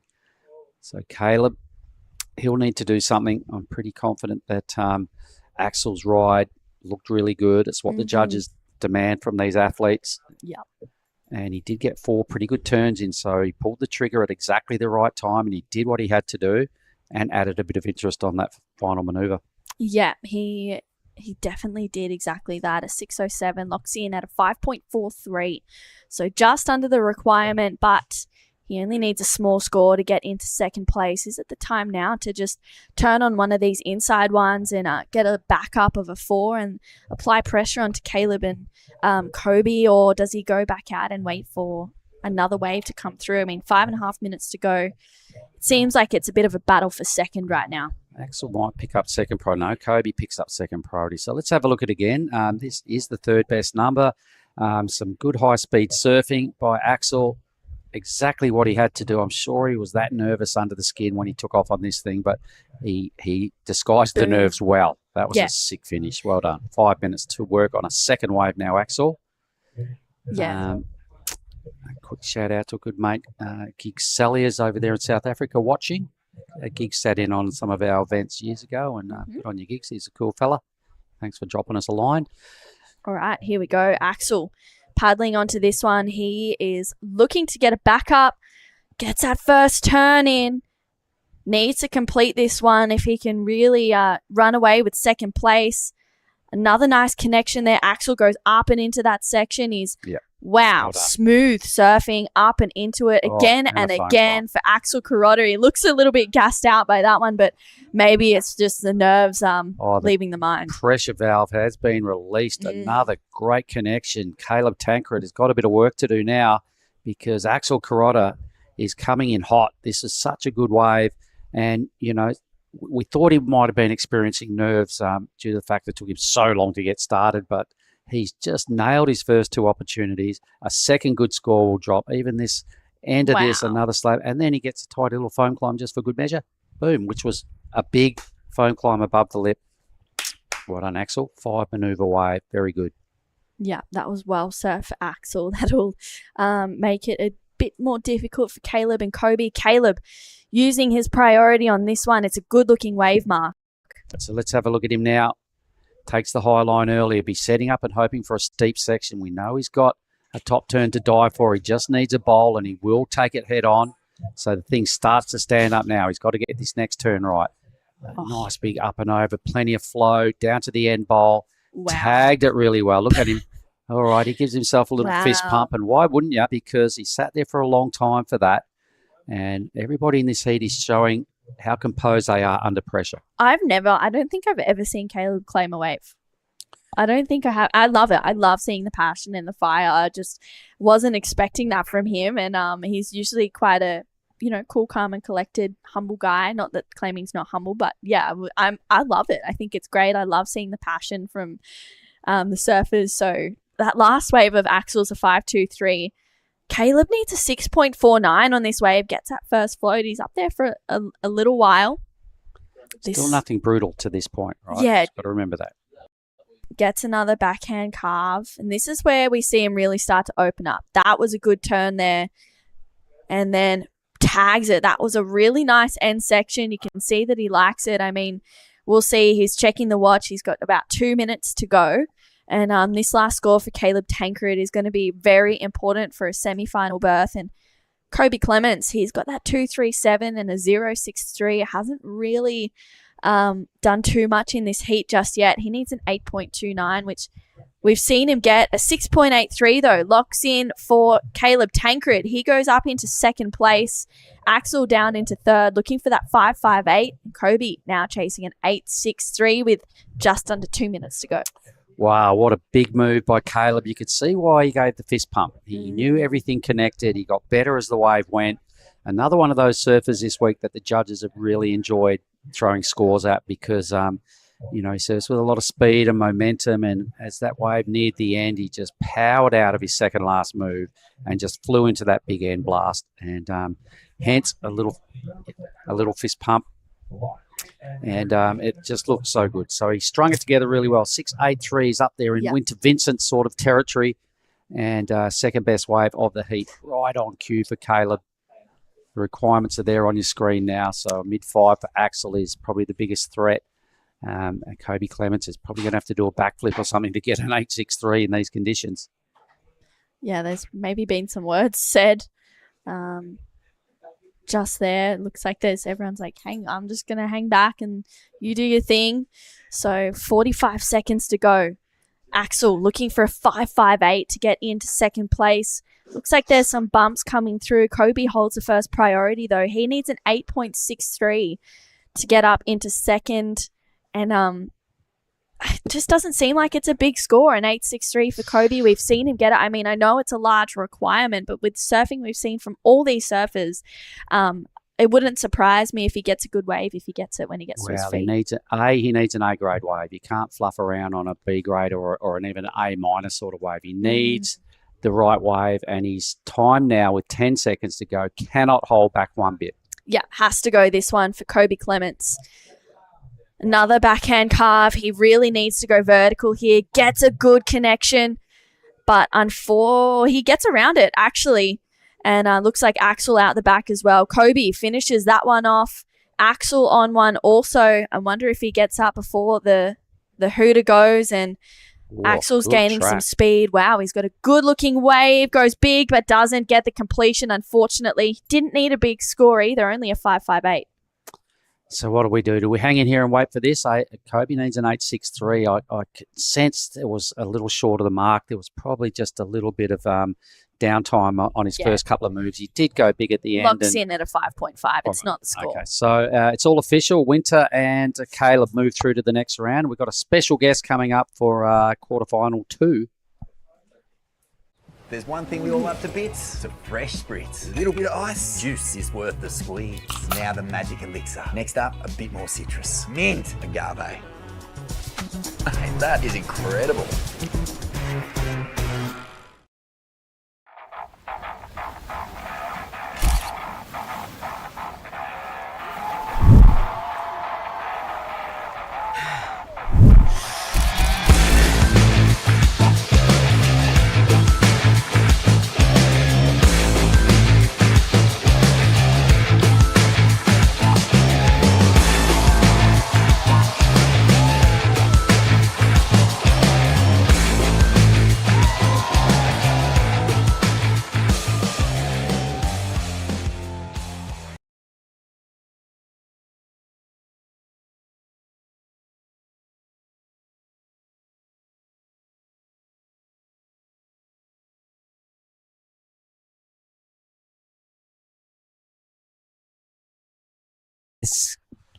It's a really great wave to start things off. Managed to put a couple good turns in. I'm Daiwako in the booth with Mark Clift. Yep, and we've got a special guest in with us, Made Joy, because looking at the lineup here, Reef Hazelwood in red, right? And we have a couple of big hitters, Indonesians in Ketut Agus in blue, Made Ariana Pajar in white, and Xavier Bryce, we just saw him in the Australian green. So firstly, welcome, Made. Hi, Mark. Hi, Dawako. Hey. It's good to be back here in Krui again. It sure is. And another reason we pulled you in is you've been a big part of the team the last couple of years, and you've were our beach announcer for a lot of years, so you know how to blah blah. Yeah. And you know the insights as to these two. You know what's going on within Team Indonesia. So why don't you talk us through Made's wave here? Yeah, this is Fajar. I think this is the first wave of him. Quite a little bit too deep, I think, from him, but just trying to get feel of the nerves, energy. Tell us a little bit about Made. He had a pretty good outing here last year. I think he got second in the Pro Juniors. Would that be correct? Yeah, that's correct. When was that Bronson won? Bronson won it. Him and Western. Yeah. Yeah, he got second on that one, but I don't know. At the same time, he happy, but wants to win. Yeah, wants to win because Bronson, like he has like those how you say I want to beat Bronson. Like he's got a target on his back. Yeah, it's like if you want to be the best, you have to beat Bronson or like. Good call. That. Here goes green now. So Xavier Bryce, the Aussie, chipping away. He opened up with a 5-6-7's a pretty good start. A lot of quality act right there. A little stumble. He recovers, and we got red out the back going nuts. Reef Hazelwood. So maybe we can stay with Reef here as well. So what did you like so much about what Reef's done? Well, this perform from Reef from the start, from his wave. Actually, it's really pretty smooth, just linking everything, looking sharp, and such good variety as well. Yeah, with that big finner he pulled off on a quality wave. Di, you saw what he did first day when he came to play and cruised his way through with an 8 and a high 8. He's in good form, yeah. Right, he's just like you said, he's in a good form. He did a lot of damage at the back. He's a bouncer replay, but after first quick snap off the top, gets a float, run a section. A little bit of downtime here, but still, wow, that's wave just stand up for him. Gets a solid vertical turns in and gets the fin out to finish off. This is a great wave for Reef. Yeah, he does everything pretty much. This wave had so many good sections. Let's be honest. He picked up an absolute A+ wave in these conditions. That big finner, Mate, how sick was that? Yeah, I think I need to learn one of his move. But yeah. All right. Still waiting for Red's first wave. All right. So you're part of Team Indonesia. Tell us who else is involved in Team Indo. Yeah, there's a 2 coach, which is Dylan Amar and Arya Subjakto. Actually, we came as a team since last time in Taiwan. We did that together. And who were the athletes involved in this? There was me, Dani, Fajar, Kailani was here, Taina, and also Dea. Yeah. So we got 6 of us, and yeah, I think it is gonna be it's really good team because it's my first time in the Indonesian team. Okay, so what do you guys? How often do you train, and do you get together regularly in Bali and do training stuff, or what do you do? Yeah, I think there's like all that we do back in Bali, just like wake up in morning, we do couple mobility and surf. After that, we go train and then Back to rest. the gym, you mean? Yeah, Or okay, all right. back to the gym and then rest for the day, and then we can do another surf session. So pretty much one day we do 2 sessions of surfing and then 1 session of gym. Wow. So That's a huge 1 day yeah, routine. and we do that for almost 5 days, and then on the weekend we fully rest. So, All right. Time to turn it up a little bit on the weekend and enjoy your days off. But that's a good program, and we're just watching scores filter through here. And geez, Reef Hazelwood back in the eights where he was the other day, guys. Have a go at that. An 8.50, probably the best wave I've seen come through this morning. Yeah, with that's good. with just A grade surfing, those two big sections along the middle of that wave. And he blasted the first one and then did a gigantic finner on the second Right. section. That's super critical, right? In a way, that wave was super good, and this is yeah, this is Made Pajar. Go for it, buddy. All the way from Serangan. He's been practicing a lot all the way at Ulus. Almost like he go out there by himself. Nobody knows, and he just put too much pressure on his layback. Oh, he's Hazelwood, man of the moment. So everything Reef does is just so well measured. You know, he's been doing contest surfing for a long time. I first saw him as a pro junior, and then as he went through the levels of events, he just kept catching my eye, and he's had tastes of CT action, and he's been highest level. He's won big events before, you know, at the second tier in challenger sort of events and that sort of stuff. So he knows what to do with the rashi on, and when you see him surf, he's just so composed. He doesn't make it. He makes it look easy, but he always gets the job done. Yeah, definitely. He looks composed every time he surfs. He barely makes mistakes in a heat. 8.50. The last wave from Brett comes in 3.03. All right, replay again. So, yep, this is just a little low number, but he was just investigating, trying to get the lead and put some sort of second number together to potentially go to first. It didn't work this time. Or is this his 8.5? Yes. This is boom. How's that? And this finner. Wow. Juristed. Super sick surfing from Reef. This is what 8.5 looks like. Yeah, the wave had 8 points written all over it. And he extracted 8.5 out of it. Geez, Reef Hazelwood. That's the sort of surfing that's going to take, I reckon, to win here today. And displaying that, he knows what Winter just did in that last heat. So he probably would be well inspired by that and really stepping it up here. So, Marta, you had a really good result last year at NIAS, yeah? Yeah, that's correct. What was it, a quarter or thereabouts? Yeah, I think it was a quarter, yeah. All right. So if I'm not wrong. How much are you looking forward to our next stop? I don't know. I'm just like trying to keep composed, like try not to think much what happened coming to NIAS. Just trying to be present. If like big wave came, I'll be ready. Go. Here goes your buddy. Yeah, it's Fajar Ariana looking good on the first section. Carve into the second one. Now, looks like the wave. Speaking of Team Indo, what's happened to Keturah Gus in this heat?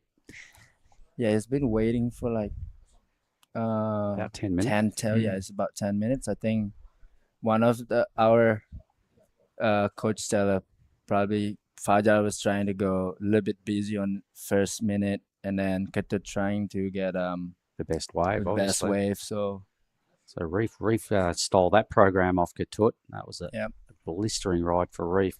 So Keturah, how you know him really well. Would he be getting stressed at this stage, or was he pretty cool under pressure? Hopefully, but it was last of my heat when I was against him. He was kind of like we both was kind of like frustrated because there's no wave and like slow heat as well. But all I see from Keturah now is just trying to relax and compose, trying to not think about the other competitors, and yeah, he also got the priority. So yeah, and so you got he's waited this long. He can't pull the trigger on a crappy wave, right? He's got to probably just ride with it now and stick with the theory that he gets the next best one should it come through. He's just got to hope it sort of starts sooner rather than later, just to release a little bit of pressure.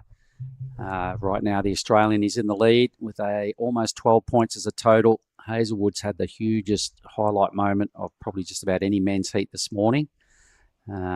His backup is pretty low. Pajar's chipped away at a couple of rides that haven't amounted to a whole lot. So Katut is still within striking range of second. He's going to have to do it in a couple of numbers. 11.53 is what it's going to take to get rid of Reef. All right, so I imagine you might have a few of the boys back in Barleytown tuning in. Would you like to say good day to any of your friends and team down there at Padma Way? I would say tetap semangat, dukung terus tim Indonesia di event Krui dan Nias. Mudah-mudahan salah satu tim Indonesia atau surfer dari Indonesia bisa menang. So I reckon let's do that in Indonesian next wave, first wave of Katut Agustus, because there'll be a lot of Indos watching. We've got a Japanese interpreter here, so why not throw a bit of the local Bahasa out there when Katut stands up on his first wave? Deal? Deal. I think that's going to be probably great as well. Something that was great. Someone turned 21 yesterday. Happy birthday! Happy birthday! Thank you, Mark. He goes. Pajar, take us through this one. Yeah, this is Pajar. Satu floater yang sangat bagus. Looking to the airs. Oh, fortunately, just maybe a little bit too late on that section. But watching him surf throughout events last year, he seems to have just about every move in the book. He's got a huge bag of tricks. He's always fast. He's just so much to like about his overall act. We haven't seen the best of it in this heat, but I really reckon he's one to watch in the future. Yeah. Yeah. Yes. So, all time looking 12 minutes and 20 seconds. Katut still without any score. And I noticed every time Indonesians surf, the whole team gets down there and gets around them. So is that part of the deal? Or you guys just all want to do it, or is it just like we're a team, let's all go? Is that how that works? I think as a traditionally, since Rio, Katut, and One was joining the team, so that's basically what they were doing. All right. Whoever like represent Indonesia, so we have to get around and support them. All right. Well, speaking of support and getting around, crew, we're going to hear from Winter Vincent, winner of the last heat, with True Starling. Go for it. Thank you guys so much. Winter, you have made it through another heat. You absolutely blitzed that one into the semi-finals. Yeah, thanks, True. Pretty stoked. It's going to be a big day of surfing. You'll be surfing 3 heats, or hopefully 3 heats. It just seems like you've got this winning formula down pat. Yeah, I love Krui. First year I came here, it was my first QS I did. That was 2 years ago. Second time got quarters, so just hoping to better that. And your board's looking really smooth under your feet. Talk me through what you're riding. I've got a Magic 6.0 driver 3.0 from Lost Surfboards. And actually I got my first 2 waves, and then I swapped to another board, a 6.1 out there, and just to save that board. It was the same board I got second on World Pro Juniors, and just want to save that one. Yeah, we kind of saw you head over to the caddies. I was like, what's going on there? So I'm good to get that insight. We'll keep it short and sweet. You've got a big day, so I'm sure you want to have a bit of a rest. Anything you'd like to say to a fan back at home? Thanks everyone for watching, and a few more heats. All right, we'll send it back to you guys. Thanks, Winter. And meanwhile, Pajar's going about his business again. A much better connection. He always likes to spice things up and add little tail drifts and fins out and a little air opportunity whenever it presents. He's, as we were saying earlier, he can do so much with the surfboard under him, right? That's pretty slick. Gets a pretty good finish and gets a rotation in the middle stage. It was a great wave from Mariana. Yeah, that's pretty good way to start to just fix some score. Well, he basically just had a 3.5 and a 2.5, and this is a replay of it. Take us through it, mate. No, what did you like most? Yeah, this is first turn from Fajar, just like a setup turn. Second one, and this is it. Wow. A little bit tail blow from Fajar. He kind of thinking back in Serangan left. He kind of lost that wave pretty much. Just been talking all day. So just continue all the way to the inside and the finishing flat. And just a really good dose of variety in that wave. As normal, everything's done at a fast speed because he's one of those dudes, a bit like Megatron, a bit like Garut, that just has speed to burn, right? Yes, that's correct. All right, so waiting on that number, he needed an 8 to go into second. I'm not sure that'll happen, but the requirement will come right down. Easily his best score, right? So Definitely. It'll be a big number. It'll be right up there with some of the best, one of the best scores of this heat, right? It won't be Roof's 8.5, but I reckon it really challenges what Xavier's done. So it'll be up there with a big score, maybe the second best of the heat. But it will make that 8.04 disappear, and there'll be a fresh number needed, which will be much more manageable. And with 8.40 on the clock, he's really done what he needed to do and stay in touch with the top two. You know, he sticks to his plan, just staying busy. That's exactly what he's doing, and get on the smaller size, make most of it, get the broad tail and spun around. That's a great, variation of maneuvers. Really like the finish too. So definitely it's going to be his best score. Get rid of comes in 5.20. Yeah, that was a good start from So the requirement now is just over 6 points. So he's given himself a much better shot at advancing.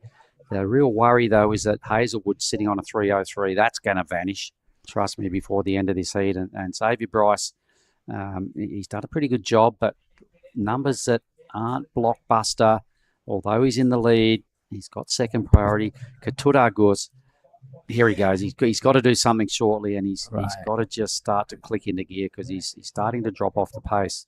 Being really patient, Ketut. Waiting for the one for almost like 18 minutes in. Yep, I don't think I've seen a slower start to a heat all day than this one. So maximum amounts of pressure building under the blue rash vest. The head coach down there, would that be Aria? Yeah.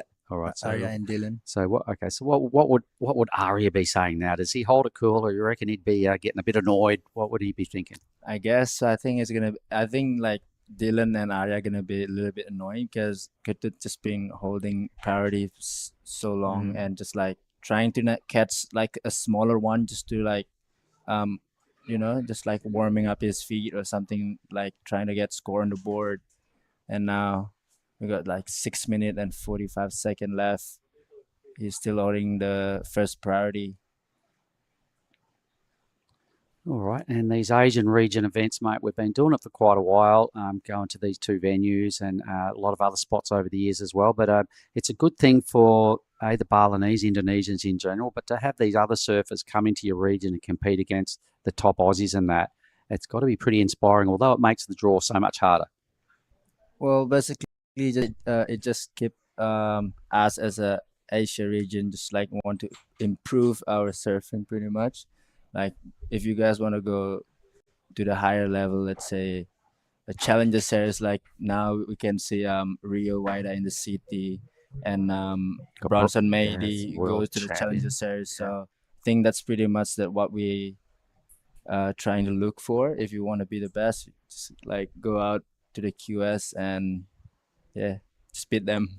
Yeah, you've got to beat everyone eventually, right? So at least having the red hot Australians come and join and the Kiwis and that, it does give you a look at where the benchmark perhaps is and what it's going to take to get there. Because when you see guys like Reef and Winter Pularashi on and Xavier and a couple of the other big players, you just see how well they compete. Not just how well they surf, but just how they keep stringing it together heat after heat. It's no fluke that these guys always end up at the top end of events. Yes.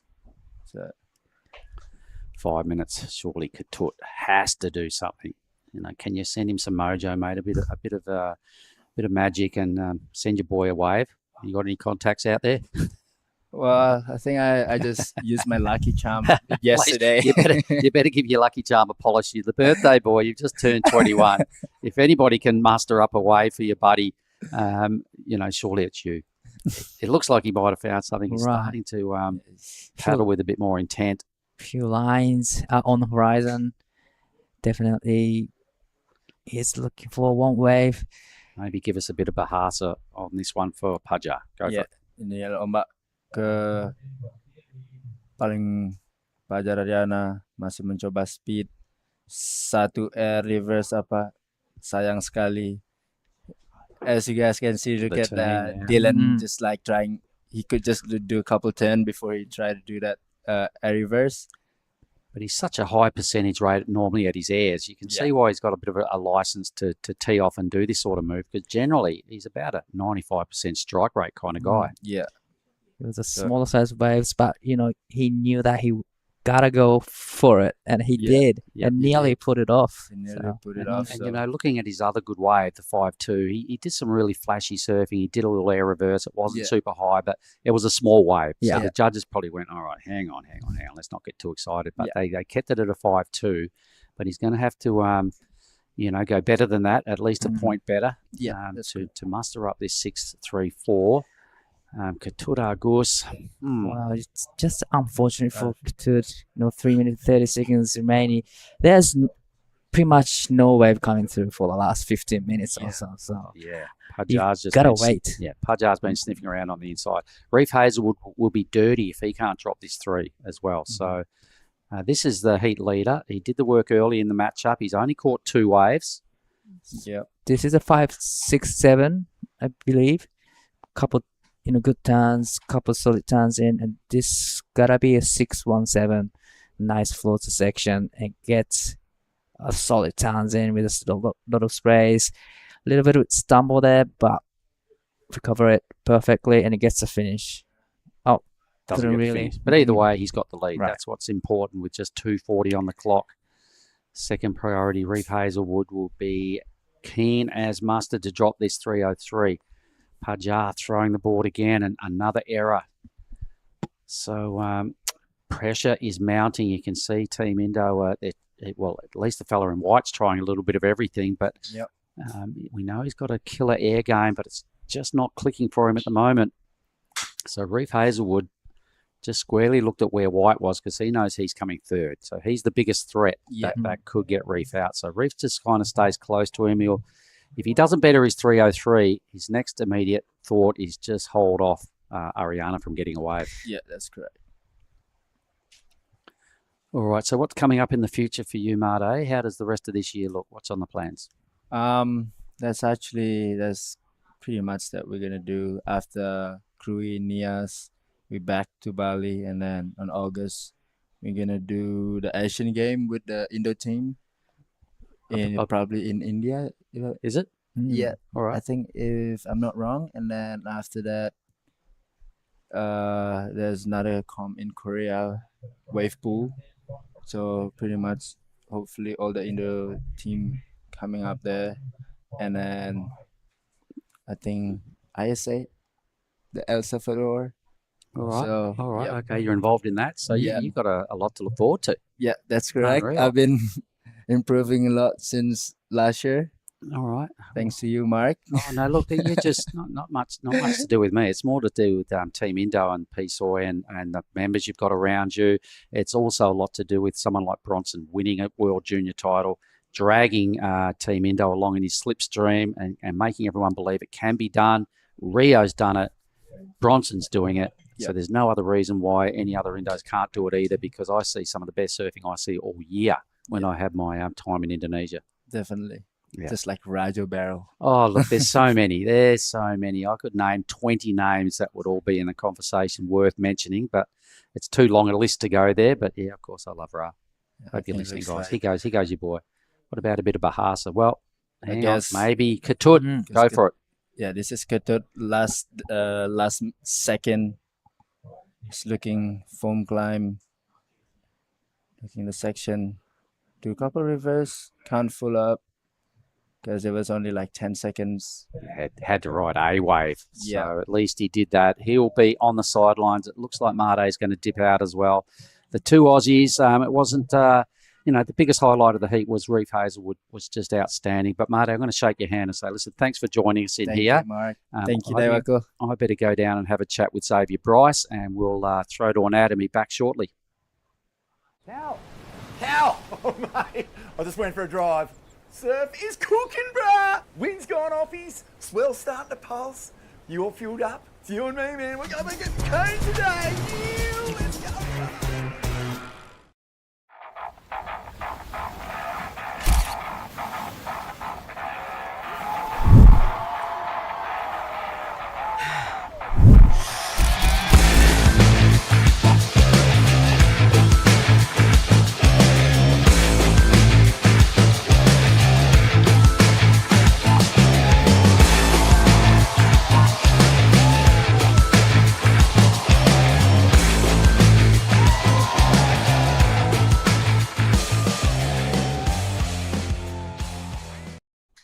Welcome back, everyone. This is Krui Pro Finals Day. We are now into men's quarterfinal heat number 3. We have Roy Kanazawa in red, Macklin Flynn in blue, Raiki Masuda in white, Jay Brown in green, and Dai Wako here in the booth with Giada. Hey, Dai. Hey, you're back. I'm back. Quarterfinal heat 3. Pretty crazy. We will be doing one more quarterfinals, and then we're straight in the semis already. So a few more heats, and we get to see champions for both men and women. QS 6000. Yep, you're right. It's been a long week here. We have many heats surfed. And this is finals day at the Krui Pro QS 6000.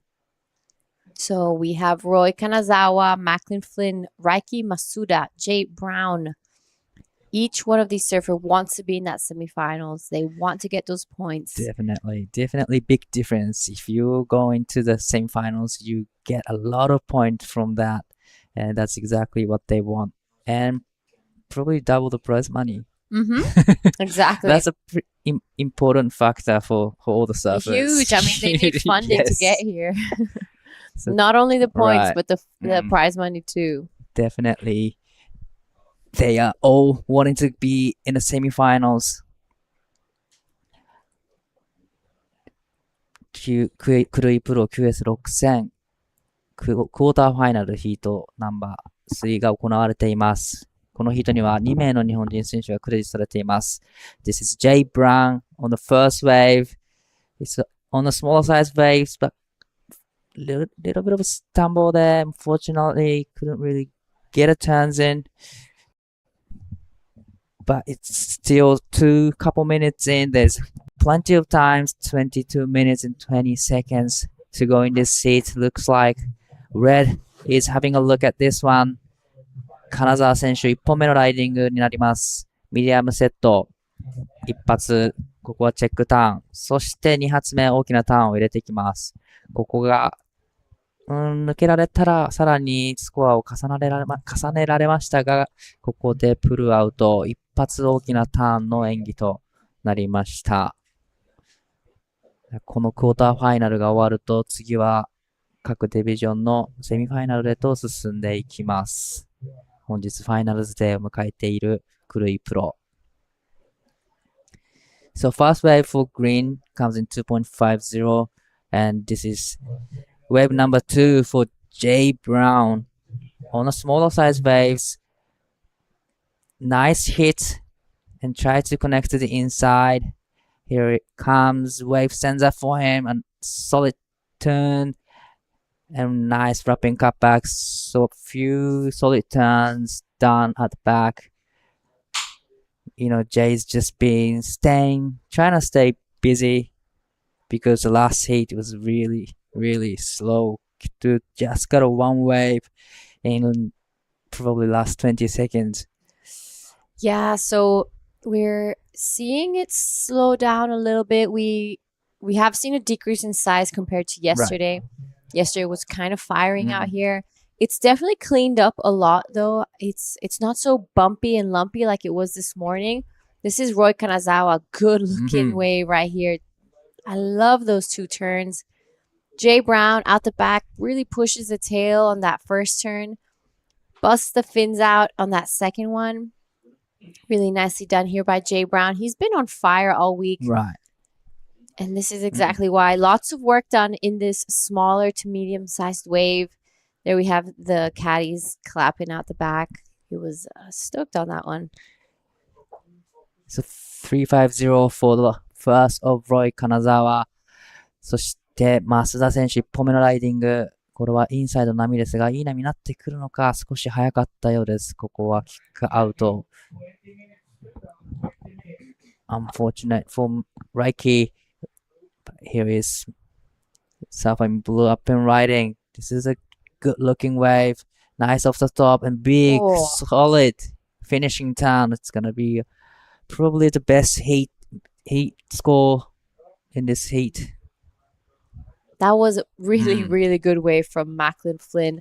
Loved how he just followed the lip line, kind of airdrop down. Here we go. First turn, really nice. This one. Boom. Wow. Airdrop. Yeah, it was a huge. It was on one of the set and gets a big turns in, get the big, finishing turn. So it's going to be a healthy number for Surfing Blue. McLean flying. Yep, and we're still waiting for some scores to come through before we kind of see the leaderboard change up a little bit. So Macklin will definitely be getting the better wave of this heat for now. And it is Jay Brown currently in first. Speaking of, that is Jay Brown on your screen, goofy footer from Australia. Big first turn. Sets it up for this second one. So much spray out the back. This drone angle just showing how much power goes into each turn. Loving how Jay Brown has been surfing all week. He's looking a little unstoppable right now. I've seen a couple of his heats, and he's not a name that you would really see so much in these events at the back end of the contest. But I'm excited to see him. I think he's in a good rhythm in the ocean. Actually, start early, get staying busy, get to score, and the last wave looked really amazing. Managed to put a couple turns in. While we have a break in action, we're gonna go over to athlete area for the heat post interview. Go ahead, Mark. All right, got the winner of the last heat here with me, Xavier Bryce. I'm going to shake your hand. A job well done. It wasn't the highest scoring heat, but you got your two nice and early. Was that the plan? Yeah, I think I just kind of wanted to push up the top and get a quick one, and then kind of sit down the bottom and get another quick one. And thankfully I managed to do that, so I was pretty happy. Yeah. All right. Well, you finished here as a quarterfinalist last year, so you've got some fond memories of Ujong Bachor. So what's the plan for the rest of the day right now? Just cruise, rest as much as I can. Just reset and hope to do it again. All right, so 20 years of age, no doubt you've got goals as to Challenger and beyond. Yeah, 100%. Just try and make it to the top. Pretty much it. All right, and your boys back at home, it's Sydney Longreef, Matty Granger and the tribe. Would you like to say hi to all your boys you surf with? Yeah, definitely. Sup the Longreef. They're my family, so yeah, big ups to them, sure. Hey, all the best for the semi-finals. Well done, Xavier. Cheers, guys. Thank you, Mark. And Xavier Bryce, he is now into semi-finals. That's a huge step up, a lot of points. And we have great scores locked in. The first of Macklin comes in 7-3-3, that 3-turn combo. That is a healthy number. And the last of red comes in 5-5, but this is the first wave of blue. Big finishing turn comes in 7-3-3, and the last of Jay Brown's wave comes in 5-7. So a few good scores locked in already. Yep, that's right. So Jay Brown 527 433. Roy Kanazawa pretty close behind, but it is Macklin Flynn with that 733 who's gonna be having that little bit more boost of confidence when he catches his second wave.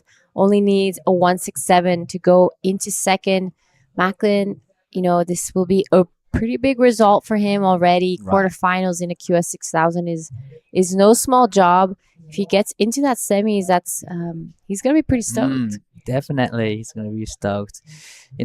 There's no doubt that he's gonna be in top, first place or second place in any minutes because only needing 1.67, pretty much job done when he takes a wave. But it's Raiki Masuda is in fourth position. 増田来輝選手はファーストプライオリティを持っていますが、現在第4位のポジション。逆転にするスコアは 8.50 ですが、まだ1本のみのライディング。金沢選手は 5.50、そして 3.50 をスコアして、現在2位のポジションですが、3位の選手 1.67 で2位にジャンプアップしてくるので、彼としては 4.10 以上を出して1位にジャンプアップしたいところ。All right, so I know you've seen Roy Kanazawa and Raiki Masuda compete a lot, Right. especially in Japan and the Asian region. Can you tell us, is this already a really great result for them usually, or are they going to be hungry for more?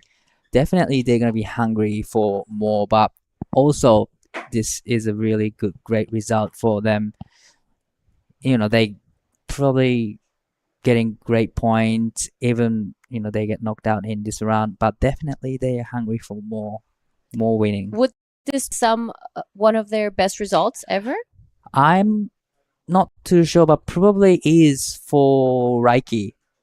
And I've seen Roy is making couple heats and having a great result. Probably he has made to round of 16 or quarters. I'm not too sure if I'm not wrong. But definitely is a good result for Raiki Masuda. Yeah, Roy Kanazawa has been on fire all week. He Right. has incredible style, strong surfing, so it's going to be exciting for us to watch him again. And there's a little bit of a break here in the action. I want to give a huge thank you to some of our sponsors and some of the people who made it possible for us to be here again this year in Krui in the 2025 QS 6000. So thank you so much to Kemenpora, the Indonesian Sports and Youth Minister. Thank you to WSL and PSOE, as well as the province of Lampung and the region of Pesisir Barat. And thank you to the ASC as well. So without these guys, we wouldn't have been able to come this year and given these surfers the opportunity to, showcase their surfing in a world-class wave like Ujung Bocor. So much time and dedication and effort goes into these events, as well as the athletes, like the preparation building up to it. So from nutrition to psychologists to physical training to hours in the water, it's really impressive, and a lot of them put so much dedication and effort into it. Definitely. And this place is such an amazing place to surf in a competition. And probably, we want to show that this contest was on or not. But definitely all the competitors, were willing to surf here, wanting to be here and showcasing their performances on the world-class wave here. In the peeling great left break here. So Yeah. good to be back, definitely. And all these surfers are incredible. They're all Right. very talented. They they know how to get those big scores. So at the end of the day, it comes down to details, who was a little more prepared for the conditions, who was a little bit more stronger mentally, who didn't break under pressure. So it's just at the end of the day, those little details that really gets you through those heats, especially from the quarterfinals on Right. forward. So whoever doesn't make mistake will go through to the semifinals pretty much. Yeah. Or the minimal mistake Right. possible. Because at the end, the talent's there. Everyone's got talent. And Right. everyone surfs good in good waves. So it's just the preparation behind it. So these are the best scores for Green. He's sitting on a 5.27 and the 4.33. We just saw those replays on screen. So Jay Brown, a name we've been seeing really win heats this year and looking strong and confident. He's heading straight to Bali after this, so he must be pretty excited about that as well. 増田選手、2本目のライディング、1発、2発と大きな差を入れてきます。ここもう1発入るか。ここはしっかりと入れられましたが、少し遅れてしまったようです。ですが、これは彼のベストスコアになってくるでしょう。現在第4位のポジション。8.50 が必要ですが、どうでしょうか。いい波に乗ってきました。残り時間がもう間もなく10分です。Well, that last wave from Reiki was good wave, good first down, a little bit hung up, but still managed to put second solid turns in. Unfortunately, it comes unstuck on the third one, but pretty good, wave from Reiki. Yeah, nice wave from Reiki. Got a little bit stuck on the top on that Right. first turn. Had to double pump to get back down the face of the wave. But this is Roy right now. 金沢選手、こちらで 3.50 を超えていきたいが、これはいい点数になってきそうです。2発目、3発目、大きなターンを入れてきました。Definitely solid turns done by Roy Kanazawa. This is Jay Brown looking for wave to better 4.33, but unfortunately comes unstuck on the last section. It looks like Macklin having a look at this one. This is his second wave on the set again. Nice checking turn. It gets vertical, fins out. Unfortunately, hang up, stuck on the top.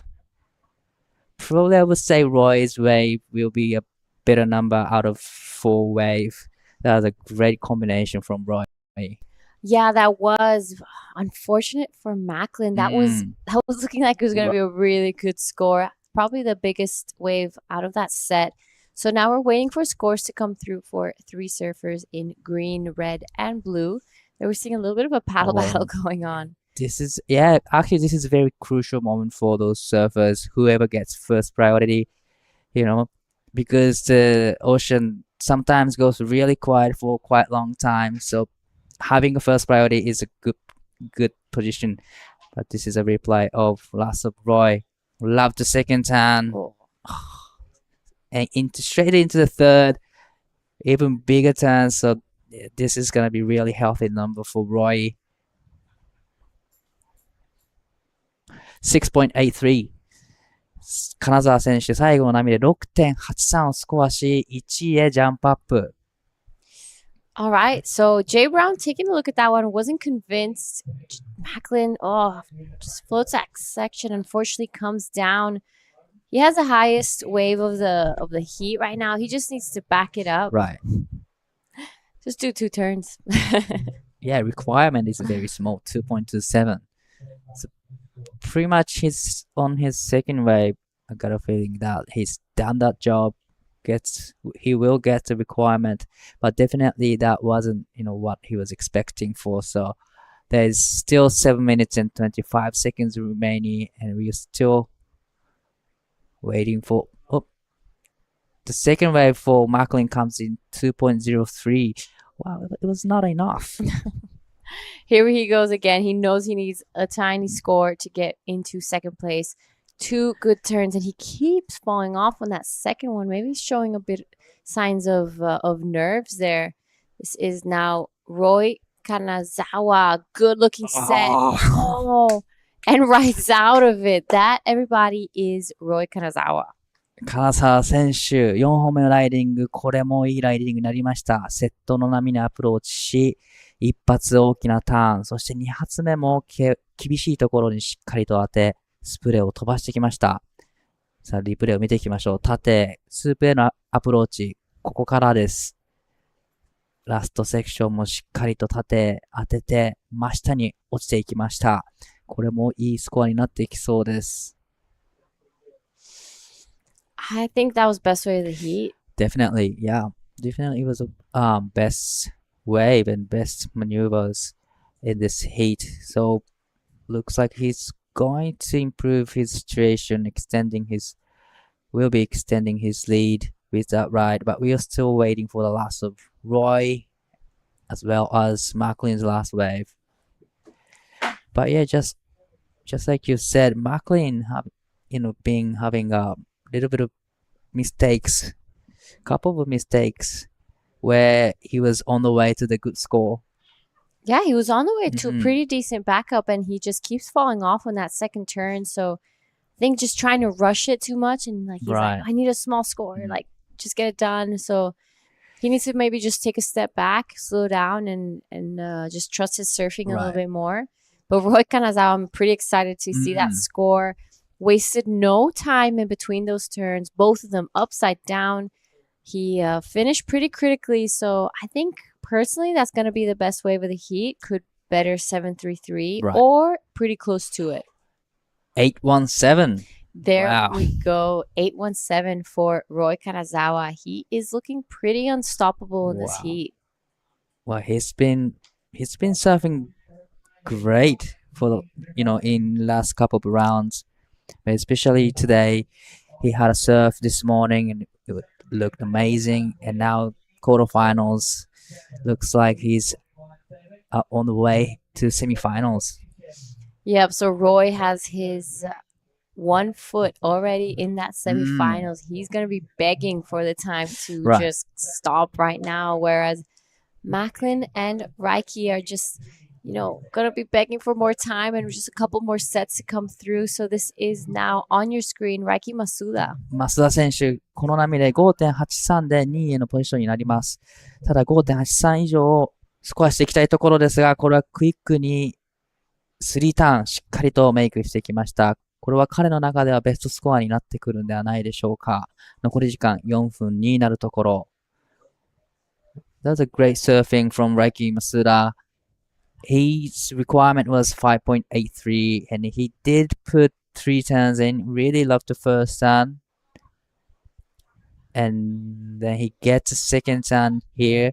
Tight section, but managed to put another one in. Yeah, so looking like Reiki finally finding his rhythm a little bit in this heat. He took his time with 3.5 left. So he's going to be wanting to get back out there soon and catch another wave to back that up.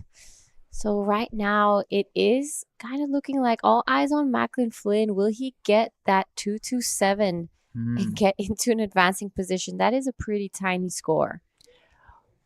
増田選手、最後のライディングで 5.10 をマークしてきます。Well, this is a reply of Roy Kanazawa's, I believe it's 817. I think this is the 817. Yeah. This is the 817. A lot bigger size waves, gets a big turns in. 金沢選手の 6.83 と 8.17 のリプレイになります。残り時間2分40秒。現在、金沢選手第1のポジション。Ooh, so 2.5 left. Jay Brown does have priority over Macklin Flynn, and it's looking like Macklin caught a wave while we were there. So good first turn, sets it up nicely, goes for the second one. He holds it to and falls again on that third one, looking like he got a little late to the section. I mean, that has to be the 227. The first 2 turns were nice. They were good. He kind of surfed safe. Yeah. But that's exactly what he needs to do because he needs to ride out of all the turns. But last wave for Macklin comes in 3.27 now into second place. All right, so Macklin moved to second. Now it's up to Jay Brown. A 5.34 is a requirement. That's what he needs to get himself into the semifinals of this QS 6000. This is finals day. We will be heading straight to the Heat 4 of this quarterfinal, where we will be seeing Jarvis Earl, Xavier Huxtable, Lennox Smith, and Dylan Wilcoxon. 増田選手、残り時間1分30秒切ったところで 5.51 が必要。5.51 以上スコアすると2のポジションへ上がってきます。Macklin is up and riding, trying to improve his situation, but doesn't like the look of it. kicks out quickly, so down to minute mark now. Jay Brown has first priority, needing 5.34. Raiki Masuda needing 5.51. Is there going to be another wave for them? A few lines on the horizon. Last 40 seconds. Jay Brown, first priority. There he goes. This is his last chance now. 5.34 is his requirement. Nice first float. Pushes the tail on that second one. Really good third turn. Needs to finish this wave strongly. 5.34 is his requirement. Wraps it around again. Gets a little bit stuck on that last one. He's looking at the back and going to be hoping to finish this one off. I don't think it's going to give him any more to work with on the inside. He keeps looking over his shoulder, seeing if there's any more sets coming through. We're going to count this heat down. Roy Kanazawa, the current heat leader, coming in on a bit of a victory lap. Right. So it's all about Jay's last wave. Is it gonna be 5.34 that he was requiring? I think it's gonna be. I don't know. Really close because he's done a lot of work at the back and really pushing the rail and throwing a tons of spray. So he did what he could do on the wave. Yeah. So Jay has a 5.27. We'll go quickly back to that. This is Roy Kanazawa now. He's the current heat leader. This is his last wave. And it's looking like Macklin Flynn got a wave too. So wow. Roy just on fire. Putting some rounds in before his next heat. Really, really nicely done from Roy Kanazawa. Just a bit of a victory lap here. And so it's Macklin Flynn and Jay Brown now. Seeing what they're going to do. So Jay Brown has a 5.27. The judges are going to be opening up that replay and comparing it to his last ride. Was it better than his 5.27? I'm honestly, I'm not too sure. Definitely, it's going to be close, but we haven't seen, last wave from Macklin, so we're not too sure what he did. And his backup is only 3.27. But few scores locked in for Jay Brown. 4.83, not enough. So it looks like Roy and Macklin going to the semifinals. And we are going to the quarterfinal. Heat number 4 after the break.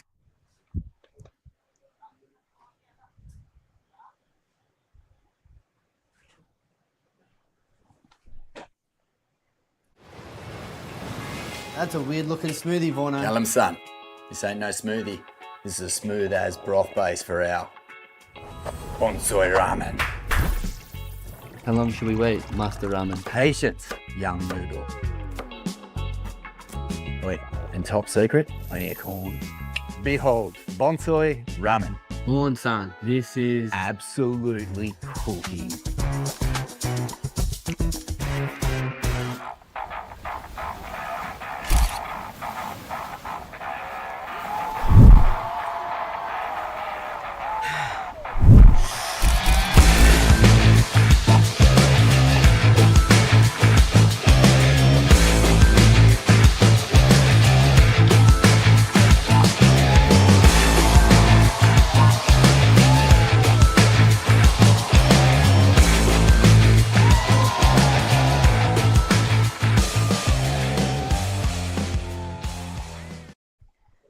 All right, guys, welcome back to the Krui Pro QS 6000. We are up to the last heat of the quarterfinals in the men's division. I'm Jad Legati, and I'm gonna welcome back Drew Starling.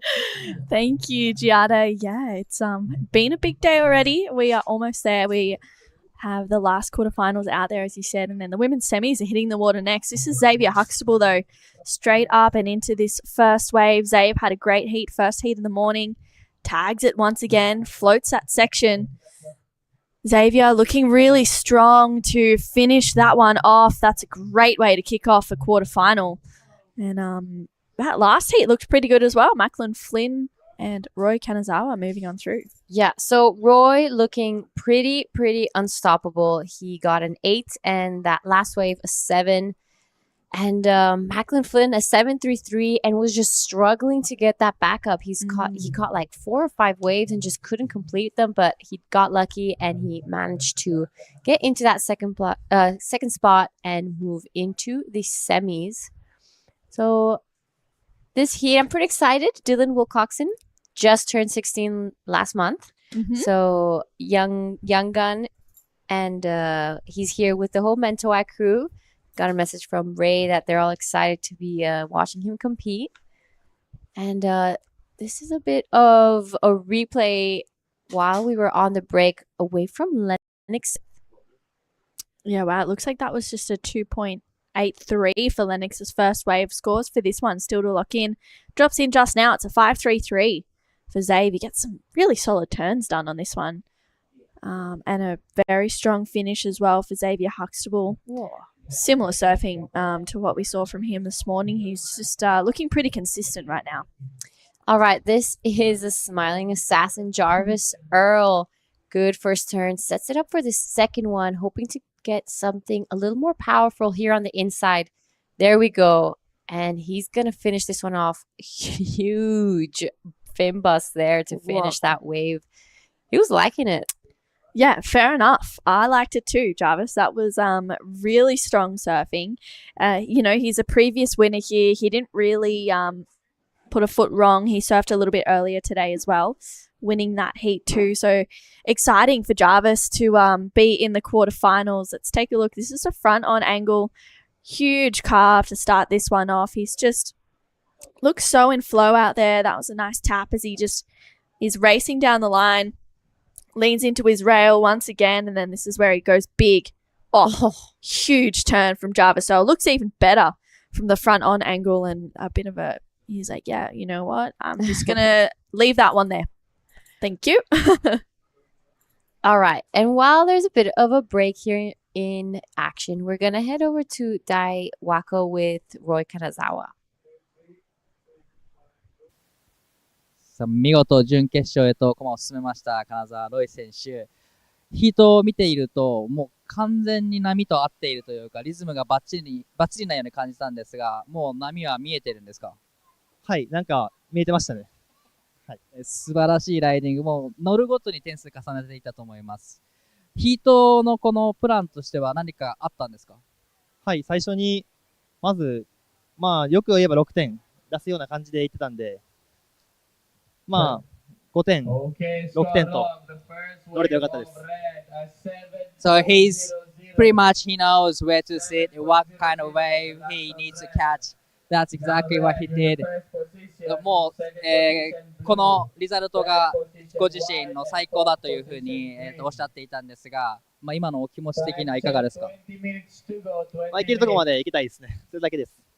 もうすぐヒートだと思うので、最後にメッセージだけ残して頑張ってください。次は頑張ります。次も頑張ってください。ありがとうございました。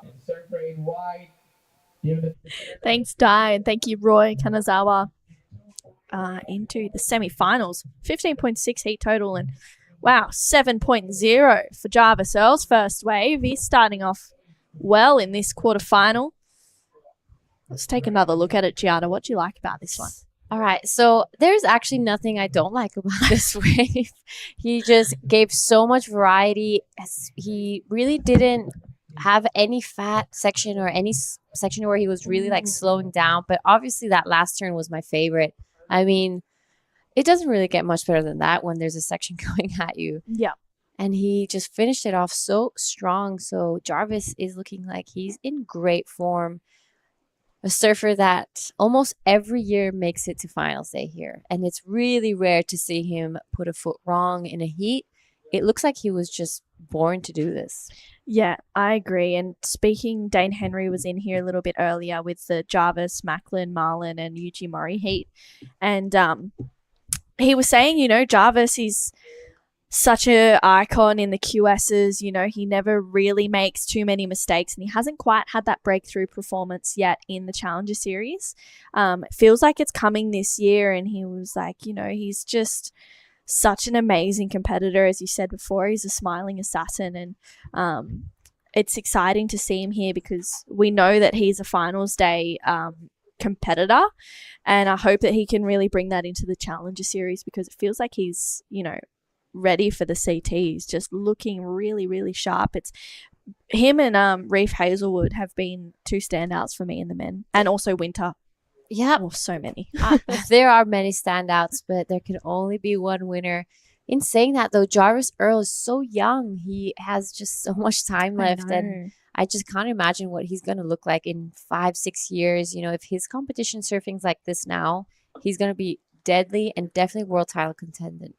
Yeah, agreed. And he's looking to go back-to-back here at the Krui Pro, winning in 2024. We had to relocate over to Krui left, but right now he is here and he's enjoying these beautiful waves at Ujung Buchur. And this is Xavier Huxtable having a look. He's had that 5.33 already. Straight up into that first section on his backhand. He had a good heat, but it is Lennox Smith with the priority over Zave. He picks up this one a little bit wider. Nice first turn for Lennox. Driving through another one. He also had a really sharp heat a little bit earlier as well in the day. Waiting for this one to stand up. Just a series of backhand carves. Needs to go big. That's a little bit better. Throwing some spray. That's a good connection from Lennox. Tags it once again. This wave is starting to open up and he's getting a fair bit of work done right now. Belts it once again. Gets a 2-for-1 combo to finish for Lennox Smith. Just going through the motions on that one. That was interesting wave. I think both surfers are going to get their top two scores on that wave, both Xavier and Lennox. But really good read from Lennox Smith. He saw the potential and did a lot of really good quality turns down the line.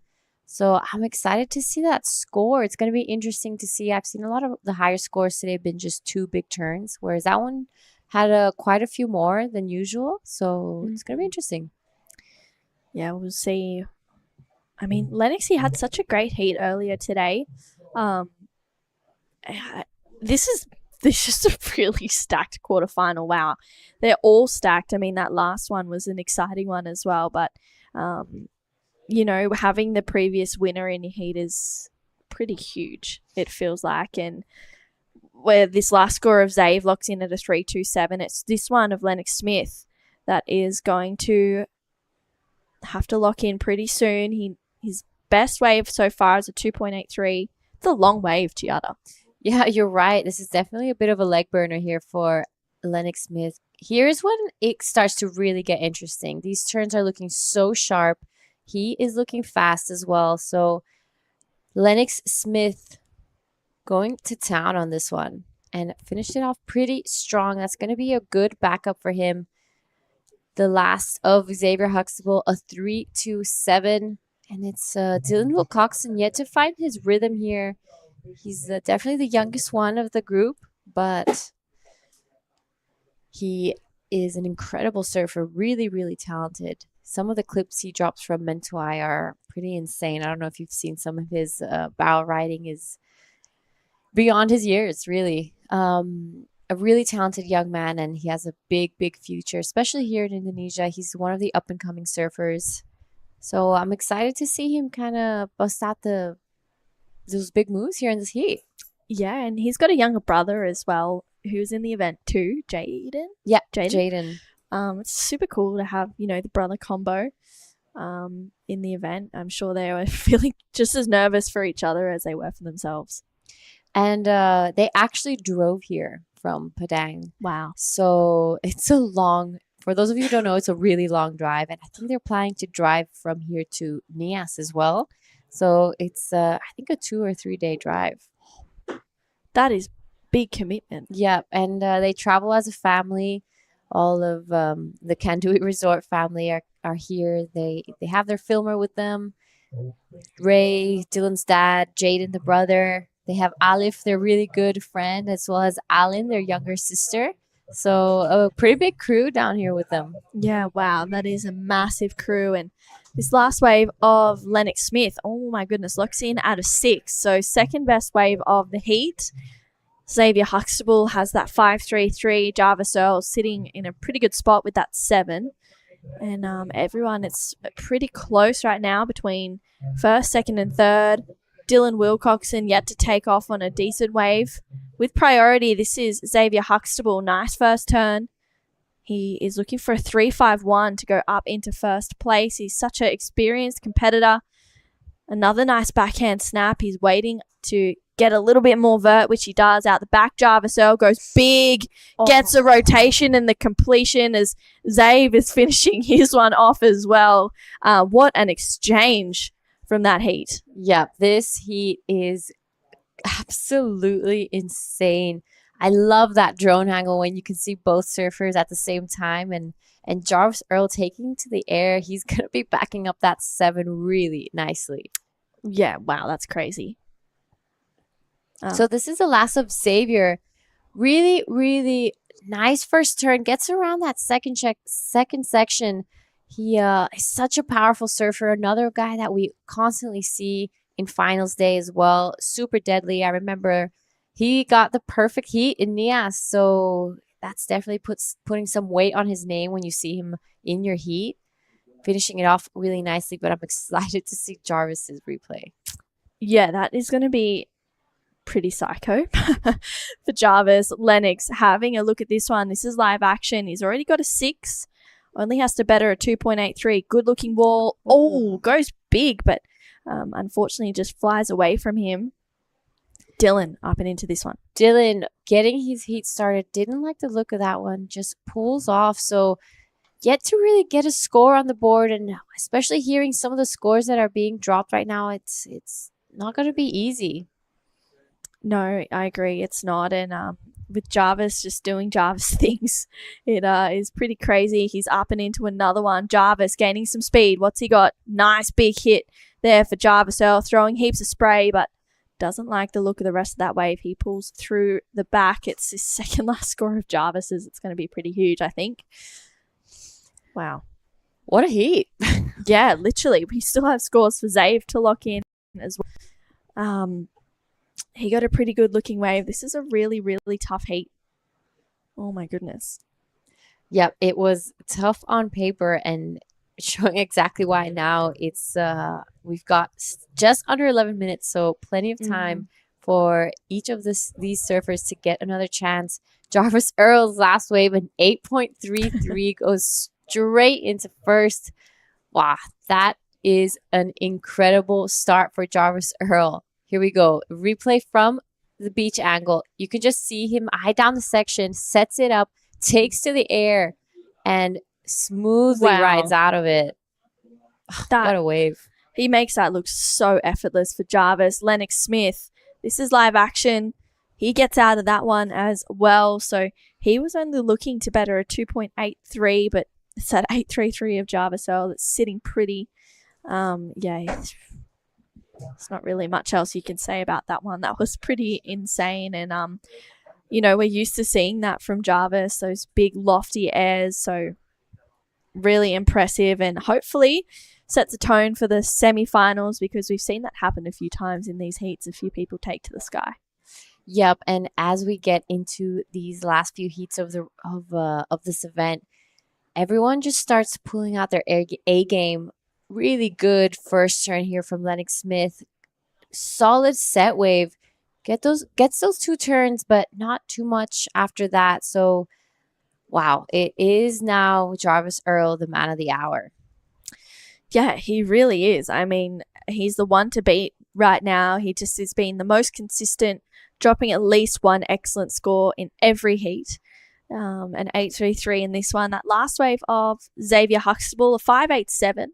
Zave goes up into second place. Lennox only chasing a 5.2 now. He has a score to lock in as well. Dylan Wilcoxon is actually sitting in a combination situation of 11.2 to jump up into second. But you break that up into 2 scores, and that's like a two 6s pretty much. Yep, and Dill, he's super young. He has the energy to get those 2 waves really quick. He could even catch 3 by the looks of it. But looking like maybe the nerves starting just to get to him when people just sit there and don't really get some scores on the board when everyone else is catching like six or five waves in a heat. It could be a sign of some nerves. Yeah, which is never nice to feel, especially as a younger competitor with these experienced opponents as well. So hopefully Dylan can he doesn't really have anything to lose right now. He can just go for it, go big, and hopefully pull through as well. That last wave of Lennox, a 4.23, he was actually chasing a 5.2, so not the score he was looking for with about 8 minutes to go. And it is Jarvis out in front with an 8.33 and a 7. Zave sitting in second place. As I mentioned before, he was in the very first heat of the morning. The conditions have changed a little bit throughout the day, but he's still looking really strong. Yeah, so could give Xavier that upper hand. He's been out here before. Like you said, the conditions has changed so much, especially from yesterday. We were seeing those perfect Ujung Bochur lefts just peel through the reef, but today it's looking a little more grindy. Still good, but there's a bump on the face of the wave. The wind's not perfect, so it just maybe gives him that upper hand that he's had that extra heat. Yeah, I agree. It's pretty crazy, like seeing all of these surfers in the draw and how far they're going and how they attack each heat differently, and it's so exciting to see. I was actually talking to Maddie Reef's wife just before, and I was like, hey, do you get nervous like for heats? And she goes, yeah, I get so nervous. And I think Reef's previous heat was a bit of a tight one, and she was like, I get nervous even just for the girls. Like she's like, this is a whole new world and I just can't escape it. And in the sense of feeling the anxiety, just wanting it, and you can see I'm sure that the Kanduri crew are feeling the same for Dylan Wilcoxon. They know what he's capable of and they know what he can do. It's just he needs to pull the trigger at some point soon, because 6.5 minutes to go and 2 pretty much throwaway scores is probably not what he was hoping to do in this quarterfinal. Yep, that's right. He really needs to start finding the rhythm in this heat. And yeah, the team is for sure down there sending him all the best energy. This is a replay right now on your screen of Jarvis Earls. I think this was his 7. Yeah. This is, his 7.0, that first wave. An insane. That last turn was huge. And then the 8.33, this lofty air. I mean, seriously, he just makes it look so easy. Gets pretty tail high as well and just finds an easy completion, gets a rotation. Super clean, really crisp, and no doubt about that being an excellent score. Yep, so Xavier under priority getting this one. He wants to get rid of that 5.33. Gets a little bit stuck on the top on that first turn, but manages to just surf out of it smoothly. We'll see if this wave offers a little bit more on the inside. He is going to have to finish it. Oh, that was a pretty good wave. That was a nice turn from Xavier Huxtable. I'm not sure if it's going to be the 5.33. I'd love to see the beach ankle. The drone can sometimes be a little elusive. Like, you can't really tell. Yeah. Especially with those sections that look super critical and you're like, whoa, and then you kind of like, oh, maybe actually, or... it's good to look at it from that front angle. The judges see it from there as well. And this is it right here. Gets that first turn in and does fumble a little bit for Zave. It locks in at 4.6, so doesn't go into his top 2, but definitely well worth giving it a go and seeing what he can do. This last turn was pretty big. That was a very meaty section, and Dylan Wilcoxon, quick float to start this wave off. He's looking for a combination of 11.2. He'll break that on this wave. But unfortunately just goes down. Does he get nervous? All right, so Dylan is very young, and I don't think he has had as many competitions as the other 3 surfers in this heat. So I do believe that maybe, it could be a sign of nerves, and he just needs to get a lot more contests under his belt, surf more heats, and just get used to being under pressure. I think he's so used to just going to surf in the Mentawais with no one around and perfect waves that it's so different to be in those 25 minutes needing scores. But he's so young. He has so much time left, and I'm sure slowly he'll just improve each time. I mean, he's already improved so much from last year. His contest surfing is really getting there. Once he starts bringing his free surfing into it, he's going to be pretty unstoppable. Yeah, I agree. I mean, he has such an amazing style, and we saw him in the Pro Junior. He was looking really strong, and he's put some great heats together already. To be in the quarterfinals is a huge achievement for Dylan. Unfortunately, he goes down. It's a 2.2. He does break combination, which is always nice. Hopefully he gets a few more waves, but this guy right here, Lennox Smith, goes down. He was looking for a 5.2 with just under 3 minutes to go. I'm not sure if that'll be the score. Yep. All right. So Jarvis in first with priority. 2 minutes 40 on the clock, and I think I can say he's looking like he's definitely going to be in the semifinals. He's looking to win again the Krui Pro QS 6000. Last year won in the last minute. So he's going to be hoping for a bit more of a solid finish this year. Yeah, for sure. I think he wants to just solidify that win nice and early, like he's done in this quarterfinal. He does have a semi-final though to beat. I mean, he'll be facing Roy Kanazawa and Macklin Flynn, but it's whether Xavier Huxtable, Lennox Smith, or Dylan Wilcoxon join him in that second semi-final. And wow, you can see Xavier and Lennox are basically sitting on top of each other right now. Xavier is just very close. He's got the priority over Lennox. But they're in third and fourth priority right now, and Xavier is not giving Lennox room to move, which you have to do in these really close moments. Yeah, I mean, Lennox is only looking for a 5.2, and he can definitely do it on an average wave. So Xavier knows that. He's staying close. He's building pressure. He's just, trying to put some nerves into Lennox Smith. So smart move from Xavier. But with a minute 20, unfortunately, Dylan couldn't really find any rhythm in this heat. But I'm sure we're going to see him in Nias. He does really well there. He's going to be hoping for some big barrels because that's where he surfs best. Yeah, I'm excited to see him over in Nias. He's really blown me away in this event, so I have no doubt that he's going to light it up on his forehand out at Nias. And yeah, with pretty much 50 seconds to go, Lennox Smith is the threat for second place right now, needing a 5.2, but does not have that priority. And he's going to try and sell Zave into a wave here potentially, and looks like Lennox... Oh, he's going to go this one. Zave's going to let him have it with 30 seconds to go. Ooh, all right. So, yeah.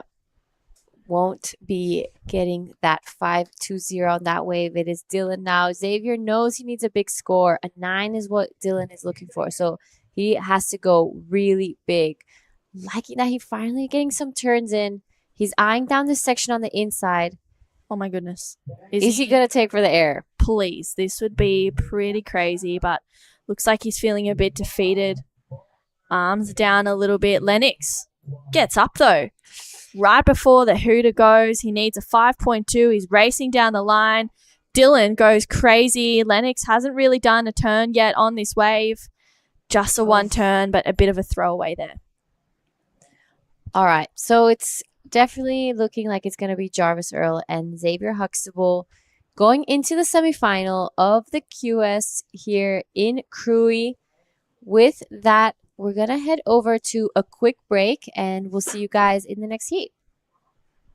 This is the smoothie I've been waiting all day for. I'm going to start with a couple bananas and then mixed berry frozen blend, my favourite. Bonsai almond milk and heaps of peanut butter. Nice little bit of coconut to finish off. Get that in ya.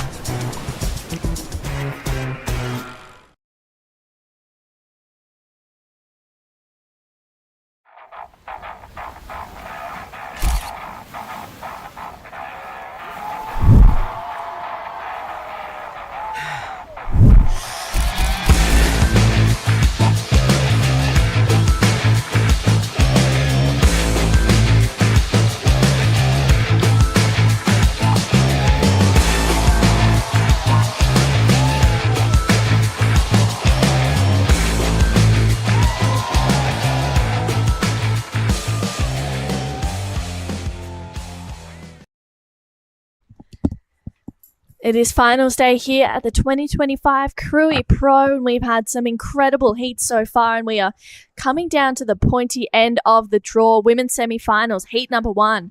Out there in the red is Leilani McGonigal, in the blue, Yang Suchi, in the white, Rita Suzuki, and in the green, Mirai Akita. Wow, we have 2 previous winners in this heat. This is going to be tough. Yang Suchi has been absolutely ripping, as well as Rita Suzuki. I'm True Starling. Joined in the booth to call me through the action of this one is Mark Clift. It's another matchup of the 2 former champs. Mirai and Leilani had a hit out together yesterday.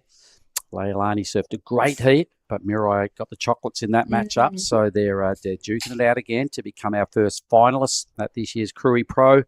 Leilani is in red, Mirai is in green. Rita Suzuki, good job last heat to book herself a spot in the all-important semi-finals, and Yang Suchi flying the Chinese banner is doing it really well. She's been devastating. The judges loving everything she's doing, so they'll definitely be watching intently. Anyway, here we go. So this is young Mirai. Straight into it. Yeah, previous winner here of last year. She also took out the Pro Juniors this year and last year. She's back-to-back Pro Junior winner. That wave, a little bit lackluster there. Leilani McGonigal drives through that first turn. This is a smaller wave, hoping that it builds. Looks like it might just do that. She's patient as she once again drives through another hard carve, gets a better-looking snap, a little bit hung up, but she's going to roll with it, not really messing with the flow of this wave, and tags it once again to get a completion. All right, we're off and racing. The 2 winners are on the scoreboard, previous winners. So let's see what the judges thought of that exchange. Obviously, getting down to this nitty-gritty end, the judges are demanding, excellent surfing on the best waves to throw some big numbers. But Leilani's been looking suitably strong. Every time she can bury a rail, she really, just shows her experience. A winner back in 2019.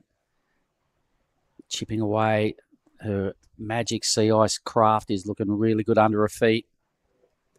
Putting the swallowtail to good use. Body language, she looks well into that ride. She likes it. Yeah, that was a good first wave for Leilani. And this is Yang Suchi. She had a look, didn't like that one. She hasn't really made too many mistakes in her heat. She's been just going for every section that she's had. It's been such a pleasure to watch her surf so far. Hoping she makes it into the finals because she's been such a threat in this draw, as well as Rita Suzuki. This is going to be a tough heat to get through for sure. Yep, and I would suggest about the only thing to take away out of this morning was Yang Suchi. Probably the wave choice was just a little off point. Still getting big numbers on 1-turn waves. Caught a couple of washy waves, but if she could just tidy that up a bit, she's got 7s and 8s written all over what she can do. So she just needs the clean surface. Numbers are in early. What are they? Yeah, it's a 5 for first of Leilani McGonigal. Mirai Akita's first wave was a 3. So not too big of a score for Mirai, and even to Leilani's standard, just a mid-range, or she gets a flat 5, so a mid-range score. And I feel like, we'll see these scores be upgraded towards the end of the heat with the level and quality of the surfers that we have here in this first semi-final is pretty crazy. This next one looks really stacked as well. Previous winner also in it, Anon Matsuoka. She took it out, this event out in 2023. Safi Vetti, Charlie Stokes, and Ziggy McKenzie as well. So that's going to be a crazy heat. And I think Ziggy owns the second largest number on the women's side of the draw, 917, I believe it was the other day. Yeah, 917. I don't know if you saw that, Mark, but it was crazy. I saw Kira Butt-Pitts 927 in a heat, which is very flash. 933. 933 was it? All right, there we go. So a couple of rides on the women's side of the draw in the 9-point range. Very good. Here is Rita Suzuki. So I've seen some pretty long inside tracks in the recent heats. I was outside watching Zave and Jarvis that last heat, and a couple of times when they drop into this bowl here, sometimes it's connecting so well down through the little paddle out keyhole. That one there for Rita, a little bit of hard work. She seemed to be chasing that wave a little bit. Yeah, just a little bit out of time on that wave. But, these things happen. Looks like Leilani is going to pick this one off a little bit wider. She's racing down the line. trying to get around this section, which looks like she will.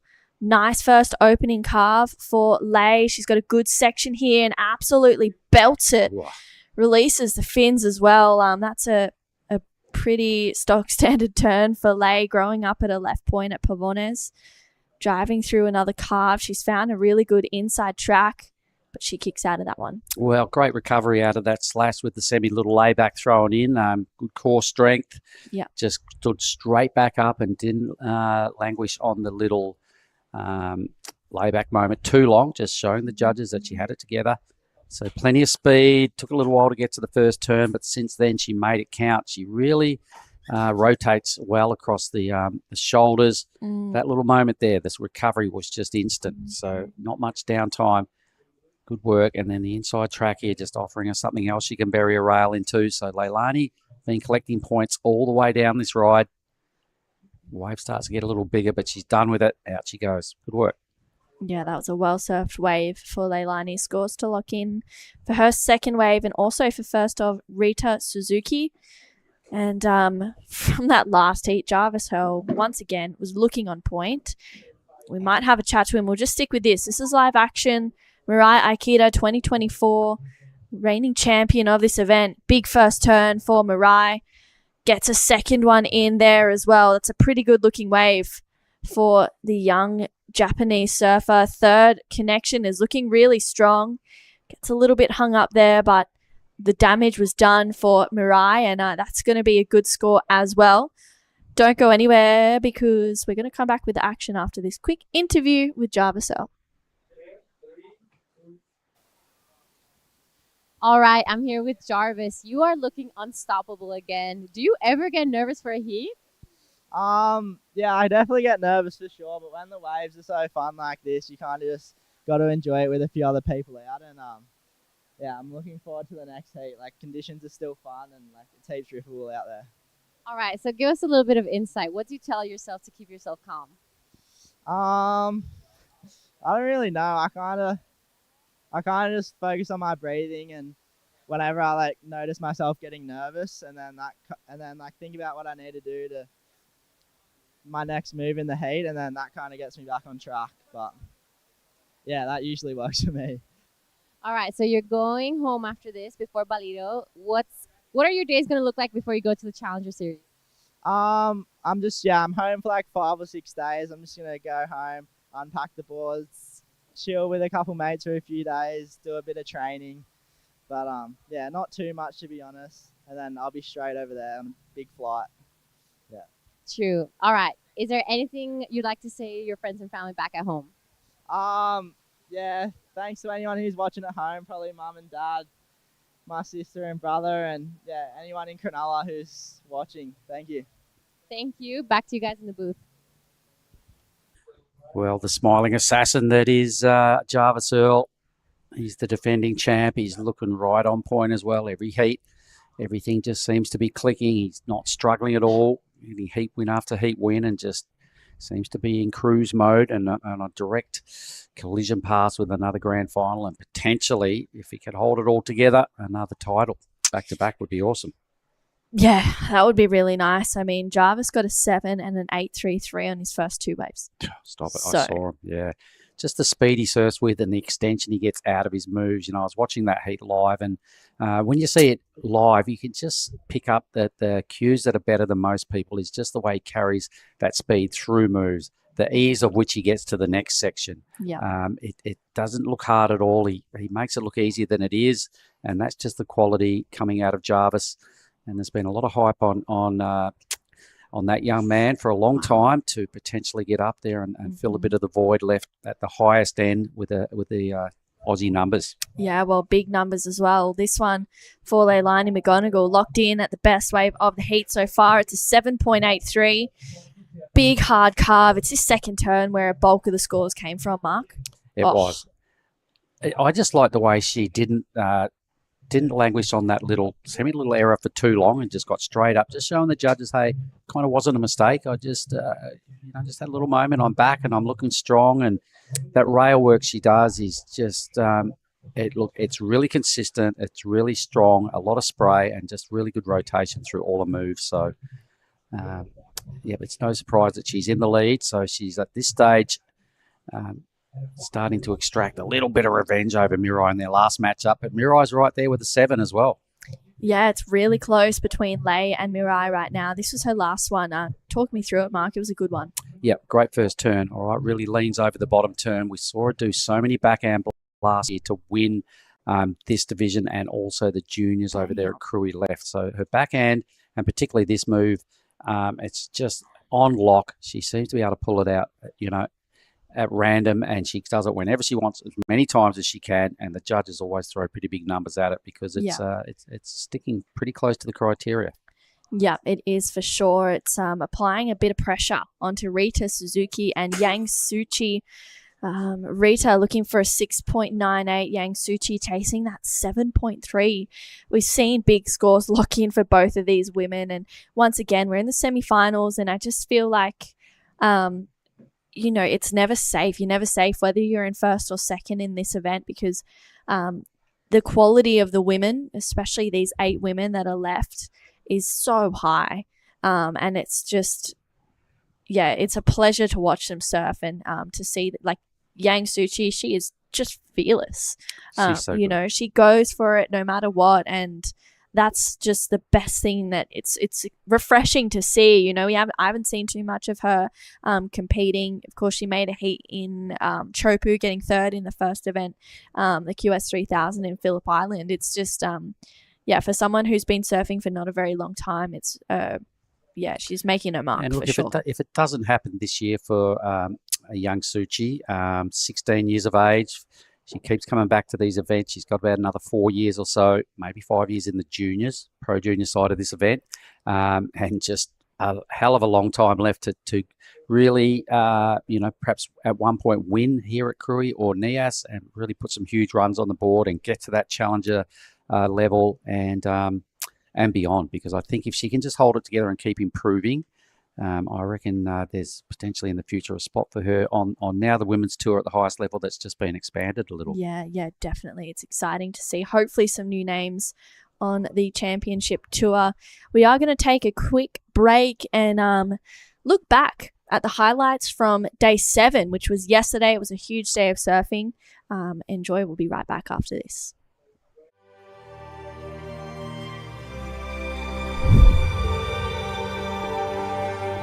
Today's going to be a huge day. We're going to come back and clean up the back end of the round of 64, so that includes 9 heats. We're then doing the ladies round of 32, that's 8 heats. Back to the men's round of 32, 8 heats, a massive day. Woken up to pumping conditions, which is good. It was a little bit small and slow yesterday, but it's pretty much like perfect size for this wave right now, so it's going to be such a sick day. And been here for like 8 days, haven't surfed a heat, so pretty keen to put the rashy on and get out there. There you go, you just heard it, the waves are smoking. Huge day here at the Krui Pro, so thanks for tuning in, let's go get it.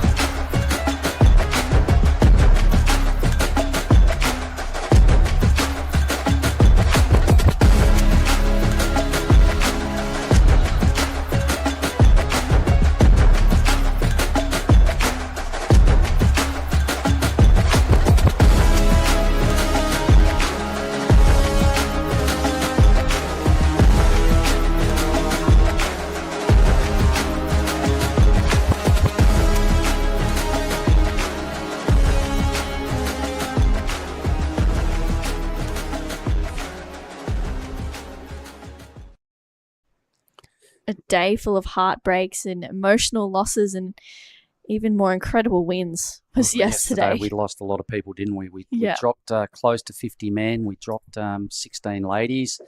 So you can see the anguish in some of those clips. There were some moments there that were so close. And the start of the season, everybody wants to get off to a ripping start. These 6,000 events are a big, big deal. And everybody's come here clearly to collect points and leave the Asian Tour after NIAS with the job done and something they're happy with. But not everybody can fill their pockets full of points. And that was proven yesterday. The best of the best have moved through into finals day. And we've got 8 ladies left.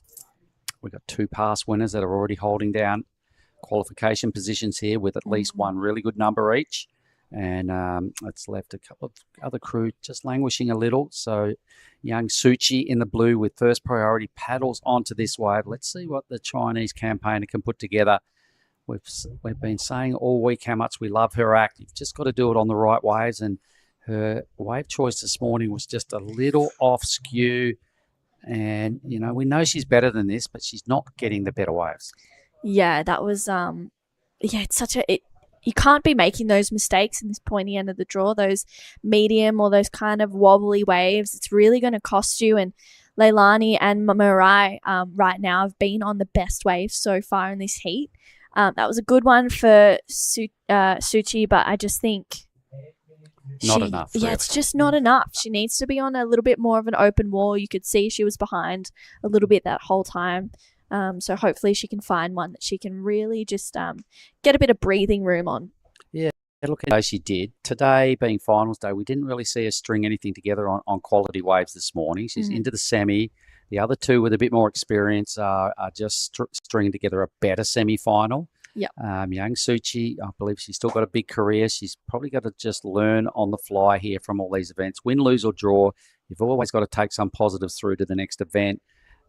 Stick it in your armory, better yourself as you go, because at 16, there's room for improvement. And if she digs deep and has honest debriefs with the team at the end of the heats that she mightn't get through, why not? Where do we go wrong?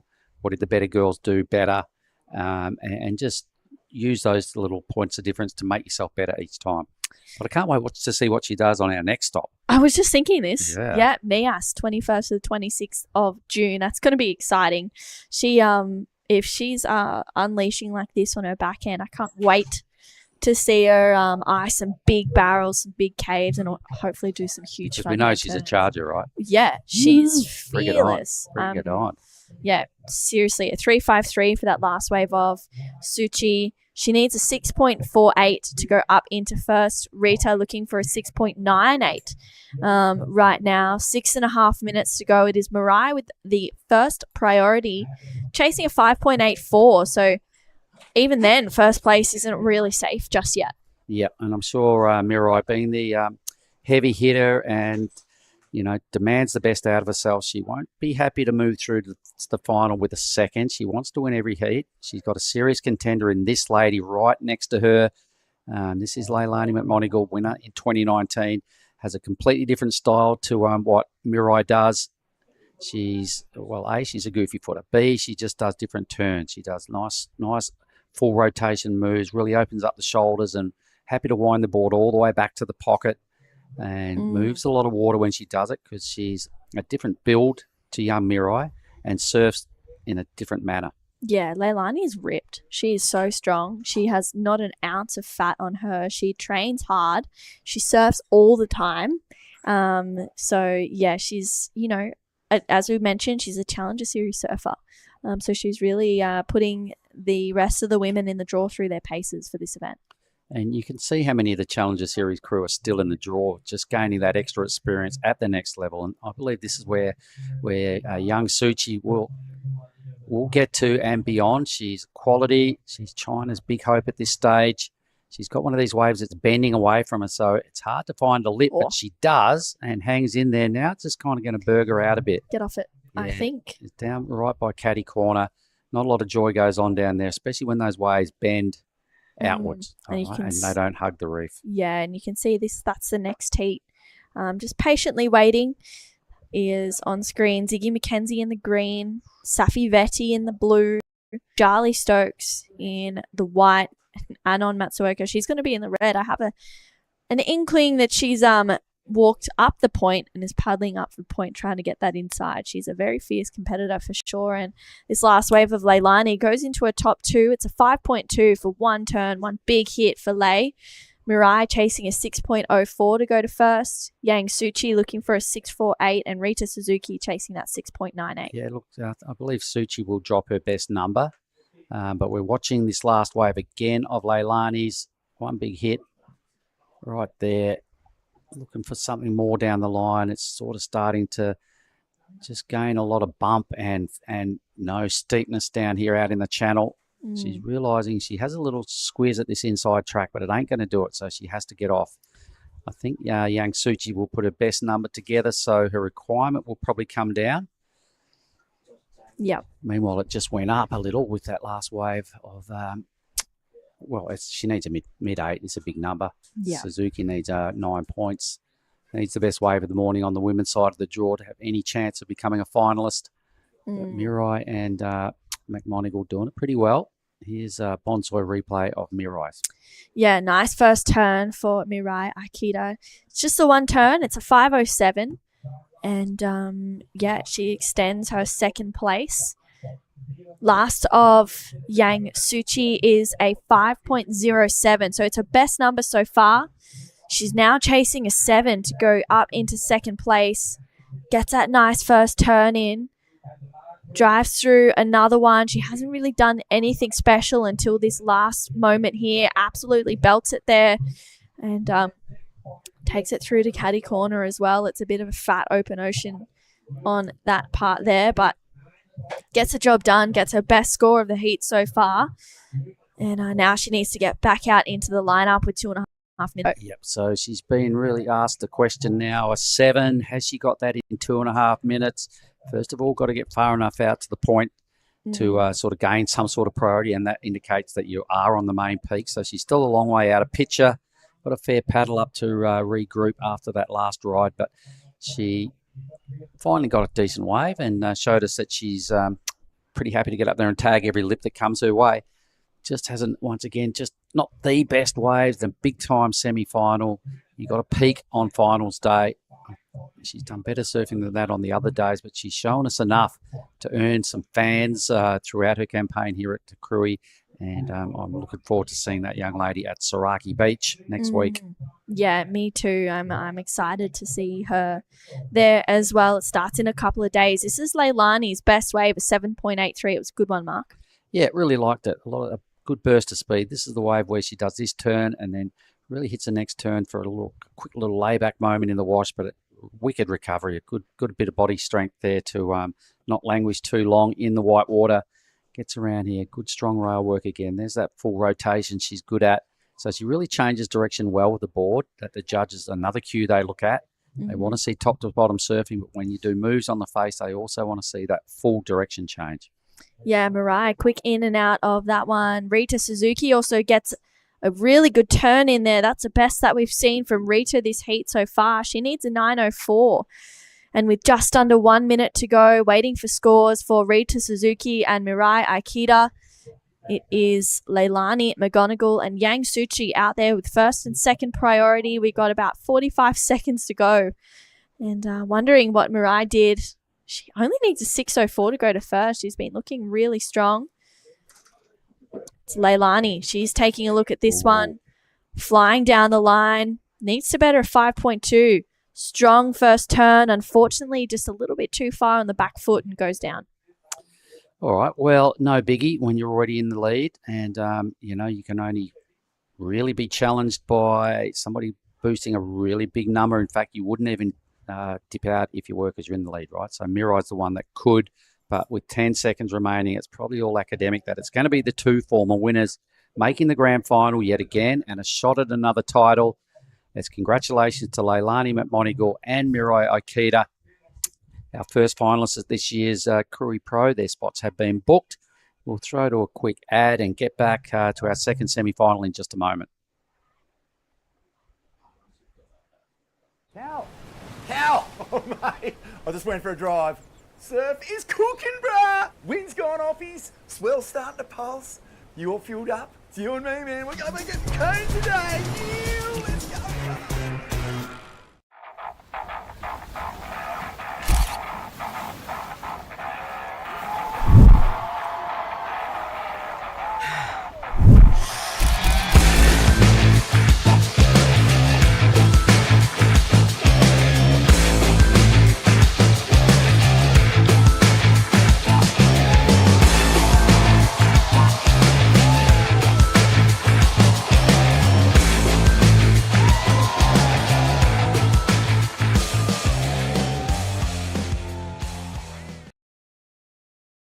Here we are, folks. Second semi-final, women's side of the draw.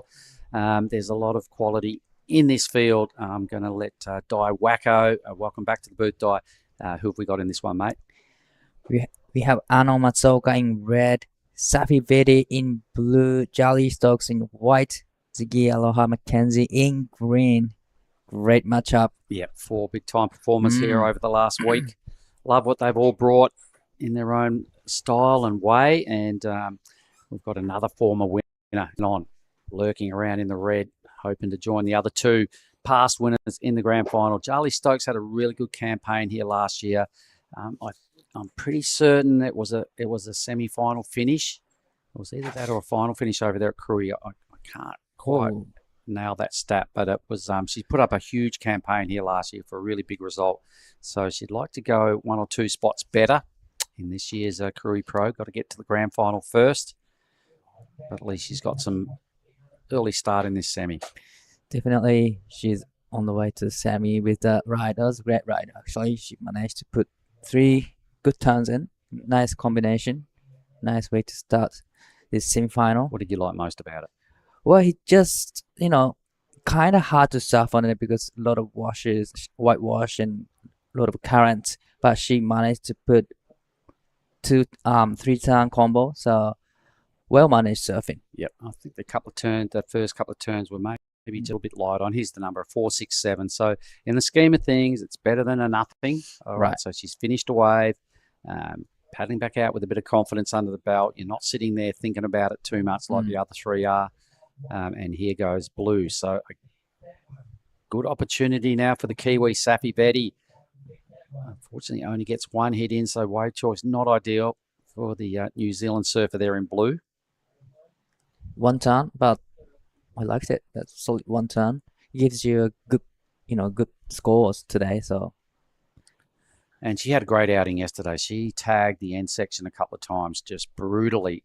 Got a lot of her scores off those big end section belts because she's really strong. When she does a top to bottom turn, you can really feel the strength of her surfing.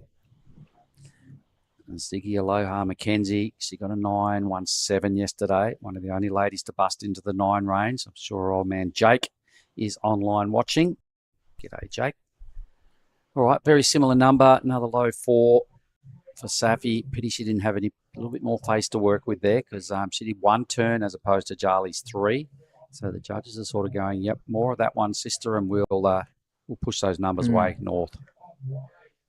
Both of the rides come from the 1 big turn. So if they manage to put 1 more turn in, it could be mid-5 or mid-6. Yep. Definitely. Yep. Charlie did a bit more surfing on a wave.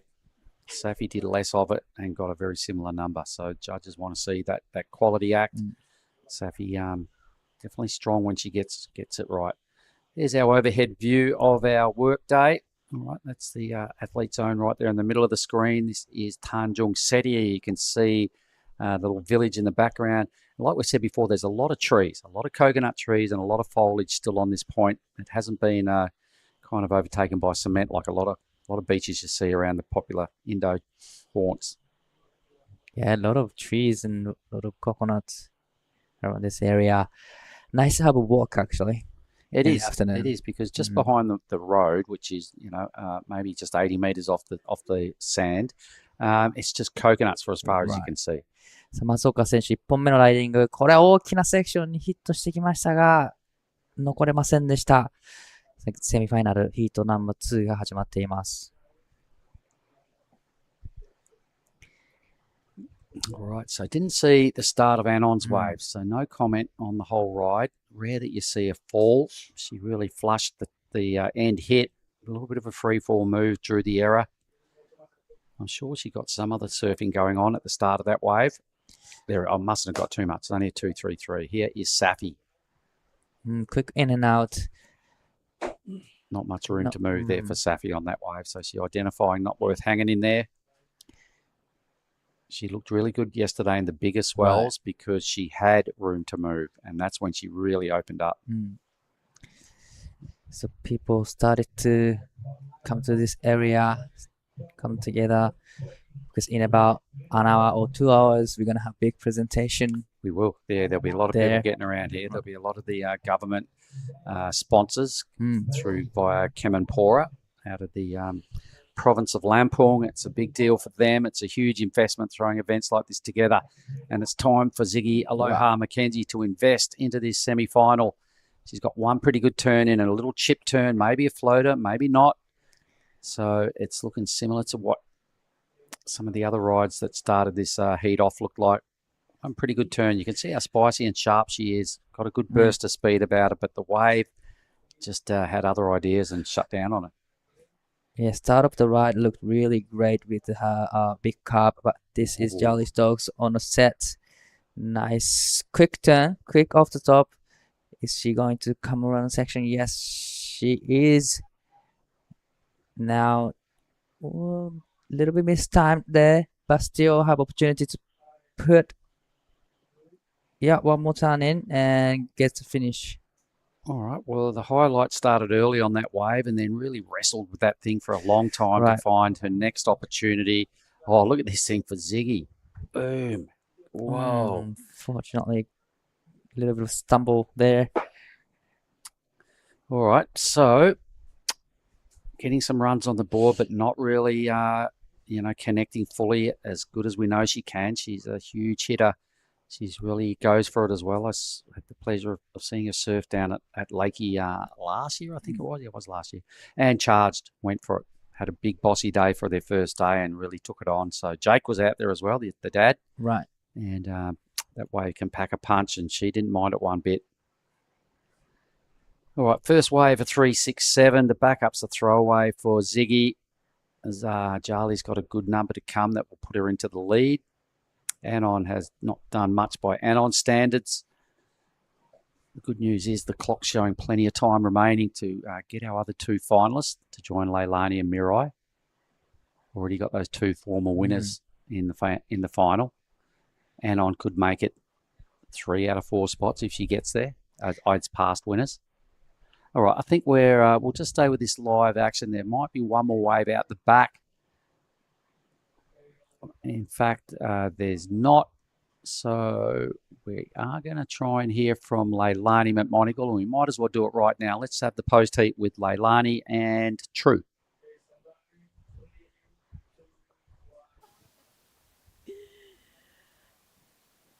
Yay, thank you so much, guys.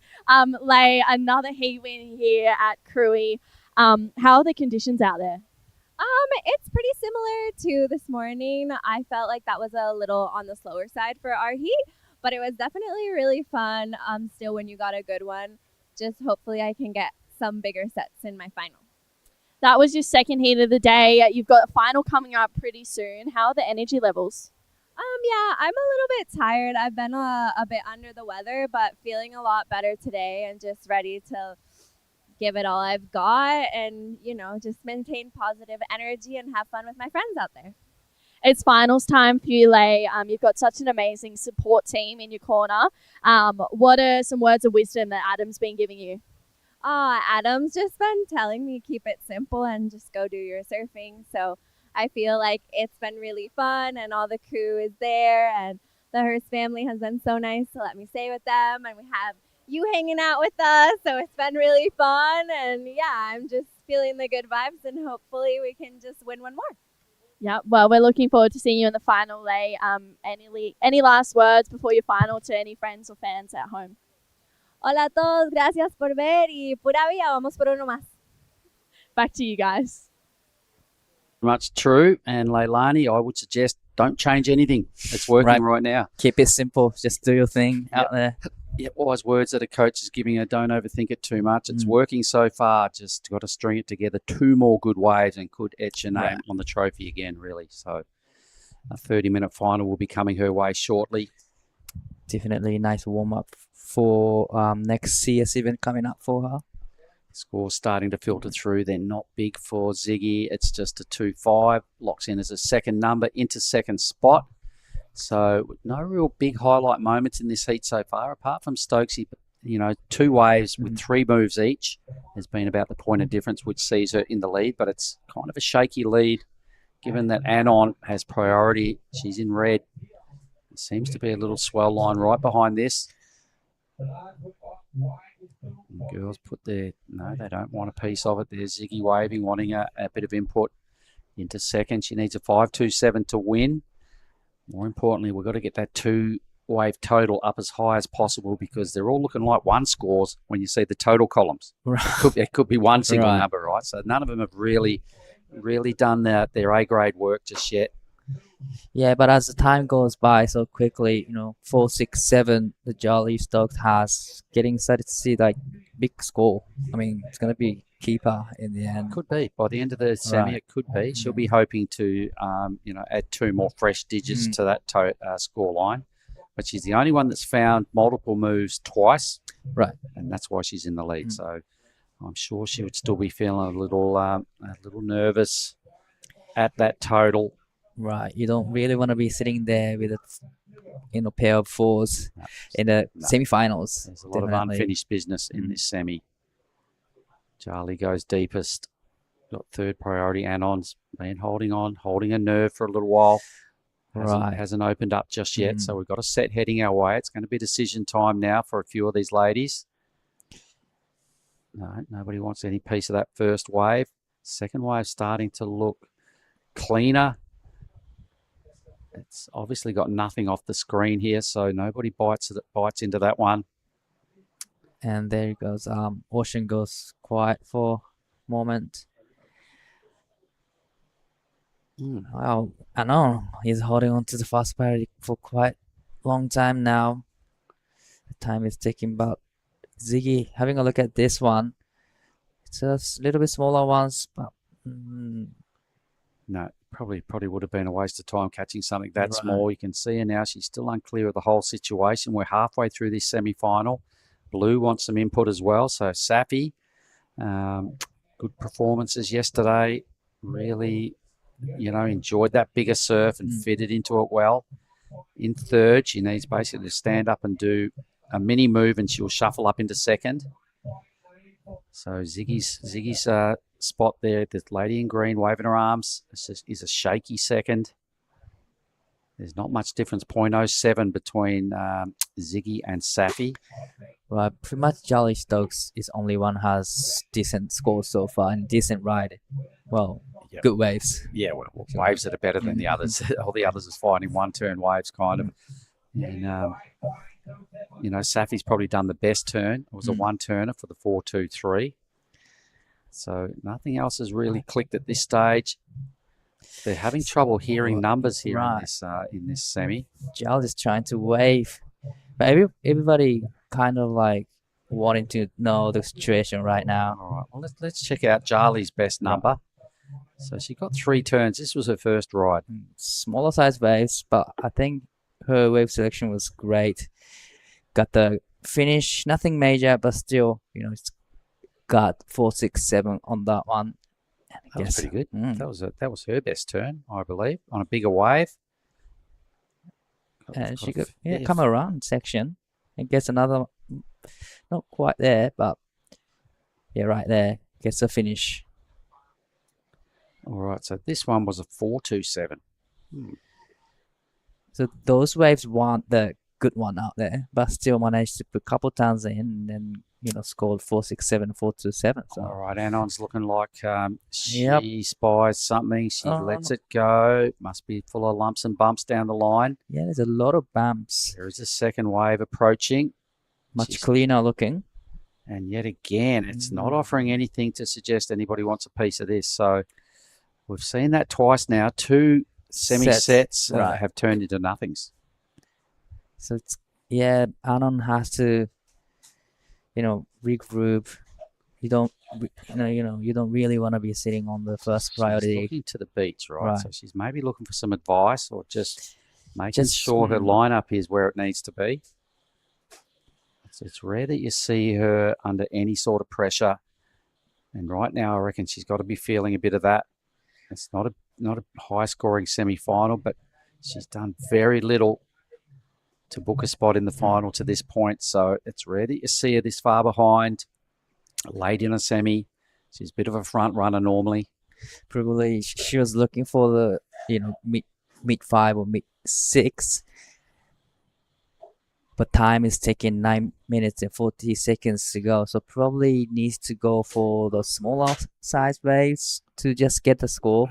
Does she do that? Does she have that? Is she still just going to stay staunch on getting a set, really teeing off? It's way easier to get a big number on a proper good wave than it is to scrap around on medium little ones or tiny waves. I think she demands excellence and demands excellent waves, so she might just hold firm here. And while Ziggy picks something up and goes down, I don't think that'll bother her total. So super low totals in the left-hand column on the combined 2 rides. This wave, this semi just has not had the waves that the last heat had.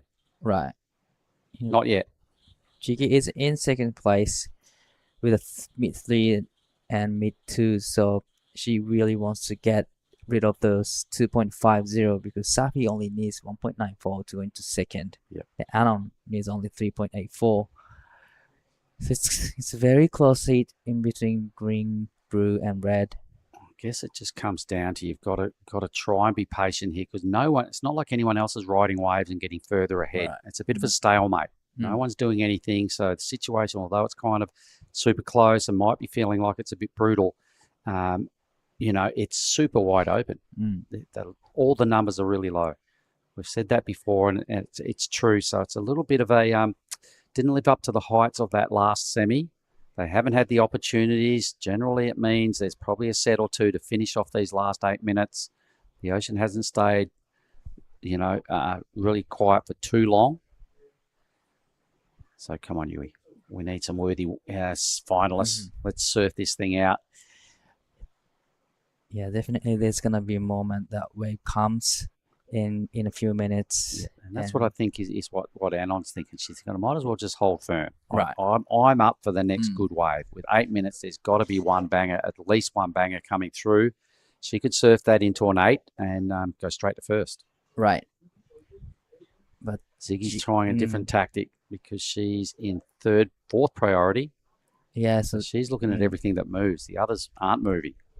Definitely, she's only one playing different games out there, just trying to get as many as she could. Try to get rid of 2.5 to put more pressure on blue and red. But time is really ticking. It goes by so quickly. 7 minutes to go in this heat. Wow. All right, let's just throw. We'll just see if anybody shows interest in this little swell line. The ladies are paddling a little bit right now. There might be something coming through, so we'll just hang on. Well, Anon, they're putting in some big strokes. I think there might be some joy coming. It's about time. The Ocean has been super quiet. They're all kind of looking at this thing. It's definitely got their attention. Might not be the best wave, but it's a wave, right? So, Ziggy's on the inside. She decides to pull the trigger. Fourth priority, you might as well investigate. So she's powering around. She gets a first turn in, looks pretty good. She hits this and makes it. There goes the 2-3. Oh, 2-3 could still have gone missing. She might have improved on that. Needed to hold on there. She would have got another mid-range sort of number and consolidated a bit. But with 6 minutes to go, I think we're just going to throw and have a quick little look at some highlights from day 2.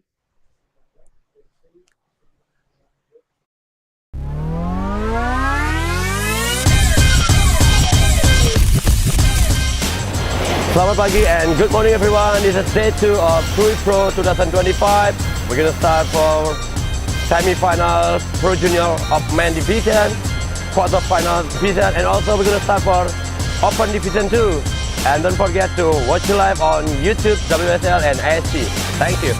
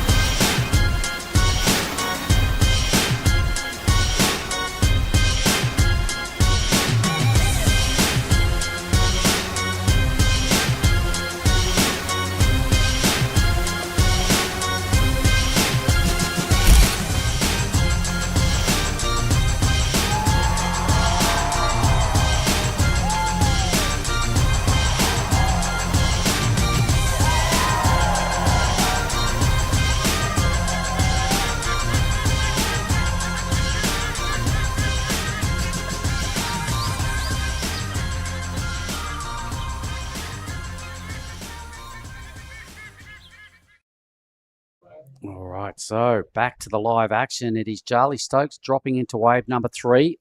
We also owed a number by Anon. Didn't see what happened. Checking out the highlights reel from way back on what day was that? That was Wednesday. That was Wednesday when the Pro Juniors was still smashing it big time out in front. Looking really good. But Charlie is doing some pretty good work on this wave. Trying to improve her score, get rid of the 4-7, extending her lead, but looks like Anon had a she's done something. finally wave, right. utilizing with the first priority, but this is a replay of last of Anon。松岡選手、2本目のライディング、重要な波になってきます。フローター、そしてそこから少しチェックターンを入れて、すかさずフィニッシュターンを決めてきます。All right, well, she strung Right. it together. Okay, took her a long time. She's having another hunt on the inside. We're down to 3. She goes into second. Wow. 5-5 by Anon. Just right when she needed a wave there, she dug deep. Former winner, plenty of experience under the Anon Matsuoka skin, and she held firm, got the right sort of wave, put 3 tidy moves for the wave of the heat. Was languishing in 4th by a fair way behind, and just like that, she's into a qualifying spot. But we know Ziggy and Safi, they've got 1st and 2nd priority. They're sitting out there. Although they're 3rd and 4th, their requirements are pretty low.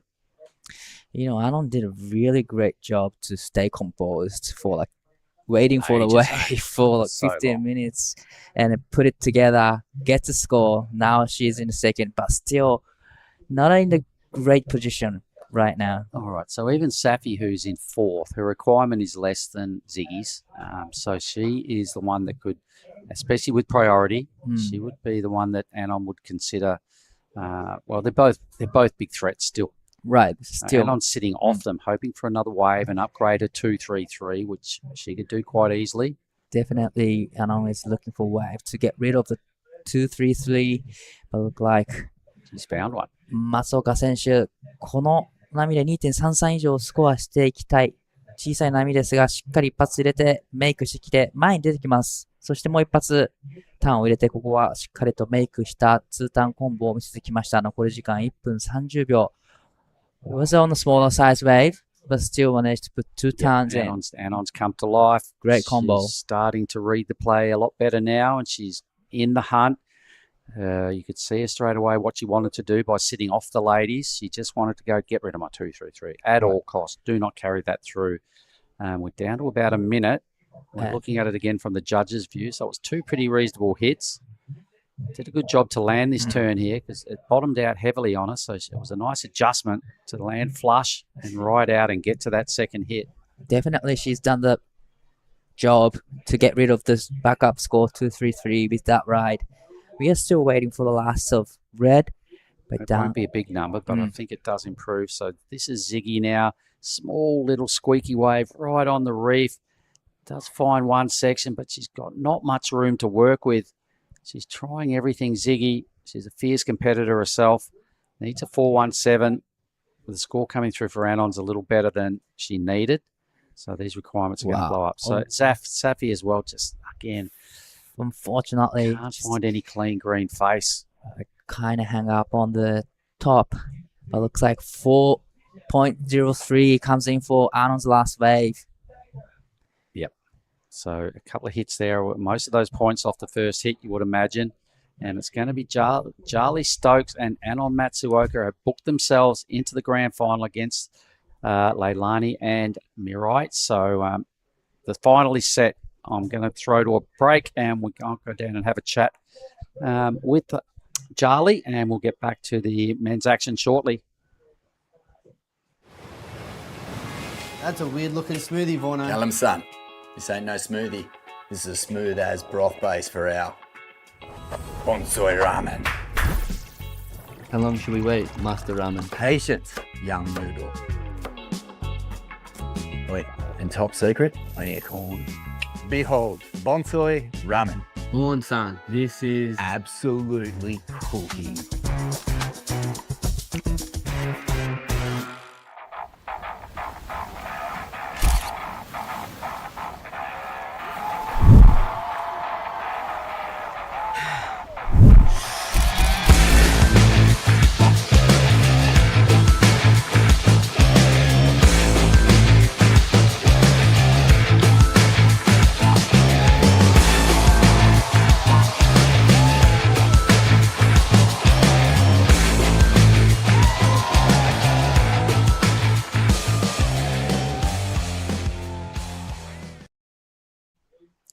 Welcome back straight into the live action. This is Surfing Green, Reef Hazelwood. Great first turn and into the second turn. Looks like this wave sends up for him and gets a rotation. This is a great way to start this heat. Semi-final heat number 1. Here he is. Another action. Caleb up and riding on this one. Gets tight 2 actions in and try to connect to the inside, but quickly kicks out. I'm Daiwako in the booth with Giada. Quickly into the live actions. That was a great ride from probably, Reef. He got a better number out of those 2 waves. Yeah, so great start for Reef and Caleb. This is semi-final heat 1 of the men's side of the QS. Here are a couple of replays. So this is Reef Hazelwood on your screen in the green. Nice first check turn.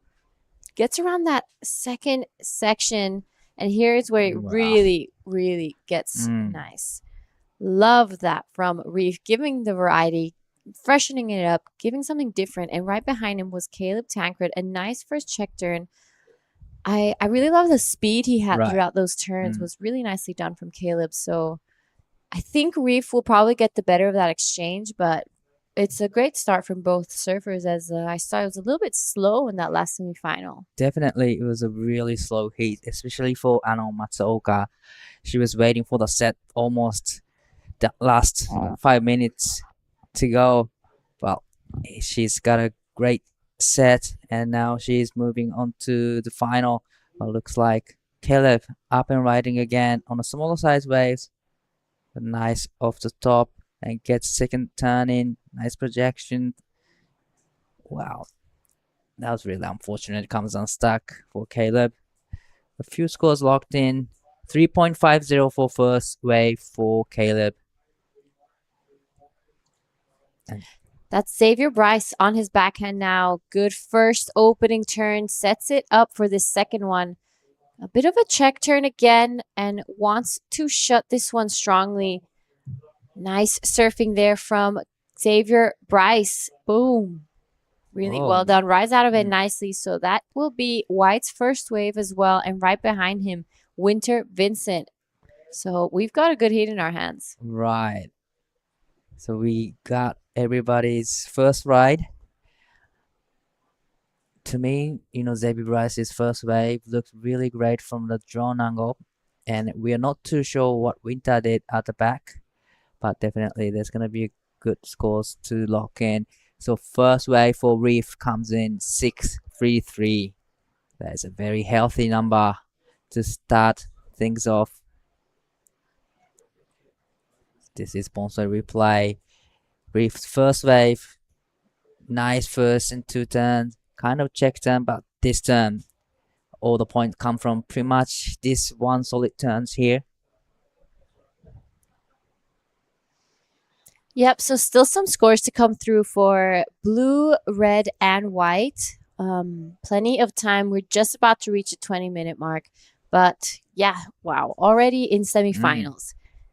Heat 1 coming up next in the second semifinal. We'll see Roy Kanazawa, Macklin Flynn, Jarvis Earl, and Xavier Huxtable. So it's really getting to the pointy end of this event, and some really, really important points and prize money, as we said, on the line now. Right. Everyone is looking for that Challenger Series qualification, and it's just incredible to be able to finish off with still great waves. It's not what we have been seeing, but I would take these waves for a day of competition, any day. Definitely.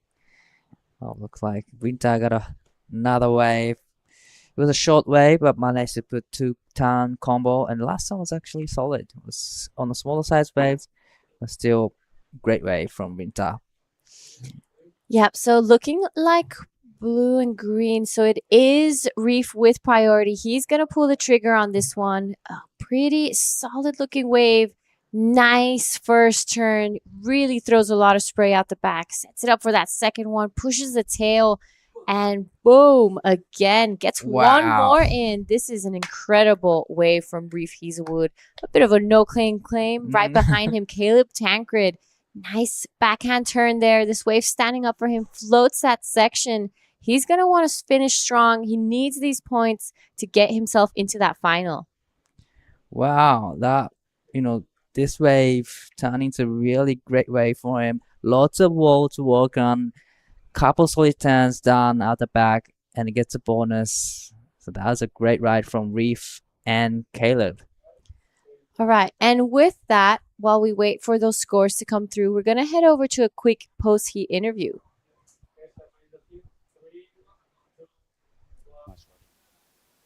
Okay, winner of the last heat down here with me in the athlete zone. It is Charlie Stokes. Charlie, kind of a low-scoring semi-final. Do you think there's you still got plenty in the tank, I reckon? Yeah, it was pretty slow that heat. None of the girls really got to show what they've got, but I'm a bit tired, but yeah, still definitely got a lot left in the tank, so hopefully we can get a couple good ones in the final. Third placing last year, so you go pretty well around here at Krui Town. You got two more, couple of spaces ahead of that to go here in this final? Yeah, hopefully I can take the win, but yeah, we'll see what happens. All right, so do you have a coach or someone in your corner that helps you with tactics or is going to help you with this grand final? Well, I've got my two brothers down here. They help me a bit, but yeah, don't have a coach down here today, but yeah, my brothers help me. Well, your brother got a runner up here last year, so I'm sure he's got some wise words of wisdom. Before we go and surf your final, would you like to say anything to your supporters at home? Yeah, hey everyone, thanks for watching, and yeah, thanks for the support. Good luck for the grand final. Go get him, Charlie. Cheers.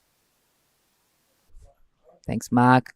Well, back to live action. Winter Vincent up and riding. Nice first turn and third turn. Gets the floats and come around the section. There's more wall to work on. So is he going to stay on the wave? And here he comes the last section to Taksin. And he kicks out here. That was a really great wave from Winter Vincent again. But few scores locked in. The fast of Xavier comes in 6.33. And this is Xavier Bryce up and riding again. Wow, lots of clean walls to walk on and gets a finish. Well, how's the projection from the last time? That was a great surfing again from Xavier Bryce. It's going to be a great, healthy backup. All right, so scores to come through for all four surfers in this heat. Some are even waiting for two scores. We're waiting for that last one of Reef Hazelwood. He did, those Right. couple turns, super fast, a lot of flow in between them. Here are the replays. So this is Xavier Bryce. Wow, two good turns. Didn't waste any time. This wave giving him so much to work with here. And that finishing was pretty insane. So Xavier going to be backing up that 6.33 really, really nicely. And so still waiting for scores for all four surfers in the water. There's going to be a big exchange because that was some incredible surfing that went down just now. Pretty much everyone got a good waves in the last exchange. Probably it'll take a while to get all the scores locked in. Judges gonna take a good look at every single waves, watching replays. Yeah, because this is just so important right now. We're in the semifinal and they have to really, really get this right. So the last of Reef Hazelwood comes in at a 7.33, extends his lead. Now we're still waiting for Xavier Bryce's wave, Winter Vincent, and Caleb Tancred. So lots of waves and scores to come through. This is semifinal heat 1 of the QS here in the Krui Pro. Wow, we've had an incredible week of waves. This is finals day. We will be crowning 2 champions today. Everyone wants a piece of that final because once you're there, then you surf your 100%. There's only one winner, and all these surfers want that win. Everyone hunts for the win, but in the semis, you really wanted to be in the top 2. You don't have to win this heat. If you're in the second place and you are advancing into the final, a few scores coming in for last of Caleb. 5.104, Caleb's last wave. That puts him into the third place now, needing 3.74 to go into the second. And here's Caleb up and riding again. Smaller size waves, but beautiful surfing. And get the third turn in. This is gonna be a really healthy number. Wow. But with a lot of sprays, he's unstoppable on this wave. And he's still going, navigating all the way to the inside, and he likes it. Looking back at the judges, a bit of a Right. staunch. He was like, flexing. He was like, yeah, I got this. He was feeling it. He clapped himself off that wave. That is going to be a great score for Caleb Tancred. He surfed that so well, really sharp. Look, it was a little bit, repetitive, but just so strong. His surfing was really sharp here, Right. and he had so much top to bottom and didn't let the wave really affect him. There's a bit of foam on it, but Wow. he looks so stable. This wave just offers so many opportunities for him, stands up for him, and he just didn't waste any of it, and he likes it. Yeah, that's exactly right. I think you said it perfectly. The wave gave him so many opportunities, and he didn't miss any. So unfortunately, Reef just falling off on that turn. His caddy just holding his head like, no.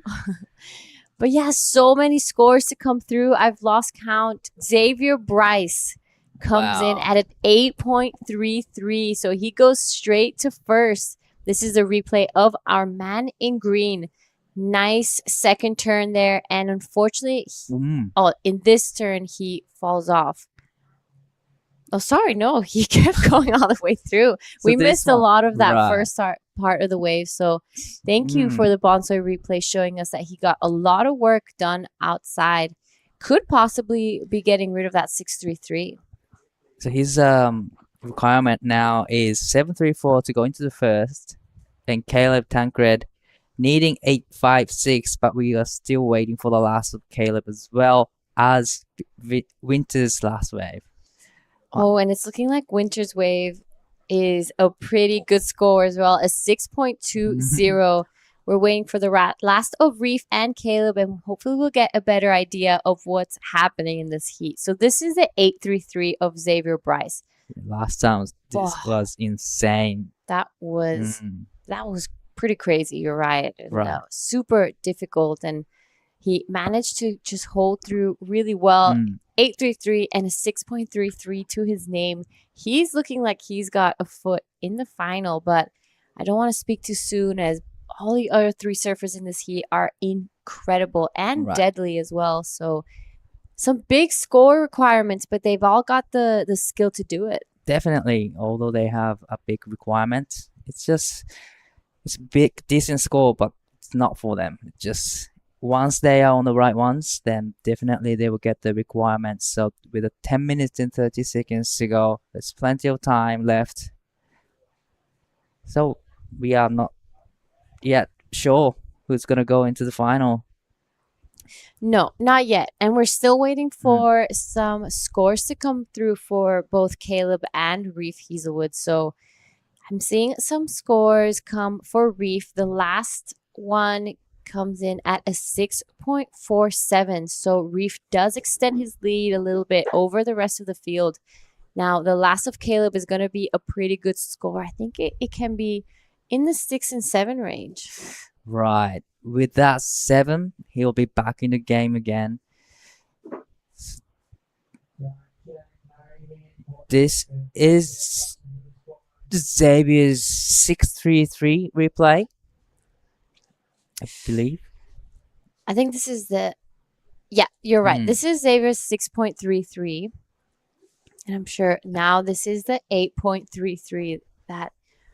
Wow, this last turn that he's about to do was pretty insane. The time between his second last turn and that finishing one was so quick, and he managed to just get it done. So much speed came out of it. That was really impressive surfing from Xavier Bryce. Definitely it was excellent ride. 8.33.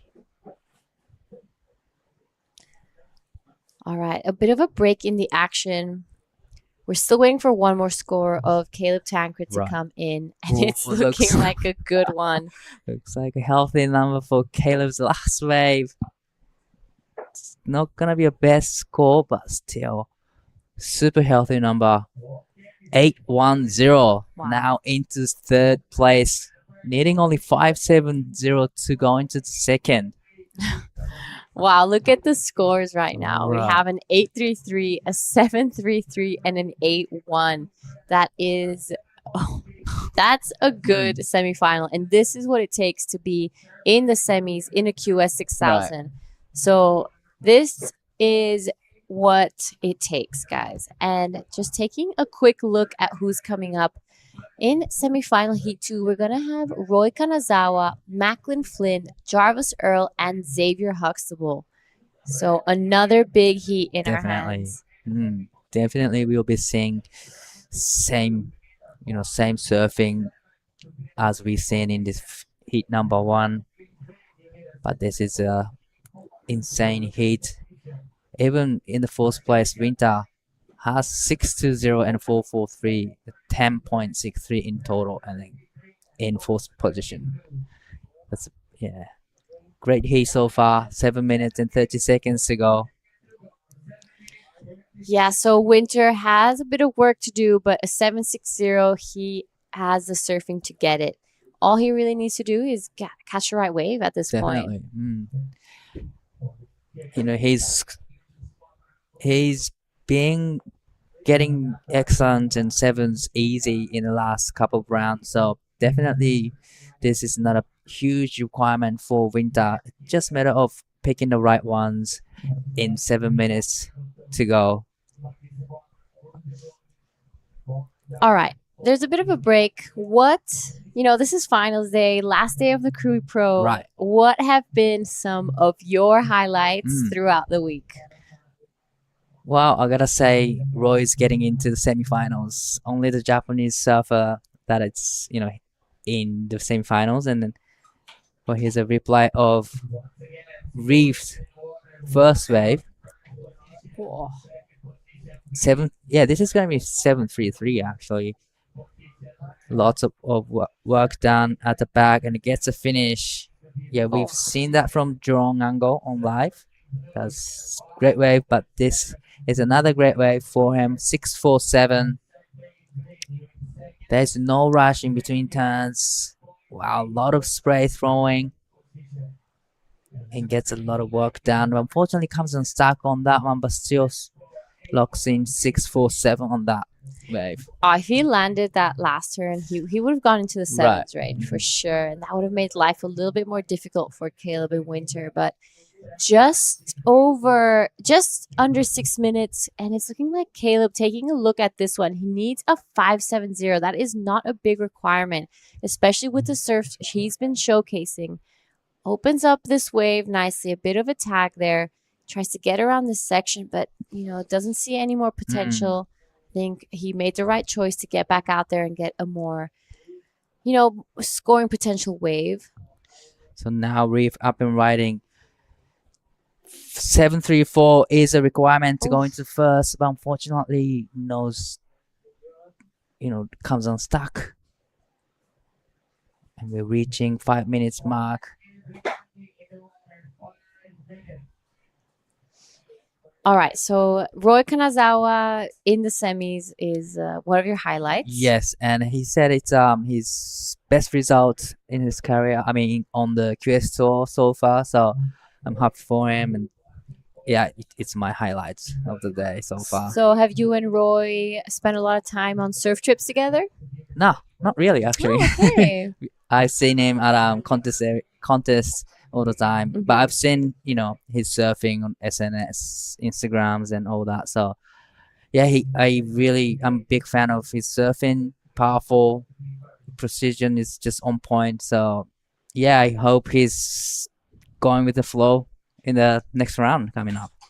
He's been in some impeccable form. His last heat, he was first from beginning to the end. He Right. got into the semis. He's been surfing really well. Roy Kanazawa, you're right. I've never seen him in the finals day yet. So this is a huge result for him. Definitely. You know, this is a QS 6000. Already in the semis, he's going to be bringing back to the Asian region some big points. Right. And he seems like he knows where to sit, you know, what kind of wave he should get. So, yeah, he's ready for the heat number 2 of semifinals. Someone who seems ready as well is Caleb. He's surfed Yeah. from heat 1 all the way to the semifinal. That's true. Is a lot of heats, and that's, you know, a long way to go. Kind of reminds me a little bit of people who lose in the first round of the ISA that have to go through the reprecharge rounds. And well, that's Caleb right now. Pretty much he's the only one who's been surfing from day one. Yeah, right? Caleb's been surfing Yeah. from day one, and just shows the determination Mm-hmm. and the grit that he has to make it back into this QS world. So this is already a great result for him for being the first event back. Wow. Now Caleb is in 3rd place. So this is a 510 for Caleb Tancred in this heat. Great first stand, nice flow to section, and come around and gets another one in. And he comes around again, just navigating this wave so well through to the inside. Gets bonus. And this is 810. That was a great looking wave actually. He wasn't wasting any of it. You know, this wave just offers so many opportunities for him and stands up. There's a lot of steep sections to hit, a lot of damage done at the back. So this is what 8.10 looks like. Wow. Yeah, that was a really, really good wave from Caleb. Really top to bottom surfing, Right. non-stop, lots of speed. So well done there, Caleb Tancred. You're right, showing what you need to do to get an 810 here in a QS 6000 semi-final. You know, we've really gotten to the pointy end of this event. There we see the next heat paddling out. We already have our women's finalists. We are on the way to decide the men's. And it's going to be a great end here of the Krui Pro. Yeah, with the 1 minute and 15 seconds to go. Caleb needing 570, Winter needing 760 to go into second. But time is ticking. A lot of pressures on pretty much every surfer. You know, Xavier Bryce is sitting comfortably in the first place with the first priority. So you got a feeling he is going to moving on to the final, but we are not too sure yet. There's still 40 seconds to go. Yeah, so unfortunately, Winter Vincent not really finding the rhythm in this heat, not really finding what the waves he's been looking for, and he's had a great run this week. So it's a little unfortunate there for Winter. Incredible surfer, and it's looking like he's gonna take a look at this one. So he decides to go 760 is his requirement. He goes for the first turn, busts the fins out the back. Oh, and unfortunately just goes over and out on that one. So we're gonna be counting this one down. Looking like there's not too much happening out there. So I'm going to give a big congratulations to Xavier Bryce and Reef Hazelwood going into the final here in the Krui Pro. With that, we're going to head over to a quick break and see you guys in the semifinals heat 2. This is the smoothie I've been waiting all day for. I'm going to start with a couple bananas and then mixed berry frozen blend, my favourite. Bonsai almond milk and heaps of peanut butter. Nice little bit of coconut to finish off. Get that in ya.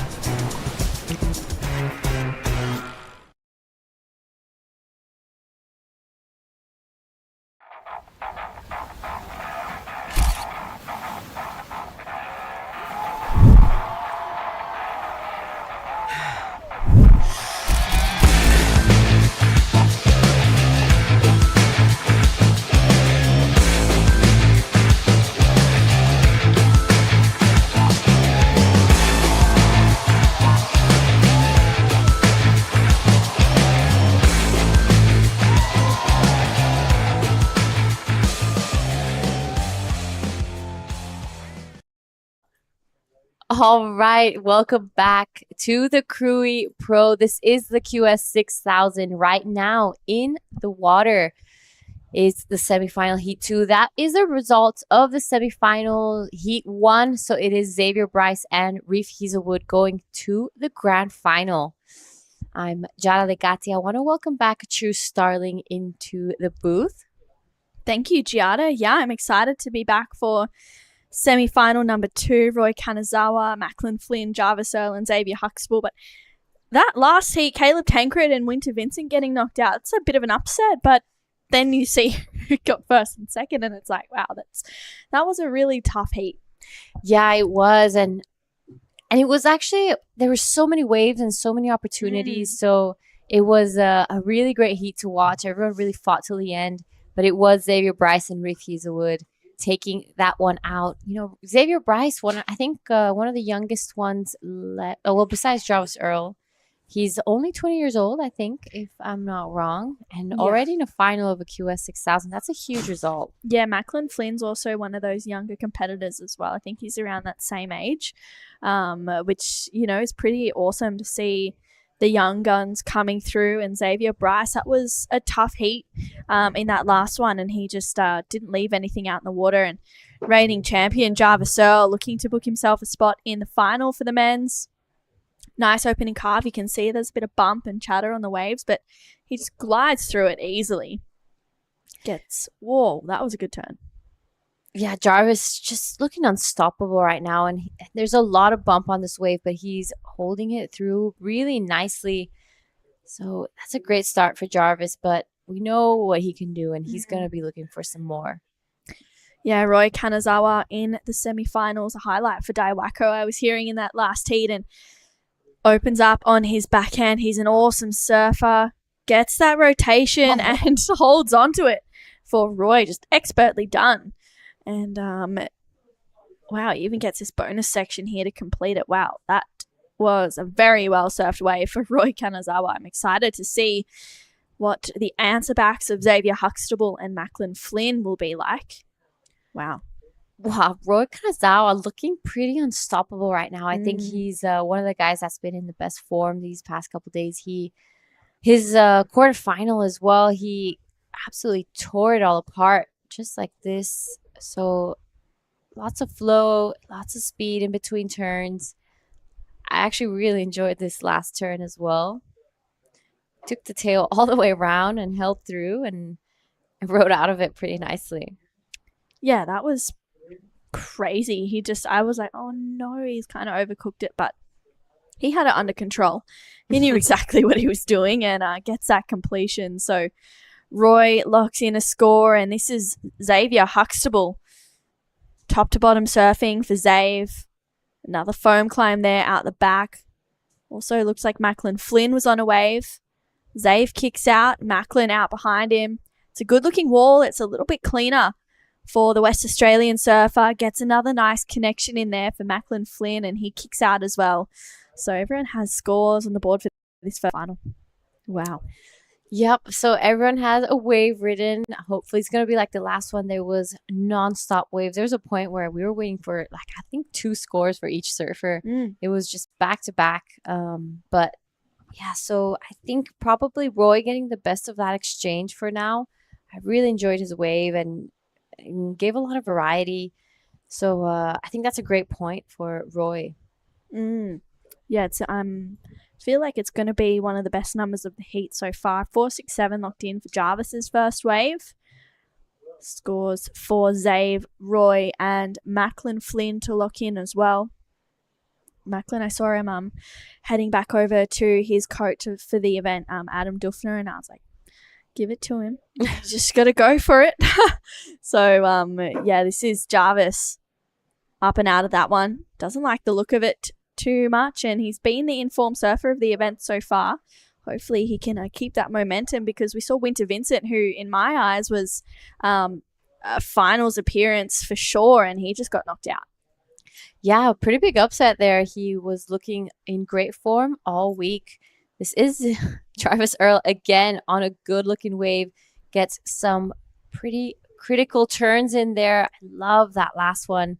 Again, pretty bumpy wave, but he's holding through really nicely. How's the smile? You can see it from here. And right behind him, Macklin Flynn on his backhand. Good turn there. Sets it up for this next section. Upside down again. Gets a little bit stuck on the top on that one, but still holds through. So Xavier right behind him as well. Good looking wave. And floats that one. Unfortunately, isn't able to ride out. So we're going to be seeing a lot of scores come through. Wow, this is crazy. So many waves. A quick in and out for Roy. We still have so many scores to lock in for Jarvisel, Roy Kanazawa, Macklin Flynn, and Xavier Huxtable. Everyone's catching heaps of waves. There's a flurry of action right now. Wow, so they're making their way back out into the lineup with 18 minutes to go. And yeah, it looks like Roy will regain first priority. His score's starting to look like a pretty good number. One more to lock in, and it's a 6.17 for Roy Kanazawa's first wave. Backs it up with just a 0.5 on that last one. Jarvisel has a score to lock in, so does Dave and Macklin. Wow. So many waves that have been ridden in this semi-final number 2, and it's nice to see a flurry of action for sure.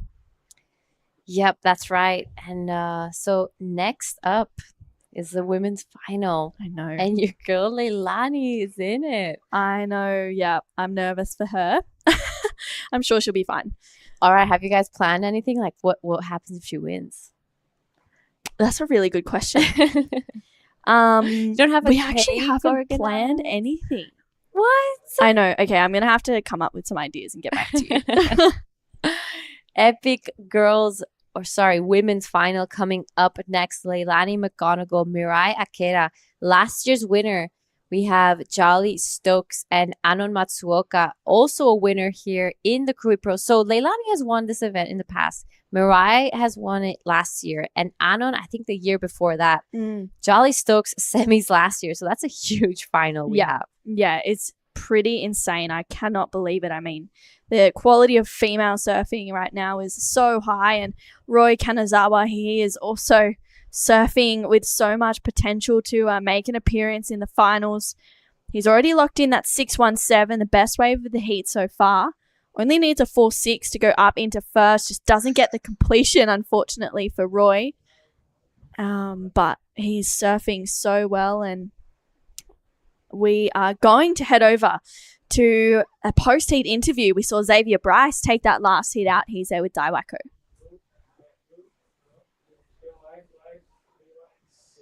Oh, we might stick with this live action, actually. Jarvisel, the current heat leader.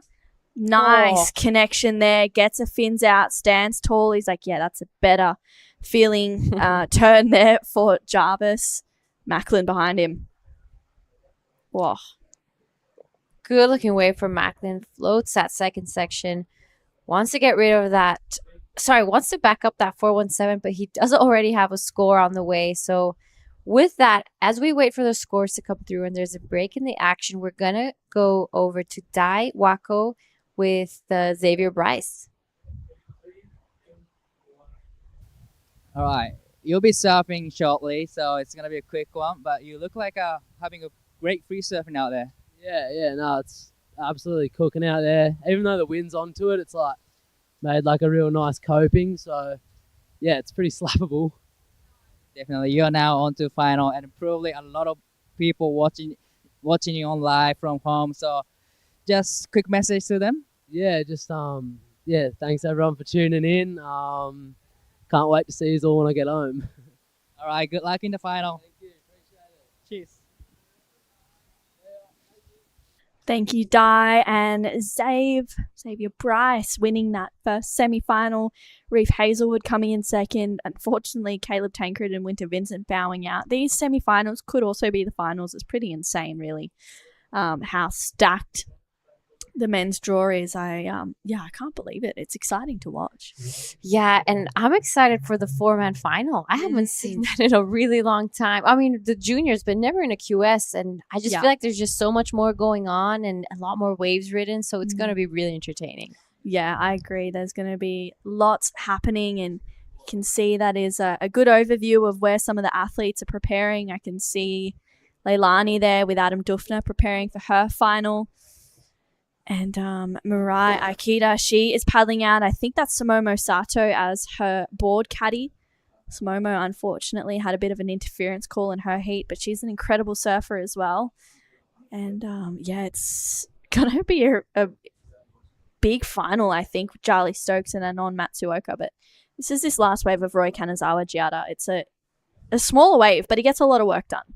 Yep, you're right. And something I really like about Roy is that his style is so smooth. This wave kind of just doubling up here on the inside for him. And this is where most of the work got done. There, it gets a little more critical for him, pushes the tail on this last one as well. So it's a bit of a wave that kept on giving him more to work with.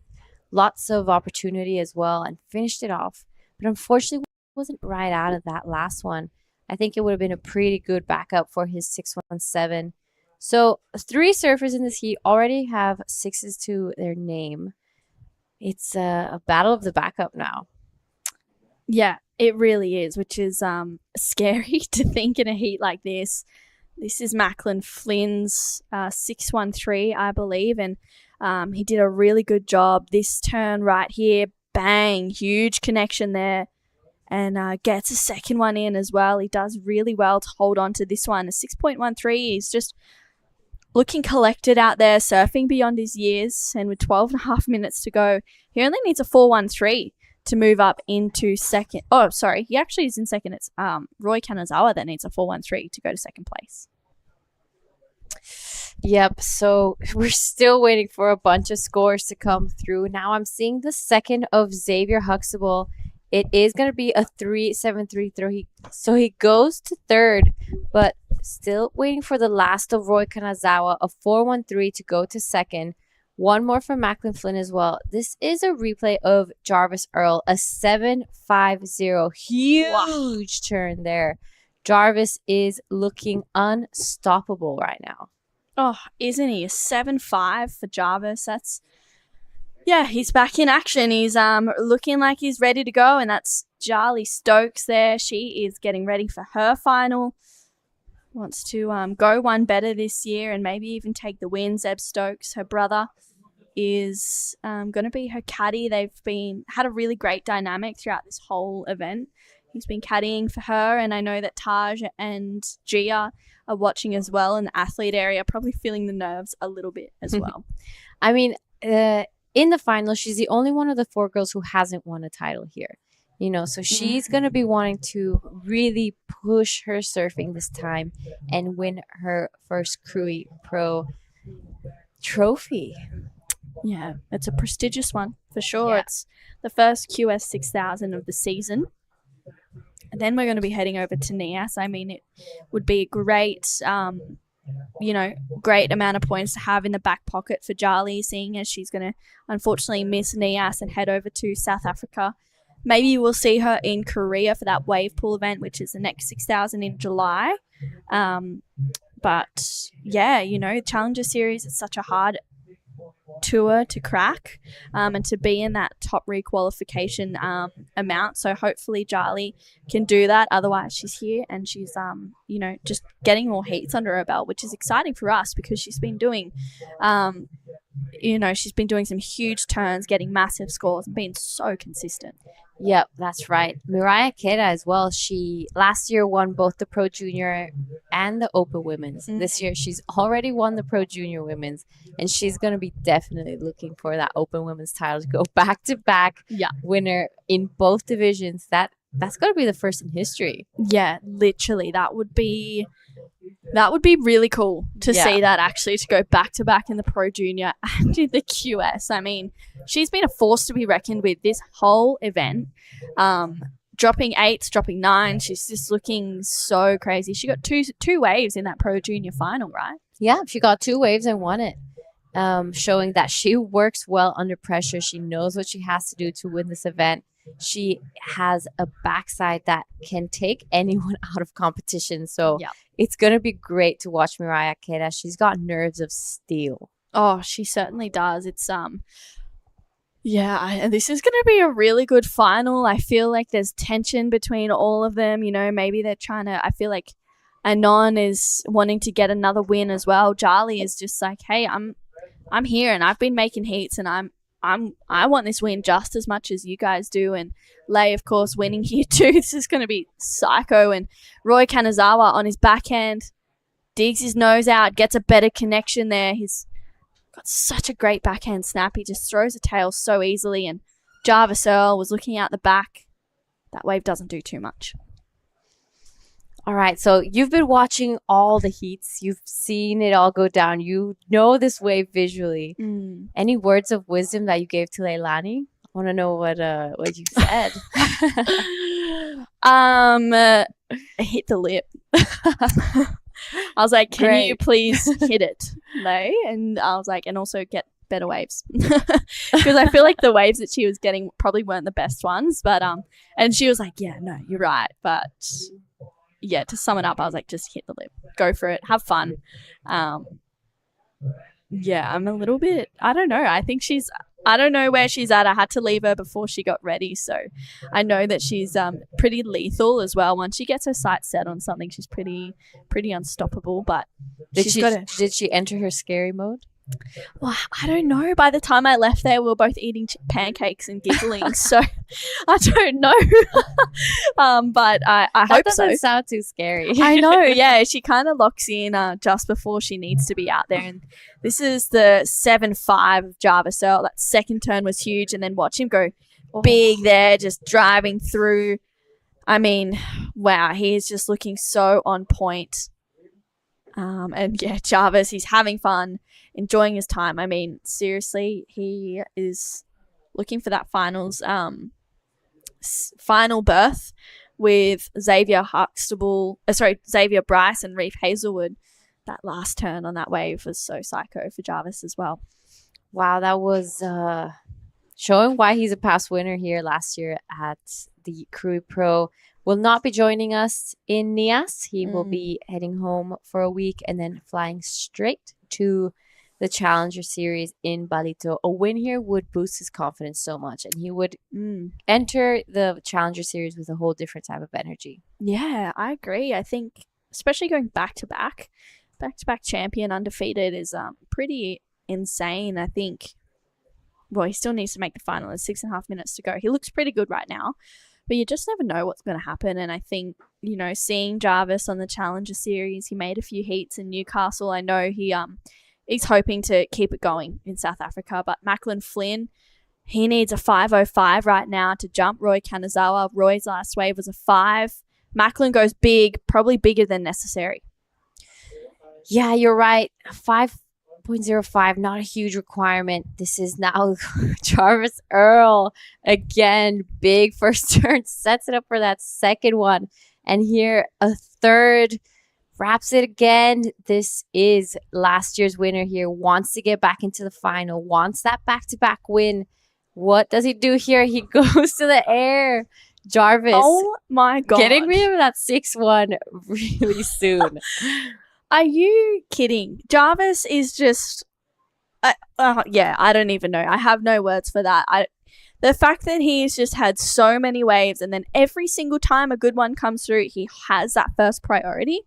How does that even happen? He's just so in rhythm out there. This was such a sick wave. That first turn was lethal. And then driving through this one, look how fast he snaps it and then gets that third turn again. I mean, Jarvis is looking really strong. I feel like for me, him and Reef Hazelwood are the ones to beat in this final because Reef is also feels like he's got a really similar energy as well. Who knows what's going to happen?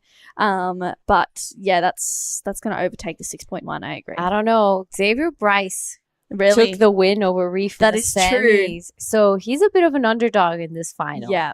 You know, he doesn't have the big name like Reef and Xavier. So I don't know. I think he could really prove us wrong. Yeah, bring it on. Let's go. But wow, a 9.0 for Jarvis Earl. That is absolutely insane. This wave was just, honestly, we just have to appreciate the beauty of Jarvis's surfing because he surfs with so much speed and really no mistakes in this wave, driving through another Searing carve, gets that chop hop. I mean, I don't even know what to think about that. A 9.0, excellent scores for Jarvisel. We're just going to leave that one there. He's got the whole feeling combo. Wow. That's crazy.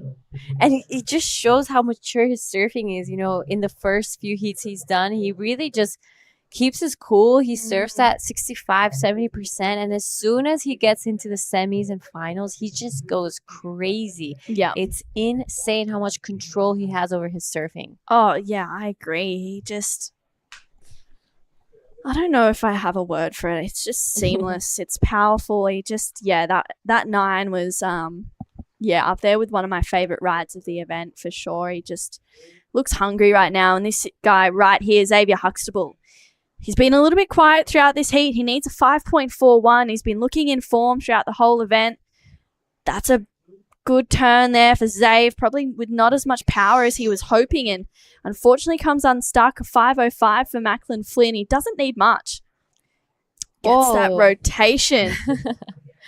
That was a fun turn there from Macklin Flynn, 5.05. You're right, not a big requirement. So a couple scores to come through. It is, though, for now, Jarvis Earl and Roy Kanazawa with just 1 foot into that final. And I think I have a word for Jarvis Earl. In Indonesia, we say luar biasa. That's outside of normality. Yes. That is, how do you say that? Luar biasa. Luar biasa. Yeah. Wow, that is that sums his surfing up pretty well, actually. And this last wave of Xavier Huxtable just lacked that little bit of punch that we're used to seeing from him. Yeah, you're right. And it's rare to see him fall off on that turn. So Xavier Huxtable just needing to find a bit more rhythm there. Also, doesn't need a big score to get into second, of 5.41. This is Macklin Flynn, a 5.05. So Xavier's last score comes in at a 4.53, so goes into his top 2, but not enough to get into that second. Waiting for one more of Macklin. I'm not sure it's gonna be it, but yeah, we just saw that both Xavier and Macklin have the exact same score, 10.3 to their name. That is, that's so crazy. Macklin and Xav, they've been surfing so well this event. 5.41, you know, you'd have to think if Xav had have made that last turn, probably could have challenged for the score, at least had a big moment on there. It would have been the 5.4 that he was looking for. And for Macklin, that last one was a 3.37, so not the score he was looking for. He gets back out there in time. Roy Kanazawa, he is looking to better a 5 to make it through to the finals, but unfortunately goes down. And that might be a costly mistake with 50 seconds to go. Macklin gets second priority right now. He only needs a 5.05. This is going to be really, really tense moments for Roy Kanazawa, Macklin Flynn, and Xavier Huxtable. Yeah, this is a pretty close heat for second. I mean, Jarvis taking this one out with 9 and a 7.5. He's comfortably in the lead. But you're right. Roy will be feeling the pressure. Macklin and Xavier wanting to get out there quickly to be able to really get that one chance. Jarvis taking a look at this one, a bit of a victory lap. He's going to be going into the final feeling really good with a 9 and a 7.5. Yeah, definitely. That's a great heat total. And looks like Macklin Flynn gets up before the hooter goes. He needs a 5.05. Nice first turn. Gets the second one in here. Not a big score that he's looking for. Needs to make this end turn to make it count. He does get the completion, but is it the 5.05?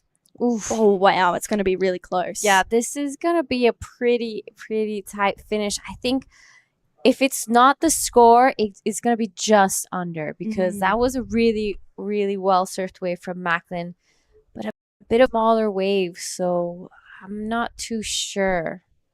Yeah, it's a tough one for sure. I mean, it's definitely Jarvis Earl in the final with that 9 and a 7.5, but it is this last score of Macklin Flynn. It looks like it's going to come in just under the requirement. It's a 3.93, so it's Jarvis Earl and Roy Kanazawa moving on through to the men's finals with Xavier Bryce and Reef Hazelwood.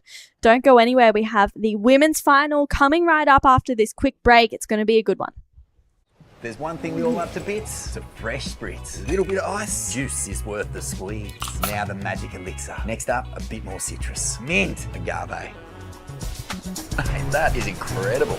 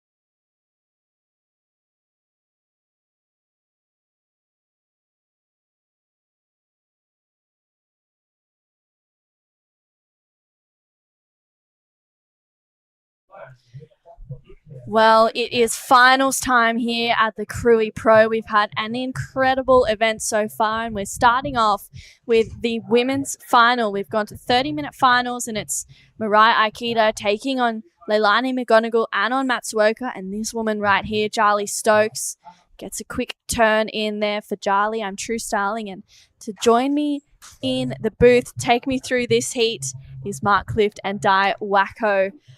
Guys, it's been a great event, and to finish off with such a stacked final is so exciting. It sure is. We got 3 former finalists, right? We've got this lady here that won it first out of the current crop that's in this grand final. So back in 2019, good friends with you. Yes. Strong surfer, goofy footer. You goofies always stick the same together. So it's a worthy that she's in this again. And we also have Anon, who you got to be pretty happy that made the final. She's a former finalist, right? And Mirai. And Mirai. And Mirai is last year's champion, trying to look for the back-to-back win as well. She's already done in junior division, so it's crazy. Yeah, she's already surfed a final here. Well, she's in 2 years. She's already won 3 of the 4 divisions available, and could make it 4 out of 4 if she really gets it together here.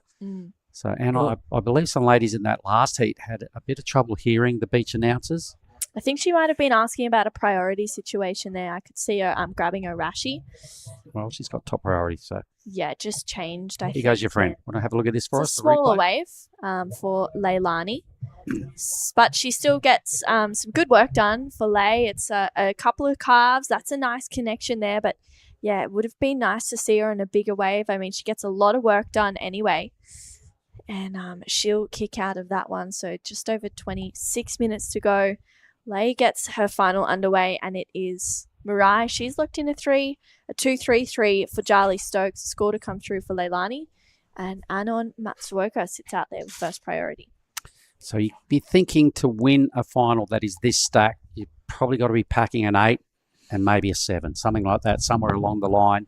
Out of 3 past winners, I hope Charlie, the Australian in this one, can get up and put a new name on the trophy. That'd be nice. Yeah, that would be awesome to see Charlie from the Sunshine Coast of Queensland, and she's an exciting surfer to watch, and it's been really cool to see her just progress through these heats and really take it to all of her opponents. What about you, Di? Who would you be hedging a bet on if you had to pick one surfer out of this crop? It'll be awesome if Mirai takes a win, back-to-back win. That would be amazing. So, it's hard to say actually. There's 2 Japanese in the season. He's sitting on the fence. He's sitting on the fence. Anyway, that's a good place to be. There are 2 Japanese surfers in this. So the female side of the draw has been well contested by Team Japan. But they were everywhere. They made up a lot of the numbers in the back end of the draw.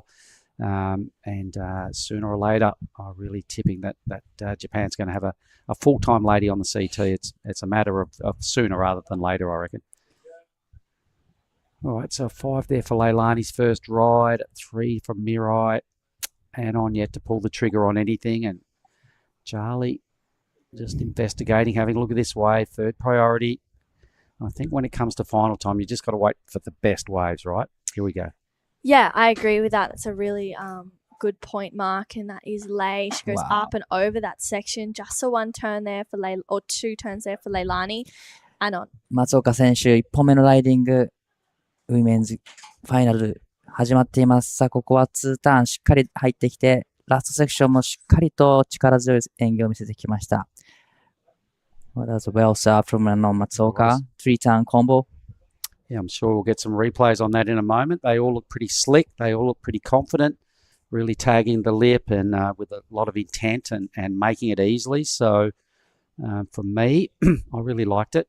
She waited a long time for that wave, and I think it could be the better number so far, but I'm just well invested in what Anon does because she doesn't buy into the theory that you've just got to keep riding waves. She's just then she waited, and she waited for a good one. Yeah, let's take a look at this last replay of Leilani McGonagall's. What do you like about it, Mark? Well, the first carve was pretty good. It's a stock standard manoeuvre. It was a pretty good finish as well. So I liked it. What did you like most about Anon's? Oh, look at this first turn. That was so solid. Gets that second combination as well. Anon has been looking really, really solid throughout the whole event and just really not taking a foot off the gas in this final. If anything, she's applying a little more pressure to it and, yeah, she's getting fired up. All right, so we're still waiting on numbers. Leilani's is in, a 5.9. All right, so went a little better than her last effort. Got 3 waves already, pair of 5s. I think it's going to take a bit more than that to win this final. Anon, did she get 3 turns? Look, first one was like more check turn, setting up turn, and this is Charlie Stokes up and riding. The Queenslander. Charlie not picking the ideal wave there. Super bumpy, a bit too fast. Limited scoring opportunities there for the Australian in white. Well, it looks like healthy number for Anon Matsuoka locks in. Yeah, it's going to be a good score. 池田選手の2本目のライディング、スープへのアプローチ、きれいに決めてきました。そして2発目、これも縦のアクション、きれいに決めてきます。去年このイベントで優勝を果たし、今年はジュニアのディビジョンですでに優勝しています。さあ、ここ揃えられるか。こけてしまいましたが、いい波になってきています。Yeah, so Mirai winded up really hard on that wave. Her last maneuver was looking so sharp, but she fell. So she'll get no credit for that. So it's probably going to be in the mid-range sort of score there. Mirai's dropping a 5.4. Could have easily gone into the 6s. That finish looked really strong, but just kind of overcooked it a little. And they're still thinking about Anon's. I think it's going to set the benchmark for the final so far because she waited for a good wave that had kind of 3 decent sections, right? And the judges have been really buying into her act every time she stands up because she does strong turns. She always attacks the lip. Charlie's just not picking the better waves at this stage, all right. So we're predicting it's taking a 7 and an 8 to win. Anon's dropped to 7. She's on track. She's on track. Well, this is Charlie Stokes. She's looking to find a better wave, get a better connection, just that 1 turn. It's a bit of a bumpy wave, though, unfortunately for Charlie. And, yeah, that 7 of Anon puts her in a really good position right now in this heat.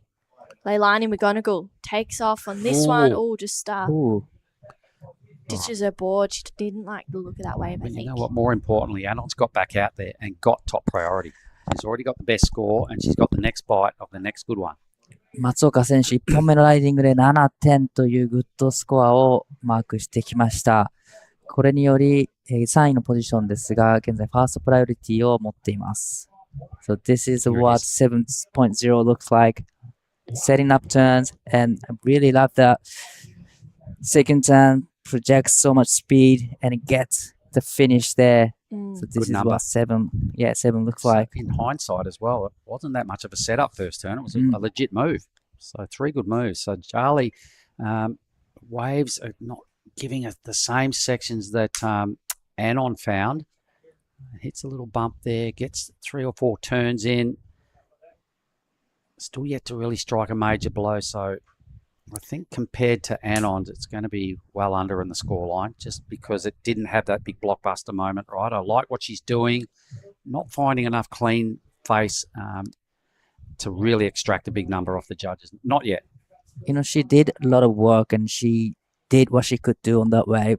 Yeah. Wave just didn't, offer too much for her. So Well, she's already caught the most waves, but I think she needs to just settle on that one now and really got to find that clean water. Right. Being one of the taller ladies in this final, I think she needs a bit more room to move, and a cleaner face would make life a lot easier. So I think she probably just needs to settle a bit, listen to these numbers the judges are throwing at her, and read between that and going, oh, they're telling me something. I need a better wave to do better surfing. Yeah, they can't hear out there. They're Wow. struggling. So they are So I trying to get information. Oh, look, I did notice the wind picked up a fair bit just moments ago. It's out of the southerly direction now, like a trade sort of wind. So it changed directions maybe about an hour ago, and it strengthened. So maybe it's blowing the noise away a little bit. Definitely has potential for that. We haven't really seen a situation like that throughout this event yet. So Charlie locks in her best number of this final so far. It's a 4.93 right now with 18 and a half minutes to go. Leilani McGonigal out in front with a pair of 5. She's got that 5.9 and a 5. Mirai Aikita, the reigning champion. She has a 5.4 and a 3, chasing a 5.51 to go to first. Charlie Stokes looking for a 5.97 to move up into that first position. And Anon looking for a 3.9. She's pretty deadly right now. Oh, yeah. She'll want double that on her next wave. But here is the youngster. Oh, 池田選手、ここは少しレールが刺さってしまったか。That was really unfortunate for Mirai. Yeah, but it was. No takers on this one. All right, so Anon is still prowling with top priorities. She's got the biggest number. She knows how to win at high levels. She's looking at this wave. She's looking pretty invested, but she decides not what she needs. But here goes Red, your friend. Yep, Leilani. Straight up into that first section. She's patient through this one. Gets another connection in there. She is looking to better a 5. Can she get around this one? She's trying to stay with it, but that wave unfortunately doesn't offer too much more. And Anon out the back. 松岡選手、2本目のライディング、サイドのある波にテイクオフしてきました。スープのセクションを大きく超えて、もう一発入るか。ここから抜けてきた先にセクションが待っていると、スコアを上げてきますが、ここでキックアウト。Well, that was... I liked it. I don't know whether we saw... did we see all of it? I don't think we caught the absolute start of either. We're not too sure what she did on the first bit, but that second turn was kind of huge. Yes, big section. Solid turn. It's not easy. A section that big and to climb that high on the foam was just a credit to her. So let's see what Anon did early.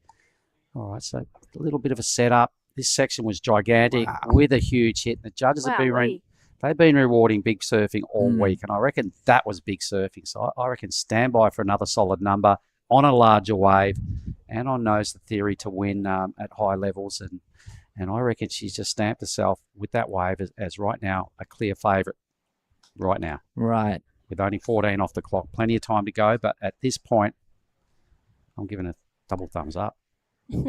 Well, this is a look at Charlie Stokes' last wave. Nice first turn for Charlie. Just the one turn there. She hasn't quite found those waves that really open up for her. She's been getting like one good turn in there, but it's just that second turn she hasn't been able to find, unfortunately. But this last one of Anon's is probably going to be a really good score. That second or third turn was in a pretty critical section. And she really went for it. She's such a fearless competitor, a fearless surfer, really. And she's smiley, all smiles on land. But as soon as she gets out there, I've surfed a few heats with Anon. And it's full on for She's sure. full on, definitely. Gave you nothing. Oh no, The dead-eye death stare. literally, and so much respect for her as a competitor as well. She's like, you know what, I'm gonna go out there and I'm not leaving anything in the tank, and if you have something to say about it, then let's just leave it out in the water because I'm going to outsurf you. And that's what she does pretty much every What time. I like best, that's a hard maneuver to pull off, right? To hit that much turbulence, to climb that high, Right. and to pull it off with that much confidence and no bobble, all right, and with a lot of speed as well. It's a tough move. So congrats to add on. Maybe we can see that replay again. Yeah, well, Leilani's last wave locked in at a 6.23. So it extends her lead. And Anon locks in a 5.13. She needs a 5.13 to go to first. And it is Charlie Stokes chasing a 7.2. Mirai Akita looking for a 6.73 to move up into first place with 14 and a half minutes to go. Yeah, we're going to try and queue up another replay of that wave of Anons. The first, 松岡選手 second wave of green. これはクイックにプラを落としていきます。Well, few scores looking for second wave of Ano Matsuoka. All right, so this would be her first wave. All right, so this is the 7. So this is what's got her into a winning position. This is the highest scoring wave of the heat. She's got another number to drop. It's almost confirmed. It's in, and it's in at a 5-6. All right, basically one move. It was just a little setup move before it. So straight to first place. 松岡選手、最後、2本目の波で 5.60 をマークし、第1位のポジションに、第3位の池田選手、7.20 が必要です。Yeah, this is Leilani McGonigal up and riding. She just moved down into second. She's looking for a 6.38 to go to first. Bit of a wobbly start, but regroups. It's a smaller wave, it looks like, for Lei. And I don't know if this is going to be the 6. I mean, that was a good connection there. But I don't know if that's going to be the 6.38 she's looking for. That was a great surfing from Leilani, but it was kind of smaller size wave that she was on. But this is 池田選手、7.20 が必要。これはインサイドまでしっかりとつなげてくるか、つなげてきそうです。ここもチェックターンを入れながらインサイドまで、ここで肩が張ってきたところに一発ターンを入れてきます。ここはキックアウト、3ターンをしっかり入れてきた演技になりました。No real big moments there for Mirai on that wave. It was just a little choppy. There was no bowl really. And I believe Leilani's doing good surfing, but kind of on the wrong waves to win a final. You know, I can't discredit what she's doing. She's ripping and stringing it together quite well. But I think she also needs to be just a little bit more patient. We know she's got the goods. She just needs a cleaner canvas. Yeah, like you said on this one, you know, Wave didn't really have the opportunities for Mirai to actually, you know, hit critical section. There's kind of like a photo wave, a lot of checking turns, but she did great though. But she still needs big score to go into the first, needing 7-0. I feel like Mirai is one of those competitors, and Di, correct me if you think I'm wrong, but I feel like she's one of those competitors where she just can really change it with one wave, and she just can go, oh, you know what, it's all good, I'm regrouping and I'm going to get another wave. And she just finds those special moments in heats to really work in her favor, which is really exciting. And Charlie Stokes right now, it looks like she's doing just that. She's found a good size wave. Nice first turn for Charlie. Give us more. Unfortunately, just a little bit too late to that section. That was a bit of a fumble there for Charlie Stokes. Really good start on that wave, and I thought if there's more to this, the Aussie's back, but just the wave just let her down. Anon made a little blunder. She caught just a closeout, jump straight off. She had second priority. Well, now Anon has first priority Now she has again. first priority, so She's playing really great games in these finals. Yeah, I agree, Di. this was really good. This was Charlie's best turn so far, right? She was on her way because that was a good connection and spray on a larger wave. Needed really to get a big projection thing or that section not to drop, and she would have been sweet. So Charlie, although she moves up into third, that last wave, where are we? What was it, a 4.9? 4.9 for just one big turn. So he could have made that last section could go into the mid 6-point range. Yeah, literally. That would have really changed the moment there for Charlie. I mean, she moves up into third. She needs a 7.67 to go to first place. Mariah chasing a 7.2 to move up into first as well. And with 10 minutes to go, there's still so much time. Right. And this next heat, the final for the men, it's going to be the last heat of the event, which is kind of sad. And it's going to be Xavier Bryce taking on Reef Hazelwood, Jarvis Earl, and Roy Kanazawa. And this is a 7 for Anon Matsuoka. Love this first turn. She kind of just sets it up. And this then might be the that 5-6. That was the turn. Oh, sorry, the 5-6, yes. But that was such a good turn, right? Difficult, big section. Loved it. She'd be feeling pretty good after that connection, although it may not have drawn the biggest number. It would have felt good. She's already got the 7, so she's still in a very commanding position, although Leilani's only about half a point behind. I think Leilani's got plenty of room to improve just by finding a slightly better wave. We've loved her act to get to this point.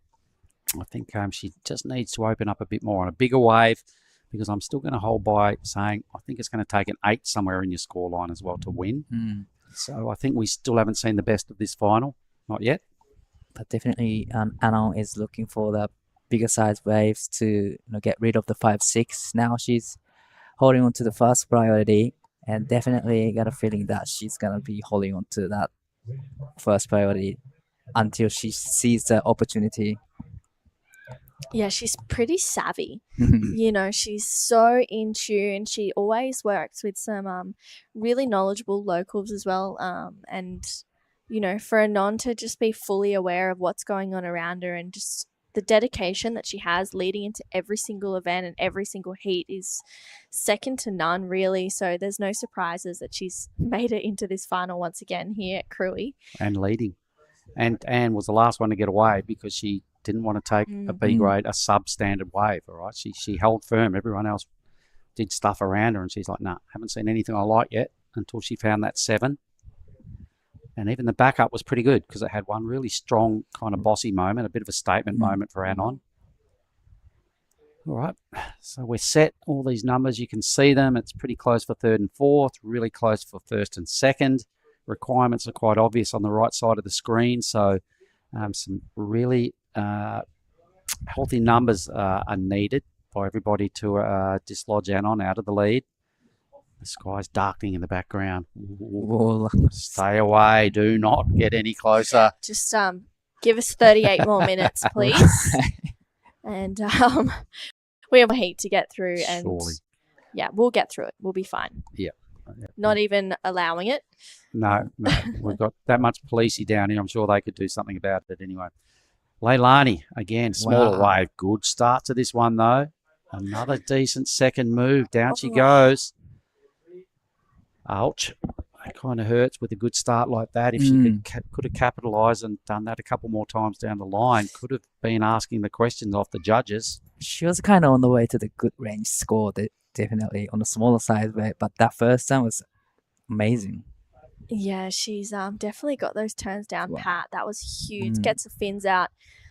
Oh my gosh. Lei, I'm not even joking. She makes like 85% of these turns. I think this was the same turn that actually cost her a quarterfinals berth in the Newcastle Challenger Series as well. So I know that that might sting her heart just a little bit.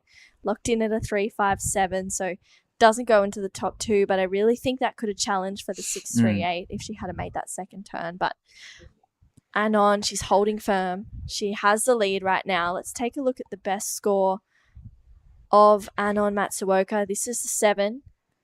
It's a really nice first turn, and I love how she just goes straight up over that section and then straight into this third turn. She's looking in form. Yeah, didn't miss a beat right there. Took a while to get that wave. This is the backup number, so there wasn't much of a turn prior to the finishing section. That was just a lot of setup work just to put herself in a good position. Really took on a meaty section. I like the foam climb. That's a tough move. And I nailed that move. Had that wave offered more, she could have quite a large lead here on this final. So, and I'm feeling that she's really well positioned here. She's had a couple of swings since for a couple of below 1 point rides. So she's probably gone, hang on, steady. Just get back to the theory of getting a really good wave. Don't break from your tactics. The finish line is only just over 5 minutes away. Leilani tried to get away from the crowd to me, just following down the line a little bit more, creating a space between all other three surfers. But this is 池田選手 7.20 が必要です。一発大きなターン入れてきます。ここはこの先抜けていきたい。どうでしょう。ここを抜けてくると点数を広げていきますが、しっかりと乗り続けているが、ここでキックアウト。Wow, she'll be bitterly disappointed. Here comes Anon just flying into the screen, but she's got the down carve a little wrong. I'm not sure what she did before it, but the Australian now in third. Charlie needs a big number, needs the wave of the final. She doesn't like what she sees either, so they're probably all realising, the numbers now. They would have heard the requirements, so they're like, okay, I need the right sort of wave. And if you don't feel your first turn, you might as well get off and allow yourself a bit of time to get back out there. Yeah, now is the moments where it's you need to be on the best waves. There's the gangsters. Lads are down there, a few bottles flying around. The crew there, Zave and Zave, JT Jack and Thomas, Tully, Caleb, Harley Walters, Taj Simon and Kyan Falvey. Surprise, surprise. They're all Aussies with the green bottles. Where's mine? Right, but Leilani is in a good position right now, having the first priority, needing 638. But now he has the first. Wow, this is the last of green. さあ松岡選手、一発大きなターンを入れてから、ここでカービングターンをして、少しバランスを崩してしまった。Well, she hit some bumps after that first turn, didn't she? Just got a bit blindsided with the weight on the wrong rail at the wrong time and couldn't ride out of a second move. Not sure what the rest of that wave looked like either way. Still holding around about a half a point lead over Leilani, who has priority. Surfer in red is still well positioned here. She's been ripping to get to this point. 3 minutes to go. Been dropping 638s and above every heat. So we know she's got the goods. Yeah, right now it's if the waves come through or not with 3 minutes to go. Charlie Stokes, we know she's been dropping sevens all event, as well. So I know that she's also capable of doing that. It's just finding the right wave and getting into that good form and that good timing from Charlie. It seems like she's just been a little bit off kilter in this heat, unfortunately. So with 2.5 minutes to go, it's really all about choosing the best waves. Yep, and that's what Leilani's got to believe here now, because she's caught a lot of waves and she's done a lot of work to not really be getting the numbers she needs. So this is one of her rides. It's her best wave. All right, so this is the 623. Yeah, good two-turner there for Lei, and that is her her 5.9 as well. Does a lot of turns on this one she gets out of that one, unfortunately, but holding that priority, needing a 638. Charlie gets second priority, so second best wave that comes through, Charlie's on it, and she's vying for a 767. Yeah, she needs the biggest number, so it's really time for the Aussie to dig deep here. And Leilani, for me, I think I'd love to see her still get a shot at it, because I think some of the waves she's caught just haven't been, given her the opportunity to really open up. Anon's picked a couple of good waves to be leading.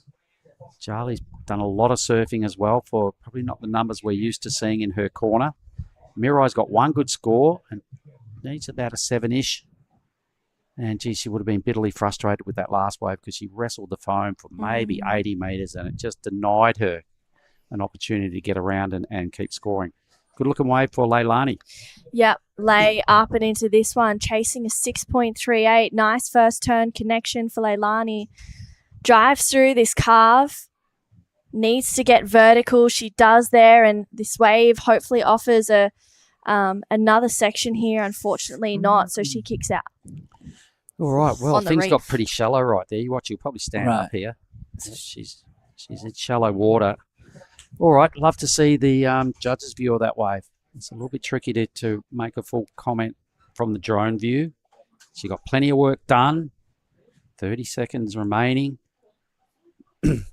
Wow. Is it gonna be 6.38 for Leilani? It might take a little while to get this number through because I'm sure the judges want to have a few looks at it. There may be a little discussion. Charlie now has got the P. She's only got 12 seconds. She may and has to go this last lump here for the Australian with 6 seconds to go. Gets to her feet. Needs the wave of the final to win. Just a semi-cut back there, and the wave gets a little sleepy for Charlie. So body language is she doesn't like it. It's not going to happen for her. May still happen for Leilani. Doesn't look like it. First indications of that score. It's a 4.4. So I'm going to shake your hand, Daiwako, Team Japan. yeah, big congratulations to Anon Matsuoka for taking out the women's final here at the Krui Pro. She's the first woman to go get two event wins. Yeah. It's pretty insane. Right in the drone. Look how cool it is. What a moment. Yes, the first multiple winner here at the Krui Pro, and a worthy winner at that. So I can't wait to hear a speech this afternoon. Meanwhile, I think we will throw to a quick break and let's start. Look at her there. She's over there with Fetty. Oh, all smiles for Anon. There might be a few tears as well. So let's just throw to a quick break. We're back with the men's final in a moment. That's a weird looking smoothie, Vorno. Tell him, son, this ain't no smoothie. This is a smooth as broth base for our bonsai ramen. How long should we wait, Master Ramen? Patience, young noodle. Wait, and top secret, I need corn. Behold, bonsai ramen. Moon-san, this is... Absolutely cooking.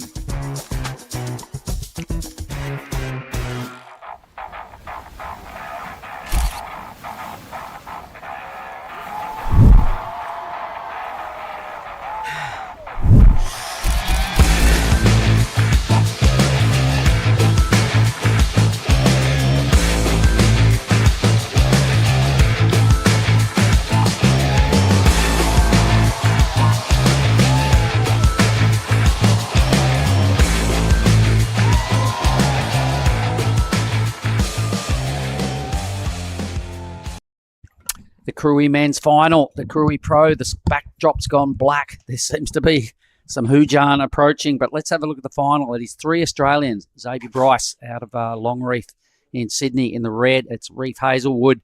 He's in the blue. Jarvis Earl in the white, defending champion, and Roy Kanazawa representing Japan in the green. So it's all going on. And here we go. 30 minutes on the clock. The boys decided to take off deep and paddle down into position. Wow. All right, guys. So I heard a lot, but I want to hear it from you guys. What went down in the women's final? It was pretty good. Anon Right. just she was the last one to get away, but she held firm on her got to get the best wave tactic. Yeah. The others kind of scratched around and got some 3s and 4s, which mean nothing in a grand final, right? But Anon sat there, took a little while to get a wave, but then got a 7, which turned into the best number of the final. She backed it up with a wave that was kind of large. It wasn't long after that, and got a really big foam climb on quite a bossy section. It was only a 5-6, but all the points were just from the foam climb, and it was 6. So that's what won it for her, basically. Yep. And Anon has been a winner here in the past, showing exactly why. First woman to win twice in a row. So it's going to be an incredible final here with the men's. We have a couple names. Jarvis Earl as well, a past winner here in the Krui Pro. So it's going to be exciting. This is Giada Lagarde, Mark Clift, and Daiwako helping talk us through the last heat of this year's Krui Pro. Big final, men's final, defending champs in it. We've just had Anon become a multiple winner for the first time ever. Jarvis Earl could be the second multiple winner here in the same year as Anon. So he did an amazing job last year around at the Krui left. He's been on point. He'd have to be starting, I imagine, as favourite. But another man I want to just throw some major kudos to is Xavier Bryce, sort of flying a little bit under the radar. He got a quarterfinal here, he told me last year. But out of all those names, I think he's the underdog. But a quiet achiever. He's been smashing his way through heats. He's there. He's a real threat. He is the surfer in red. He's up against the much experienced Reef Hazelwood, the defending champ, and your boy in Roy. Tell us a little bit about Roy. Probably this is the best result for Roy Kanazawa in the final. But this is the champ of women's side QS 6000, Ano Matsuoka, just sharing the moment with They're going her to try friends. and share her up. They are indeed. So that's Get off the reef would be wise words to start with. I was about to say, like, girls, it's slippery. All right, Xavier Bryce, the one we were just talking about. Not sure what happened at the start. The one turn I saw looked pretty good, but, the judges and with this field, it's going to take major connections all the way down the reef to win this. Reef Hazelwood. Oh. Hey, how's the variety Reef brings to this act? Well, he did the exact same maneuver in the semifinal that gets good turns. And I really love that turn. Yeah, that's so true. I was going to say the same thing. He did bust out that same move in the semis, but this one was looking much bigger and better. And that's exactly what you have to do if you want to be winning this final. So a bit of a float there and just whips the tail around. That is some incredible surfing. A bossy section, and then spins the wheels again here in a minute. You watch this next little tweak. Yeah, in the final, you have to go 100% this time. You don't want to go 80%. That was a big statement, I reckon, from Reef. And there's Anon, all smiles, mate. Oh, Ano Matsuoka. So there's Shino Matsuda and Mirai Ikeda Paparazzi. And that's Minami no Naka just sharing the moment. Wow, 3 big names. Ano Matsuoka, Shino Matsuda, and Mirai Ikeda.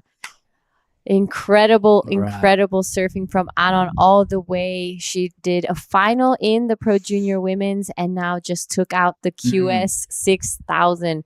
She won the one you really want to win, Yeah, the first time made history, the big 6000. First time ever in Indonesia. She did it. She stuck to a game plan and was staunch with a wave choice, and I think that proved to be the difference at the end. And probably she will be wearing the Bonsai leader jersey in the next competition. Yes, Pro. That's Have true. a look at the lounge jockeys in the athlete area. It's happy hour down there. That's right. There we have it. All the boys checking out. All the Aussies. Well, there's 3 Aussies in the final, right? So they're all down there. They've all got a tin or a bottle. They've probably got affairs for when the boys come in as well for this final. They're probably hoping one of them can win and they can then just, drown them in beer and maybe have a mouthful each. All right, so Jarvis hasn't caught a wave yet. We see him in white. Roy Kanazawa in the green. They're still thinking about Reef's number. It was a really strong second move, big air rev in a gutsy section of the wave. Ooh. He did it early. He did it out the back, and a 7.33 drops. Super healthy number. Thank you, judges. I loved it. I loved that number. All right, so here is the replay of Reef 733. Good first turn, sets it up for this second one. Boom, all the way around, comes out of it super smoothly. Nice third turn there, and you're right, pushes the tail again on that last one. So beautifully done by Reef Hazelwood. He just overpowered every section to a 7.33. He did not hold back one bit. He surfed that wave up from what it was. And just the degree of commitment on that second turn, where he did it, the speed of that air rev, he's on again. And goes to the air, and of course he does. Right out of it. Yo. He did. Wow, another big maneuver from Reef. Kind of hang up on the top though, but still, managed to put it off. Just watch how high the tail gets here. He really threw it out there big time. Boom! That tail went forever. Huge reconnection, a little moment there, but he does complete it, so he's going to get credit off the judges. Maximum amount of risk, super high. I don't know whether I've seen a better air than that all week. I have. You did? Who did? Jarvis Earl in his semifinal I didn't got see it. the 9. That was a crazy air. All right, didn't see it. So yeah, Reef Hazelwood, really high. Tail was all the way around, but the landing was maybe not as smooth as Jarvis's. Right. So it's going to be a good comparison for the judges. But really well done from Reef. Already getting 2 solid scores to start off this final. He's looking. His intentions are clear on that. He's going to boost at every opportunity, I reckon. He's just going for it 100%. It's so good to see this. Okay, here's your boy. 金沢選手1本目のライディングになります。まずはフローターでこのセクションを抜けていき、さあ2発目もしっかりと縦へのアクション。このセクションは抜けられず。The defending champ bursts out with a big tail drift of his own, a second maneuver. All right, now lays a full wrap. Another fluffy section drops his way, cuts it just in front of Roy. Didn't lose one bit of momentum out of all of this. He now throws in and spins the wheels pretty hard on that end section. What? Look at the boys. Look at the team Australia. Yeah, lads. That was some great surfing from Jarvis Earl. And it's Xavier Bryce up and riding, goes to the air, but comes unstuck, but it definitely lasts of, Jarvis' wave of amazing surf. All right, so that is some great scores coming through. We're going to be seeing some crazy scores here. So this is a replay of Jarvis Earl. Here we go. First turn, huge, slides the tail out, big fan of spray out the back, sets up for this second one. You see him really eyeing this section down. He wastes no opportunity in these turns. Almost runs over Roy there. Wraps it around again. He seems completely unfazed by it, and he finishes strong again. Wow. There's like 3 big turns, fin busted. He did kind of like everything on one wave. It's going to be a huge score for Jarvis, that's for sure. Oof, yeah. I think best wave of the heat for now. Right. So Reef Hazelwood's air came in at a 517. So what we were earlier, he was super high, boosted incredibly well, but the landing wasn't as smooth as maybe compared to Jarvis's air in the semifinal. So the judges, kind of be like, now we could see better. We want to see better than that. Then Xavier Bryce, a 567 and a 093 to back it up. Roy Kanazawa, a 3 for his last one. We're waiting for the last of Jarvis Earl. The judges are going to be, having a good long think of it. I think that was one of the best waves I've seen surf today. Right, definitely. Feels like he's in the great rhythm with the ocean since semifinals. He's getting those great waves and he's tags it in a critical section of the wave, and he does everything. Fin busted, going to the air, and it comes in 867. Oh, there we go. And that's how you want to start a final with an 867. Wow. I know. I was telling True earlier that he just has so much control over his surfing. First of all, that was pretty insane. This is textbook competition surfing right here. You start off huge, you get those second and third turns in, and finish off strong as well. So textbook competition surfing from Jarvis Earl right here. And he doesn't rush anything in between turns. Even though you get caught a little bit, you just wait for the right time to generate the speed, comes around section. Amazing surfing from Jarvis. 867. Yeah, I was saying he has so much control of his surfing because in the first few rounds that he surfed, he was really at the 65-70% of his ability, and slowly as he went through the rounds, he started giving the judges a little bit more, and then as soon as he got to the semis, busted out with the 9 and the 7, and now again an 867. 金沢選手2本目のライディングになります。さあ、これはフィンを抜いてきて、いいファーストターンになりました。ここのセクション抜けられると、ここは抜けられず、その残り時間17分を切るところです。All right, Roy Kanazawa, best result. We don't know what he's going to do for the rest of the heat, but this is already his best result. Definitely. In a WSL event. He must be over the moon right now. Yeah, probably he's just trying to do, 100% to going for this one. Little bit fins out. Just, kind of got caught behind a little bit. Couldn't come around a section. Yeah, this is a big result for him, definitely. Now he jumps into the first place in the Asian Tour with this result. So Roy probably going to be heading into Nias with the Bonsoi yellow jersey.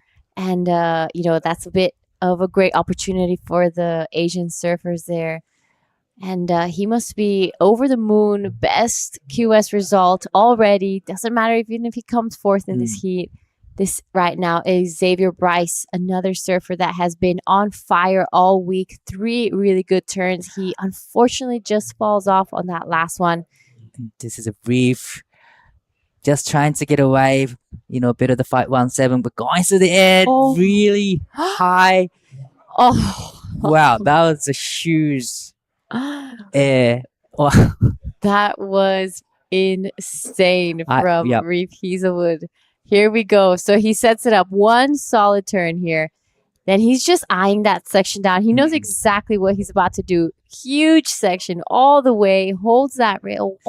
Manages to stick through.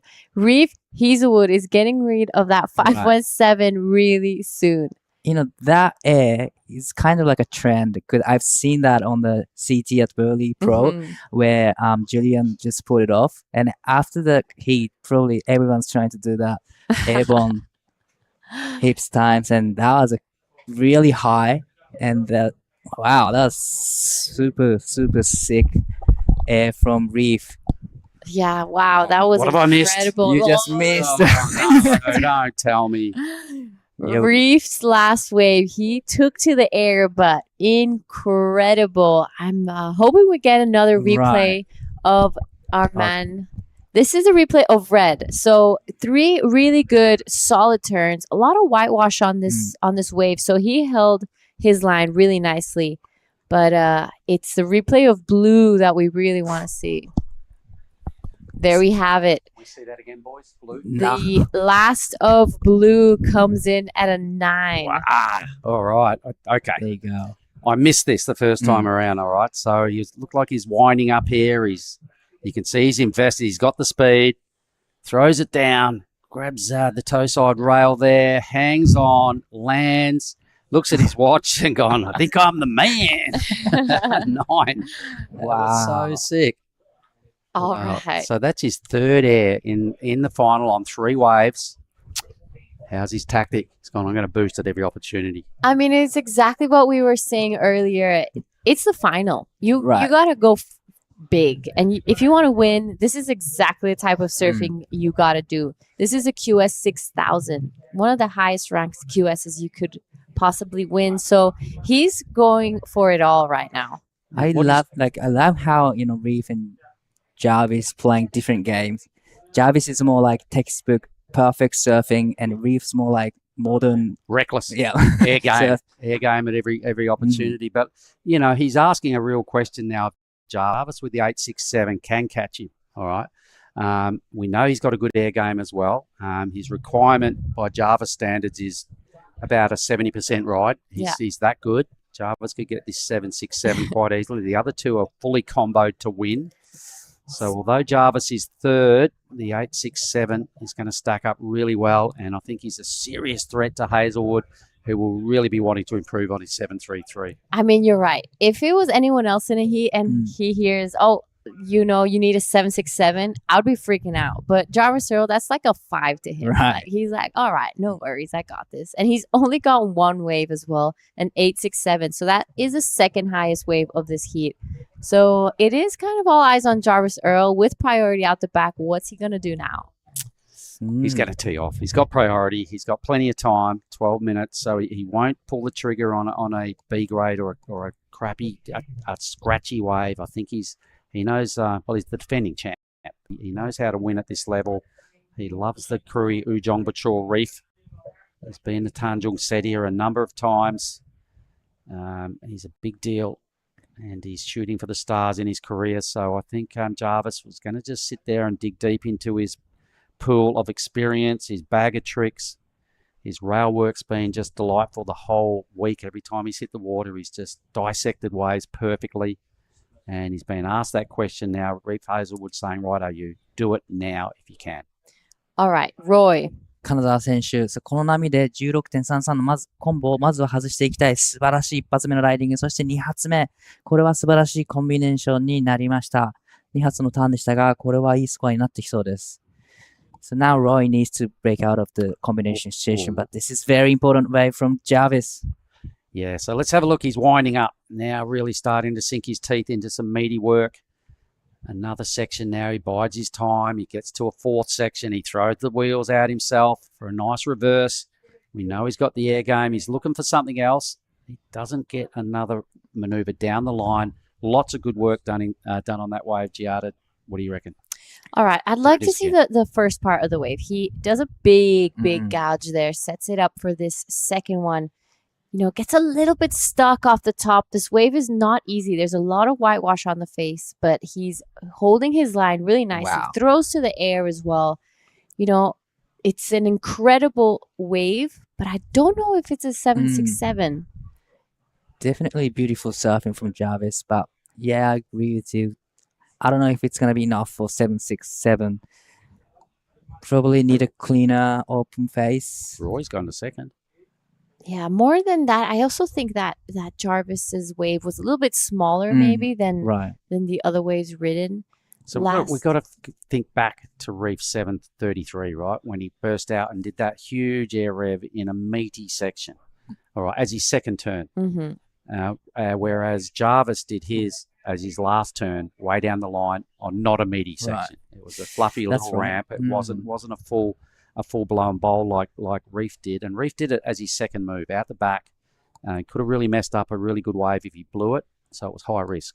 Yeah, and let's not put this wave aside. I mean, Roy 6-1. Kanazawa 6-1. That was some incredible surfing as well. His backside is so sharp. The first one was amazing. Just little, get little stuck on the second one, but still the first one was super solid, super critical section to hit. Now he's in the second, but we're still waiting for the last of Jarvis Earl. Yeah, there was, for sure the judges would have looked again at Reef 733 and they would have gone, okay, is this better than that? Is it not? How much better or how much under? I believe it'll come in under, just because of those points we just talked about. The judges have been loving Jarvis, all right? They've been loving Jarvis. And there was maybe a moment where he got a little stuck on his first turn, but it's probably just because he tried to slide the tail a little bit and add a little bit of variety and a little tweak to his first move. So they're having a real think about it. Because we're down under 10 minutes. Jarvis will be super nervous to hear this number. Meanwhile, Reef's got priority. That's him in blue. Yeah, definitely Reef is... Scores are starting to drop. He needs a 767. I think it's just under. It's in the sevens, folks. It's in the sevens. It's going to be super close. Indications are it's under. Just. 727. 727. So it's 0.4 less than he needed. But I reckon fair enough for what Reef did on his first wave in hindsight. Reef did bossier surfing and better sections on his wave. No disrespect to Jarvis. I just want to comment. Imagine Reef's heart right now. He knows Jarvis needs a 7, and the commentator wrote, "You 7, 2-7." So close. Oh, so that's an important point right now. Reef heard the last wave. He knows Jarvis was so close to getting it. He's the best scorer of Reef's coming up. So let's have another look at the 9. Smaller wave, boy, at the massivest air. So this is looking like the 9, yeah. Yep. Wow. How's the amount of distance he covered while he was in the air? Sweet landing. You could just about see him having a giggle on the replay. So that's the 9. He's backed it up really well. Jarvis Earl, though, is deadly, and he's still got 7 minutes to steal this thing off Reef. Roy and Xavier. Well, the bad news is they need 16:33 to get there. So you got to be thinking it's at this stage it's a 2-horse race. There's 7 minutes to go. Let's be realistic. Unless miracles happen for Roy or Xavier, I think it's a 2-horse race. The Goofies are having a bit of a hit out here. Yeah. So Roy and Xavier in a bit of a combo situation. So here we go. This is Jarvis. Quick in and out. Yeah. So quick in and out. He's a little bit deeper than the rest of the field. He does have fourth priority, so he's trying to create that opportunity for himself. He's such an amazing surfer that he could probably get this score on a wave that's not that great. Yeah, he could. Yeah, he could. He could surf a 6 wave up and get the number. But I'm just wondering what Reef does here. He hasn't even looked and paying zero attention to White. He probably needs to either maybe go and take a wave off him, or he's immediately, there's a big air by Jarvis that doesn't factor in, but your boy, Roy. 金沢選手、この波で、まずはコンビネーションから抜けていきたいところ、しっかりとターンを重ねていきますが、ここでノーズが刺さってしまいました。White's gonna get. Here we go. Jarvis now looking down the line. He knows what he needs. He's going to go big on this one. Oh, just pulls off. He didn't see the opportunity. So now all eyes on Reef Hazelwood with priority out the back. A few lines on the horizon. And Reef has a fast priority now. Yep. And I reckon he'll probably be paying a bit of a close attention to Jarvis only. The other two still comboed. I don't reckon Roy gets out of combo with his last wave. So the only person that can steal this off right now off Reef is Jarvis, the defending champ. Everybody's thrown in the air for antics. Xavier just does a full helicopter right in front of the drone. So Reef will probably look over his shoulder and go, I've got 5 minutes to either fend off or play offensive and needing to upgrade a 733. It's quite a large number to upgrade. It may be easier to kind of keep Jarvis honest. Ouch, that hurt. Xavier going for it. All right, under 5 minutes. This is the most critical part of this heat. It all goes down here. Reef has been very quiet. Jarvis just picked up second priority. He's going to try create some distance from himself and Reef, or try and sell Reef on a wave. But it's not going to be easy. Reef is looking like he's in really, really sharp form. Yep, he's been around long enough to know what trying to improve a 733 looks like. So he won't buy into a dud wave. I think Jarvis Earl is going to be belting his head against the wall to sell Reef a dud. So Reef still holding firm out the back. He's only ridden 3 waves. He's throwing away a 517, sitting on a 9 and a 733. Someone's taken off. It is Reef. So he's on the offensive. A big powering move. 2 of them to get onto some clean green face. A third huge maneuver, spins the wheels again. Reef Hazelwood is pulling out all sorts of tricks to try and win the Krui Pro. He's doing it well. Yeah. さあ、金沢選手、この小さめの波にテイクオフしていきます。大きなスプレーを上げて、さあ、フローターでセクションを抜けてくる。さあ、これはここでプルアウトしていきます。残り時間3分30秒。Well, Reef Hazelwood, 3 blasts. He got really good projection out of all these turns. How's that?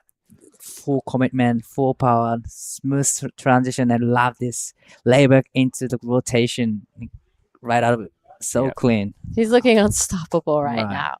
We're just over 3 minutes left. I think he's going to be getting rid of that 733 after that last one. That was one of the biggest waves we've seen all heat. Wow, just the different moves he puts together time and time again. It's that exciting to watch because you just don't know what he's going to do next. So this is Xavier now taking a look at this one. Bit of a closeout. Unfortunately, still in combo situation. Both green and red. Break 6, Hazelwood. Wow, whammo. 6-0. 1760, 2-wave total. 2 minutes 40 for Jarvis Earl to go absolutely nuts. Jarvis got a lot of 9s out here on this reef last year. He got a 9 in the semi-final. Right. Yep. So it's time to dig into the deepest of his talent pool.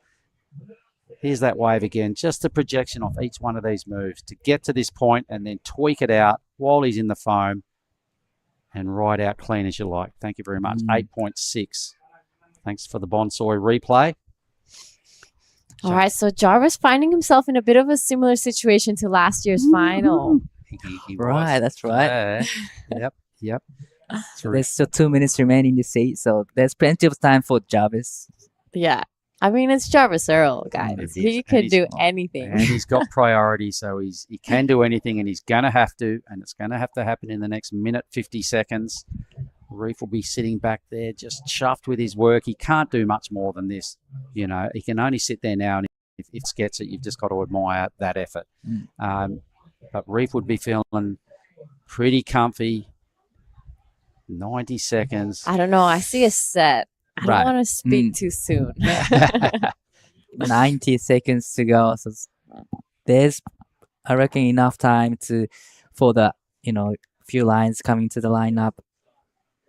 Jarvis is moving. He spies something. There's a lump behind this, ladies and gentlemen. If you can hear us and you're not near your laptop or your phone, get to it right now, because I think there's going to be an opportunity for Jarvis. It's a minute on the clock. Here we go.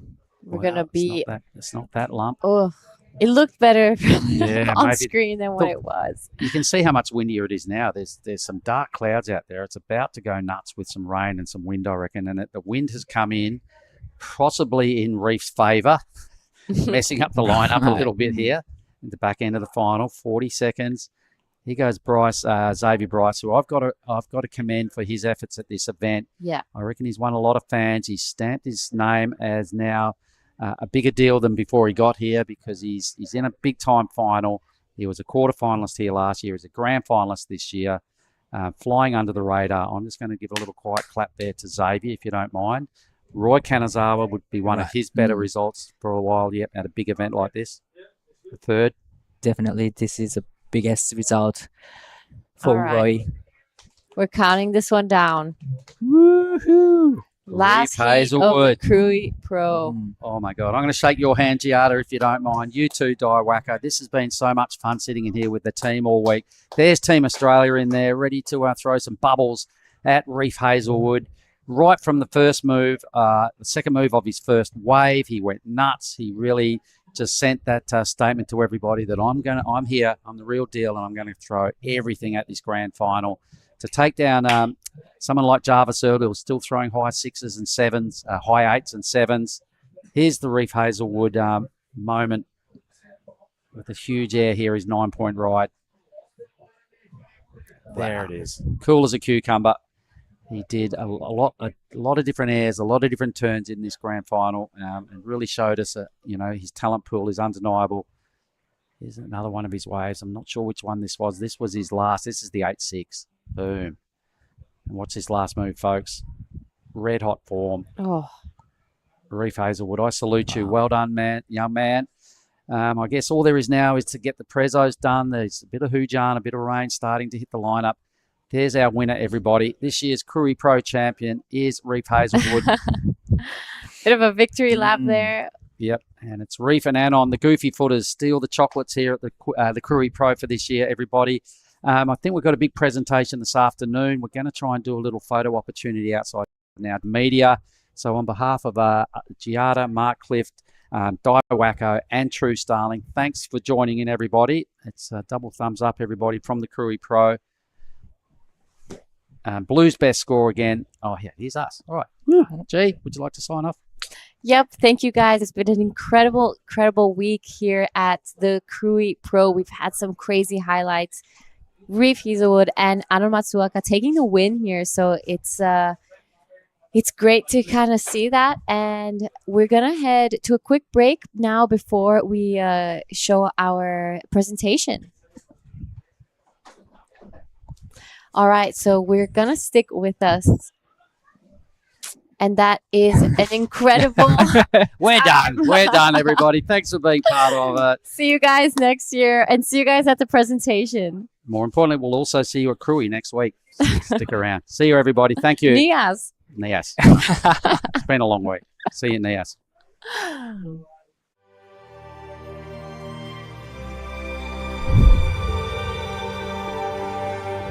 Today's going to be a huge day. We're going to come back and clean up the back end of the round of 64, so that includes 9 heats. We're then doing the ladies round of 32, that's 8 heats. Back to the men's round of 32, 8 heats, a massive day. Woken up to pumping conditions, which is good. It was a little bit small and slow yesterday, but it's pretty much like perfect size for this wave right now, so it's going to be such a sick day. And been here for like 8 days, haven't surfed a heat, so pretty keen to put the rashy on and get out there. There you go, you just heard it, the waves are smoking. Huge day here at the Krui Pro, so thanks for tuning in. Let's go get it.